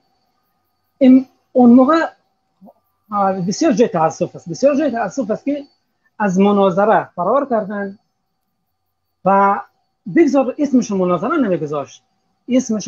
نمیگذاشت، همچون یک سائل با شیخ ابو محمد مدنی باید صحبت میکرد، باید سوالها را جواب. بعد از اینکه یکی از اونها گفت مناظره از خود نمیدونم شرط شروع، مناظره هیچ هیولایی نیست که شاه خود داشته باشد. یه نفر از سوال میکنه جواب بده، یا اینکه اینها فکر میکنن. حالا من برمیگردم به اون سوال اینها که دادن. میخوام بگم اینها میخوان که هر چی که میخوایم ما بگیم در لایفمون، در برنامه‌هامون، در کنفرانسیامون، هر چی که ما میخوایم بگیم، این مردم حق اعتراض ندارن، باید گوش بکنن. فقط هر چی ما گفتیم عبد ما باشن، هر چی ما گفتیم همون رو گوش بکنن، هیچ حق اعتراض ندارن. بازم اومدن این بهانه‌جویی کردن، گفتن که در حد ما نیستی، برو بعدا نمیدونم شرایطش پیدا کرده بیا. شیخ هم بیرون شدن. خب حالا که بیرون شدن به عنوان یک سائل از اون سوال کردن، چرا بعدش جواب ندادی؟ اونجا جواب نداده، رو جواب نداده. خب امروز این سوال چی سوالی است؟ والله من شرمم میاد از این سوالی که دولت تاجیکستان حکمش نیست، دولت نمیدونم افغانستان حکمش نیست. یعنی موضوع خارج از موضوع است، یعنی خارج از موضوعی که ما بحث داریم این سوالا. به خاطر از این بعضی دوستا اعتراض کردن که چرا جواب مبشر را شما سوال جواب نمیدید. من به خاطر از این جواب آوردم، به خاطر از این بود. اما خارج از موضوع هست. ما باید در اصل اول در باب العذر بالجهل که در شرک اکبر است، بحث ما در اینجاست. این خارج از موضوع است. من نمیدونم که چرا. والله علم خواه خیر ان شاء الله. باشه شیخ، ببینید برادر شیخ ابو محمد و ابو مروه حفظكم الله، یک سوال ازشون سوال میکنیم. این چیزایی هست که هیچ انسانی که کوچکترین مستوای علمی در کوچکترین مستوای علمی قرار داشته باشه براش واضح است احوال این بلادی که امروز قرار دارند. یک مثال عادی، یک نفر امروز امریکا اومده تو افغانستان، اینقدر انسان‌ها رو میکشه، اینقدر ظلم میکنه، چقدر تجاوز به ناموس مردم مسلمان شد. باز هم وقتی که یک انسان یا فرزندی تو رو قتل میکنه، به ناموس یک انسان مسلمان میرسه، به ناموس تو میرسه، تو اینجا خاموش نیستی، گوش میکنی که یک عالم میگه که نه فرزندی تو رو کشت، به ناموس تو یعنی دست درازی کرد. اگر تو خود دیدی، حالا اون که دیدی فرزند تو رو یا نزدیک تو رو کش با یک ناموس یک نفر از نزدیکات مثلا دست درازی کرد، تو عالم نگه که اون دست درازی نکرد حکم ثابت نمیشه. باید ما اینجوری باشیم ببینیم که نه، یعنی این خاص برای علما هست. شریعت اکثرا همیشه یک حکم عام میکنه برای خاص و عام است. خاص و عام هستن اموری که خاص هستن، درست هست. اما امروز اونچه که برای یک انسان ظاهر است، کفر یک انسان کفر واضح داره، کفرش واضح است، باید ما بشینیم نه. این یک کتاب است، کتاب ایمان و کفر از یاسر برهامی خونده بودم.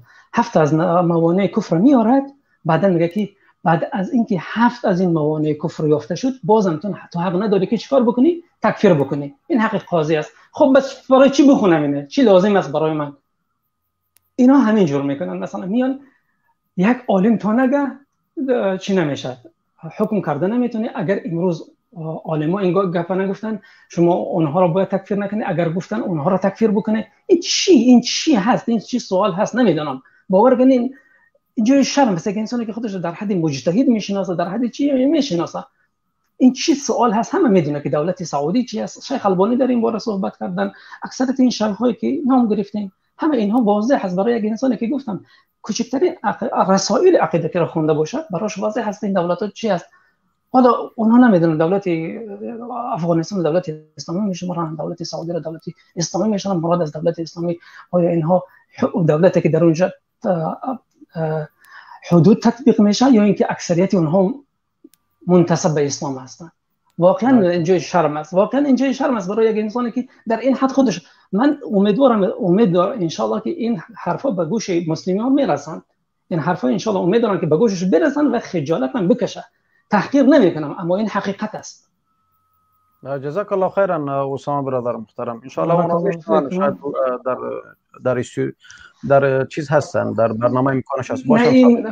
این دلالت شیخ صاحب ببخش اخیرا سخن، این دلالت بر عجز اینشون میکنه که اینو برای ابو محمد اگر خوب بیا با ابو محمد میخوای اون برای صحبت بکن تمام بشه برای دیگه. چی شد اون روز گفتی که من صحبت نمیکنم در حد من نیست، امروز میگه که در لایف برام جواب بده. این چی هست؟ این هیچ نفهمیدیم. بارک الله فیکم و السلام علیکم و رحمت الله و برکاته. الله من بیرون کنه که نمیتونم از این. جزاک الله خیرا، موفق باشین. شما رو من پایین میکنم اسامه برادر محترم.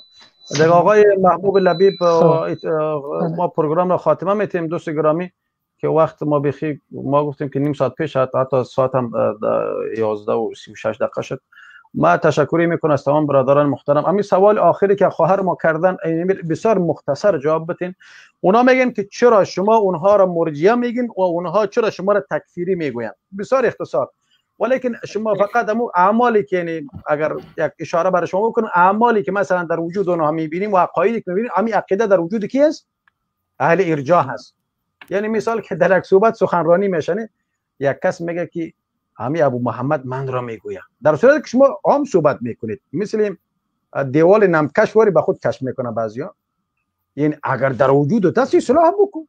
یک دوست ما به من گفت که اگر آیات های منافقینی که درباره منافقین آیه هایی که آمده که ببین بخوان اگر در شأن تو اصلاح بکن. خیلی صحبت جالبی کرد. بسیار یه خود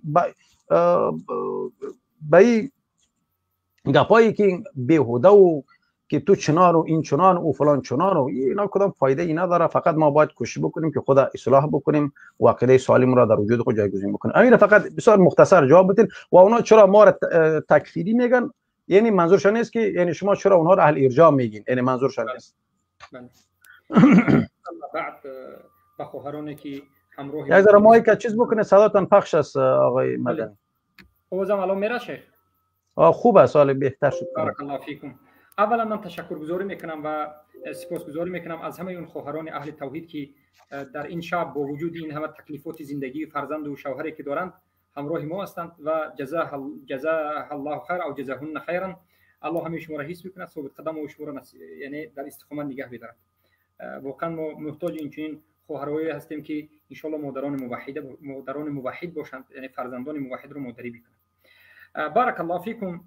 بعد از این میخوام بگم که با اختصار شدید ما وقتی که ببینید درباره عذر بالجهل صحبت کردیم، او آقای بزرگوار در درون محبس بوده و از محبس بیرون شده، برادرهای توجیک به او این صحبت ما را رسانیده و از اون فقط سوال کرده، از مبشر مسلمان سوال کرده که انا همچنین صحبت دارد ابو محمد مدنی که عذر المشرک یعنی بگویم جهل در شرک اکبر عذر نیست.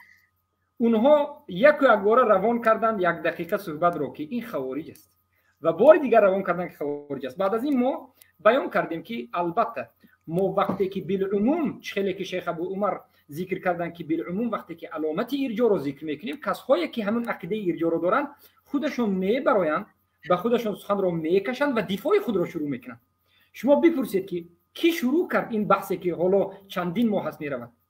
همون نمونه‌هایش هم ذکر بکنین، که دوستا یعنی شبهه نمانه. مثلا خالد عزیزی گفت که شروط توحید قلبی است، ظاهری نیست، فقط در قلب.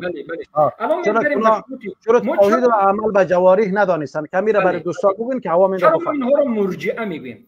اولا شریعت ما رو امر میکرد که اهل حق رو از اهل باطل جدا بکنیم و این دعوت راه منهج رسول الله است.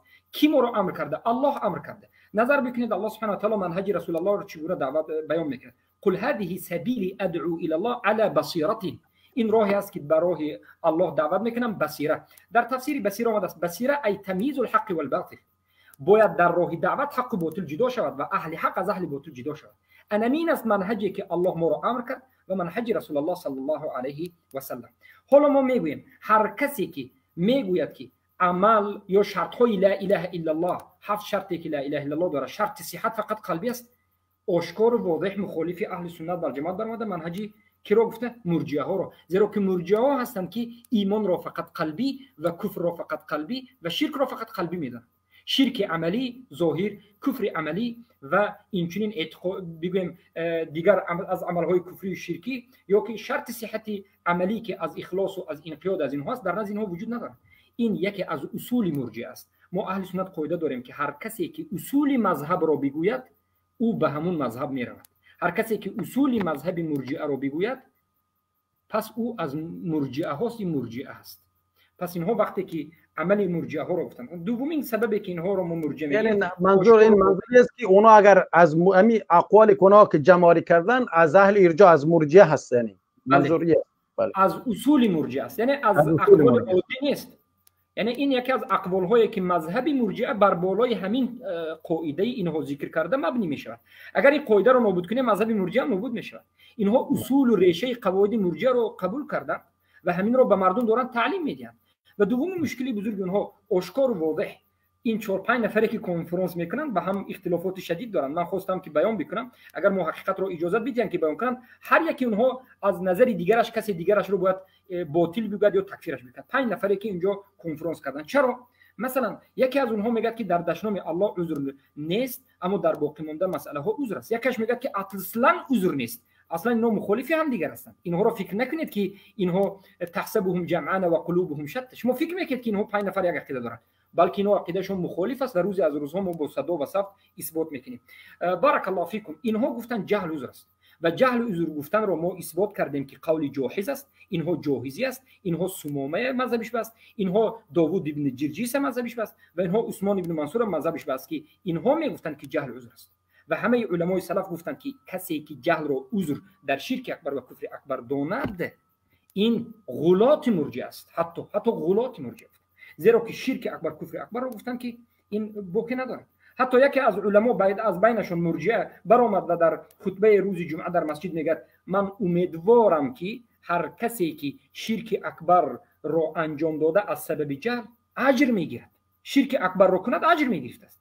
این رو باور بکنید در تاریخ تمام اهل بدعت کسی گفته نیست بجز مبشر و اساتید بودگیش یا اونهایی که هستند. از همین جهت ما اینها رو میگیم که مرجئه هستند و اینها هستند که طاغوت رو، لشکرانش رو مسلمان میدانند و مسلمان هایی که هستند اینها رو خوارج میدانند. و اهل سنت رو وقتی که خوارج گفتند در باب عقیده و باب ارجاع رو قبول کردن، از همین جهت به ما طالب علمان اهل سنت واجب است که ما باید به مردم بگیم که اینها مرجئه هستند و اینها شما رو گمراه میکنند. زیرا که مشرک رو مسلمان گفتن این مسئله عادی نیست، این خطرناک است و البته خود انسان به خطری بزرگ گرفتار میشد که در حلقه های دیگر آزار مشرک رو بیان میکنه.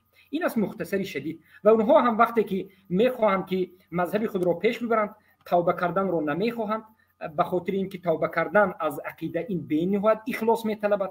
اینها شاگرد دارند، اونها طاغوت در بالای سرشون دارند و غیره و غیره. اینها مشهور شدند، علامه و عالم شدند، اونها توبه کردن رو دیگر نمیخواهند و توبه توفیق الله است. از همین جهت اینها چیکار کردن؟ مجبورن که طرف مقابل رو برند و تکفیری گویند. تکفیری گفتن اونها بدون حجت است. قسم به الله همه کسانی که ما رو تکفیری میگویند یک حجت بیارند که در جای من کسی رو بدون حجت یا مردم عمر رو تکفیر گفته باشند. حاشا و کله، هرگز ما میگوییم فسنصبر و عند الله تجتمع الخصوم. ما صبر میکنیم ای مرجعه ها به تهمت شما، به این نامردانگی نوجوانمردی شما. نه ایمان دارد که ایمان حقیقی باشد که ما رو با یک کمی با آداب و اخلاق و نظام صحبت کنید، نه مردی دارد که با مردی صحبت بکنید. فقط خیانت رو هم مدخلی های تاجیک و هم شما حزبی مدخلی و مرجعه های افغان که هستین پیش گرفتین و شما بارک الله علی الموحدین در روز قیامت ما به شما روبرو میشوید و شما حتما این به این خصومتی که در بین ما و شما است جواب میتین و ما هم جواب میتیم چرا شما رو مرجع گفتیم، زیرا که ما یقینا میدانیم و باوری داریم و حجت داریم که مرجع هستید. و من با همین سخن خود را به پایان میرسانم و به شیخ یک لحظه میخوام اجازه بدم که به یک نوجوان مردی مرجعه ها رو بیان کنم.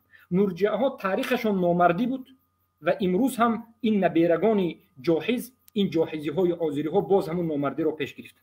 چله که تاجیک ها یا که افغان یا کسی یا حتی عربش رو دیدیم که نوجوانمردی میکنن، منتج های بردروغ، سخن های بردروغ و متهمی. من به اونها در آمدم، سوال رو پیشنهاد کردم، اونها ما رو متهم کردن و شرط های غیر قابل بحث رو بیرون کردن. همینجا سخن رو به پای میرسونم. اما اونها ببینید مرجعه ها از ما طلب میکنن که خودت رو معرفی بکن.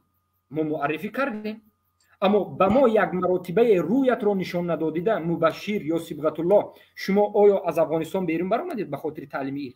شما در نزد کدام از استاد مشایخ اهل سنت زانو زدید نشستید؟ یا بعضی از شما آیا از هرات بیرون شدید؟ یا بعضی شما اگر بیرون شده باشید در نزد کدام از اهل سنت تعلیم بگیرید؟ پس شما هم از این بعد باید به پاسخ ما جواب بدید. شما همیشه پاسخ رو به طرف ما نوارید.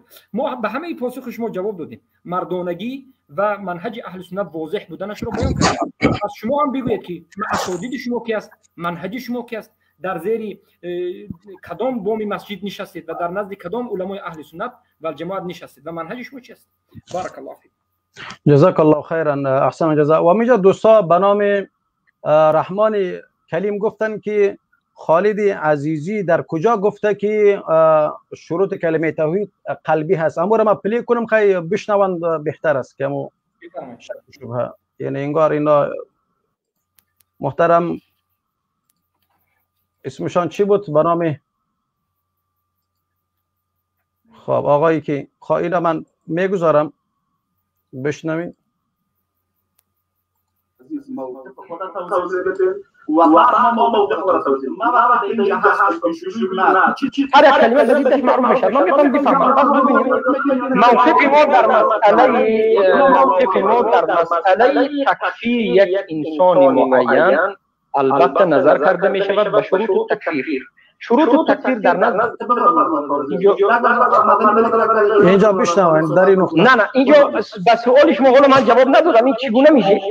بس سوال شما من دارم جواب مدنی ابو محمد مدنی لطفا صبر کنید تا با هم گفتگوی داشته باشیم. شما قبل از همه چیز روشن کنید بر منهج کدام علماء اهل سنت هستید. روشن کنید محمد بن عبد الوهاب قبول دارید، شیخ الاسلام ابن تیمیه را قبول دارید، ابن قیم مشخص بکنید. چون قول شما در ترازوی قرآن و سنت ارزش هیچی نداره، هیچ اعتباری نداره. شما باید بر اساس منهج علما پیش بینید. شما کدام عالم را قبول دارین؟ دنبال رو کدام عالم هستین؟ کدام تراث را قبول دارین؟ محمد بن عبد الوهاب را قبول دارین به عنوان مرجع فکرتون یا ابن تیمیه یا کدام عالم رو؟ این رو مشخص کنین تا بتونیم روی بینه و بصیرت صحبت کنیم. الان شما دارید یک سری صحبتایی رو میکنید، یک سری مطالب رو مطرح کردین که نشان از عدم فهم صحیح شما از مسئله است. یعنی شما چند مسئله رو با هم قاطی کردین، مسئله اسلام حکمی، اسلام حقیقی، شروط لا اله الا الله. اصلا شروط لا اله الا الله همش قلبیه. شما چطوری تشخیص دادین نفری محبت داره یا محبت نداره، نفری یقین داره یقین نداره؟ تمام کی گفته بگو. نه ببینید من الان کمی بیرون شدم. نه اینجا نه من نمیدونم صحبت بکنید شما الان صحبت من داره به شما میره.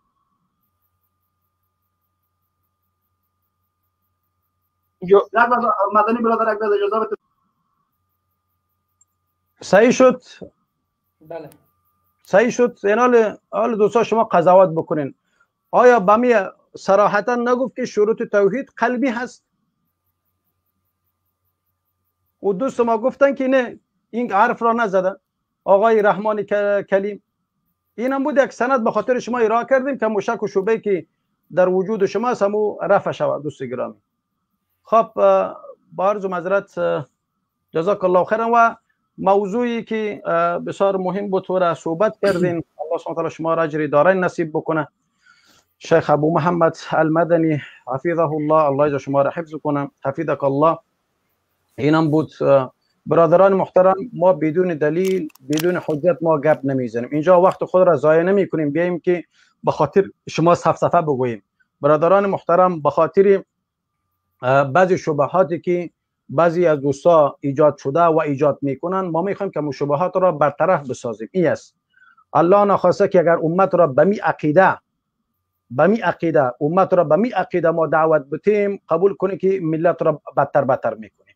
امی یک 10% و 8% که موحدینی که ما دامورم خراب میسازیم. قبول کنیم که در روز قیامت مو فرعون و حامان و با ابو جهل حشر ما خواهد شد. نعوذ بالله. بسیار متوجه باشین، این مسئله عقیده خیلی مهم است. جزاکم الله احسن الجزا. فقط اختصار میکنیم صحبت های خدا که بیخی نه وقت و شبم شد. و آقای ابو طالب فقط بسیار 1 دقیقه صحبت بکنین که سوال نکنین صحبت. من میخوام سوال همشیره سوال دومش پرسان نکردی، میخوای من پرسان کنم یا بانش هم سوال هم عام بود که براشون چیز امیر چند دفعه سوال کردن و حل شد ان شاء الله برو سعید. جزاک الله خیر شیخنا، جزاک الله خیر ابو عمر و جزاک الله خیر کل برادرای موحدین. حق ان شاء الله معلوم است به کلگی و حق قامت باطل ان شاء الله نابود میسازیم ان شاء الله. و الله شیخ ما را، شیخ ابو محمد المدنی را حفظ کنه و به علم ضیاف کنه ان شاء الله. از خاطر الله دوستش داریم و از خاطر الله کش دوستی تا روز قیامت ان شاء الله دوام میدیم. جزاک الله خیر. السلام علیکم. شما را پایین تا میکنم ابو طلحه برادر. جزاک الله خیر. خب آقای ابو محمد برادر بزرگوار مهربانی کنید. جناب شیخ ما چیزی گفتنی ندارم. الله متعال شما بپذیره و بر شما و شیخ ابو محمد المدنی اجر دارای نصیب کنه. برنامه خیلی خوب بود. ما شنونده هستم شما. جزاک الله خیر. احسن جزا. شیخ ابو محمد المدنی الله شما را اجر عظیم اجر دارای نصیب بگرداند. از صحبت‌های عالمانه شما ما مستفید شدیم. ان شاء الله که خالی از اجر نیست. ان الله لا یضیع اجر المحسنین. الله سبحانه و تعالی هیچ وقت اجر نیکوکاران را ضایع نمیگرداند. الله سبحانه و تعالی ذات عادل است، در حق هیچ بندیش الله سبحانه و تعالی ظلم نمی کند. عدل الهی واضح است.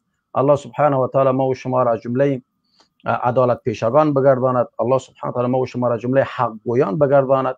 گرچه من میدانم این موقفی که من دارم الله سبحانه و تعالی رحم بکنه، تاخت و تاز از هر طرف زیاد هست و مشکلات زیاد است. بازم این مشکلات به گردن خود گرفتیم و آمدیم که حداقل از طریق ابو عمر صلاح الدین و امثال برادرای موحدین یا ابو محمد المدنی و امثال از که اگر 1-2 شخص هم هدایت پیدا بکنه برای ما کافی است. والا که به هر مشکلاتی که بالای ابو عمر میآید به هر صورت الله سبحانه و تعالی توفیق عمل نصیب بکنه. من به خاطر از این لایفارم بسته کرده بودم مدت چند وقت اما نشد.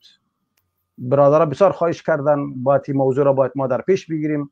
ما مصلای وطنی دیگه لیپا پاچه را بر زدیم. توکل تعالی الله هر چی که شد دیگه. به الله میگوز افسوس که میدیا در دست همیناست. اینا آزاد صحبت میکنن، آزاد حرف میزنن، آزاد میگردن، آزاد میخورن، آزاد مینوشن، آزاد در خانه ها با خانم هایشان با اولادایشان راحت میگردن. سبحان الله راحت میخوابن. بر صورت و به حال شما که در روز قیامت در حضور الله عزوجل چه جواب خواهید داد؟ و کسایی که در راستای دین مبین اسلام حرکت میکنن، جد و جهد میکنن، از ناموس شما دفاع میکنن که شما در امن باشین، شما در امان باشین. اما آنها را به نام خوارج، به نام تکفیری، به نام آن مینامید. الله عزوجل با شما معامله میکند ان شاء الله. الله عزوجل با شما معامله میکند باذن الله سبحانه و تعالی. ما در اول صحبت ما دعا کردیم، گفتیم یا رب تو ذات عادل هستی، یا رب تو ذاتی هستی که هیچ وقت در نظامت ظلم نیست ابدا.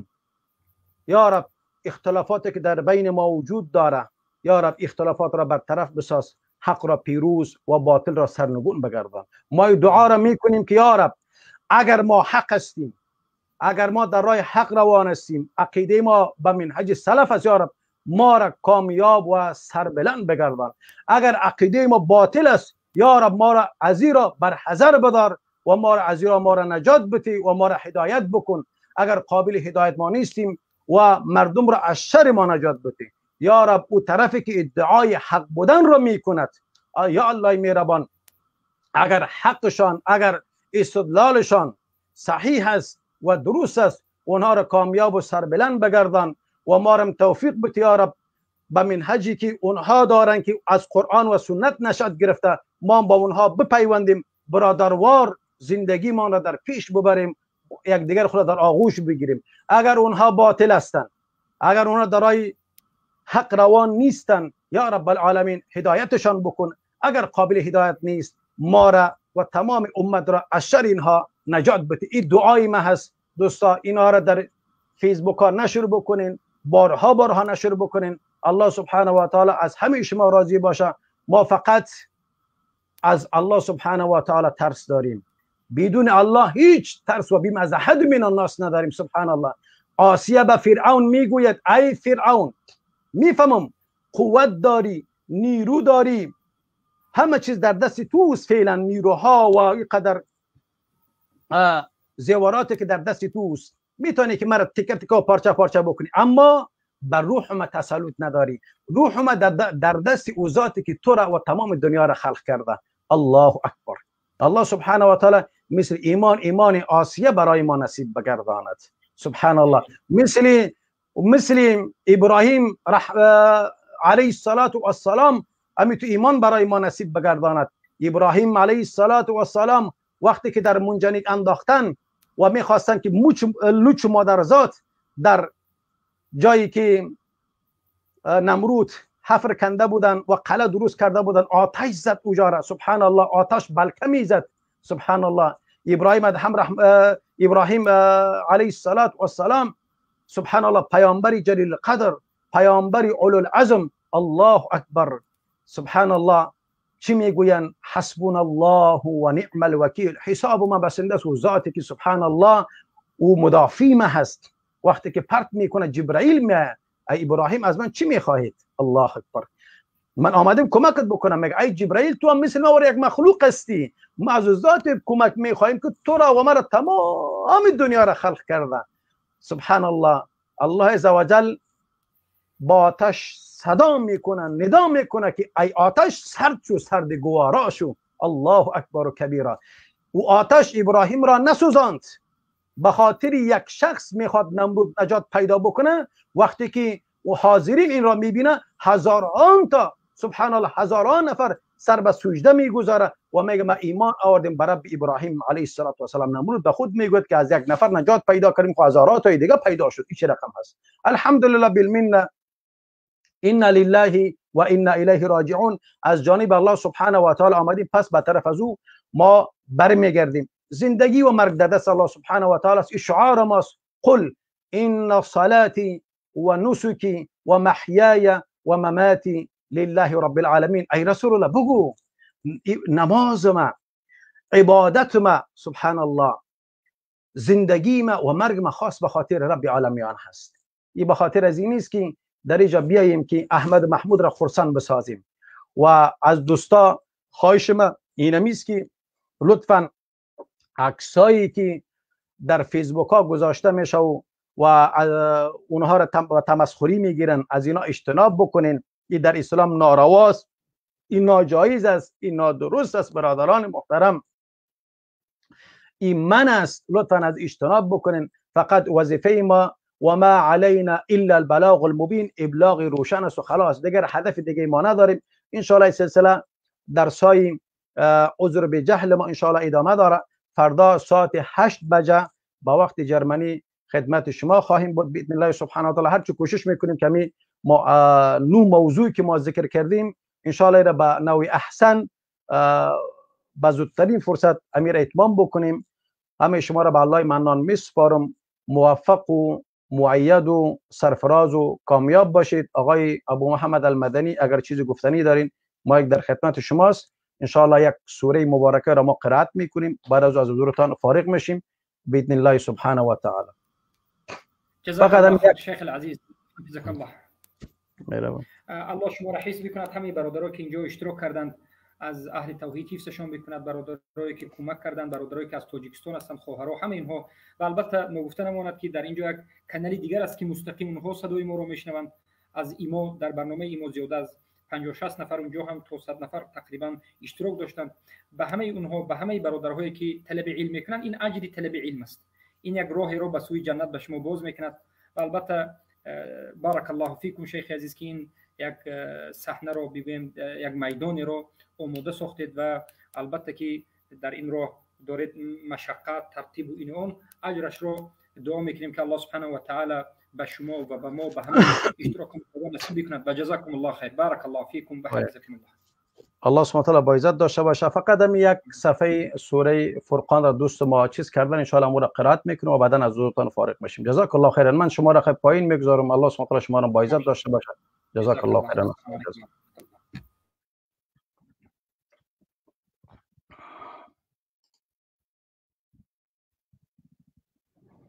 شیخ ابو محمد بعدم باشه، فقط یک 4 دقیقه در بر میگیره.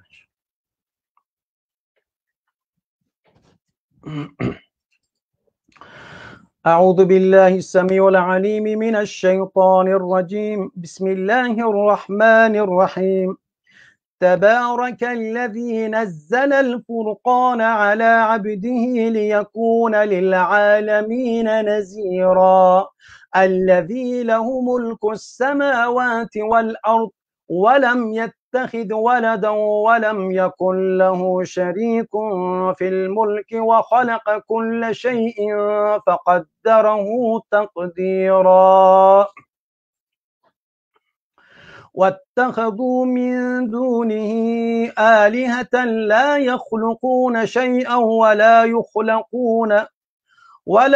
وهم يخلقون ولا يملكون لأنفسهم ضرا ولا نفعا ولا يملكون موتا ولا حياة ولا نشورا واتخذوا من دونه آلهة لا يخلقون شيئا وهم يخلقون ولا يملكون لأنفسهم ضرا ولا نفعا ولا يملكون موتا ولا حياة ولا نشورا وقال الذين كفروا إن هذا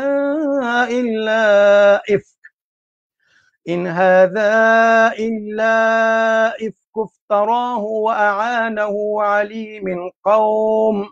عليه قوم آخرون فقد جاءوا ظلما وزورا وقالوا أساطير الأولين اكتتبها فهي تملى عليه بكرة وأصيلا قل أنزله الذي يعلم السر في السماوات والأرض إنه كان غفورا رحيما وقالوا ما لهذا الرسول يأكل الطعام ويمشي في الأسواق لولا أنزل إليه ملك فيكون معه نذيرا أو يلقى إليه كنز أو تكون له جنة يأكل منها وقال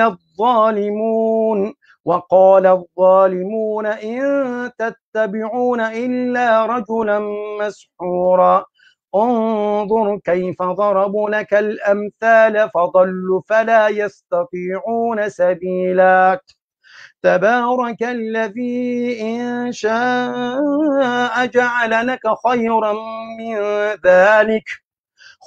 من ذلك جنات تجري من تحتها الأنهار ويجعل لك قصورا بل كذبوا بالساعة وأعتدنا لمن كذب بالساعة سعيرا. اللهم أعز الإسلام والمسلمين، اللهم أذل الشرك والمشركين، اللهم انصر من نصر الدين، اللهم انصر المستضعفين في سبيلك وفي كل مكان. اللهم إنا نعوذ بك من عذاب النار، اللهم إنا نعوذ بك من عذاب القبر، اللهم إنا نسألك شهادة في سبيلك، اللهم إنا نسألك شهادة في سبيلك، اللهم ارزقنا شهادة في سبيلك يا رب العالمين. سبحان ربك رب العزة عما يصفون وسلام على المرسلين والحمد لله رب العالمين، والسلام عليكم ورحمة الله وبركاته.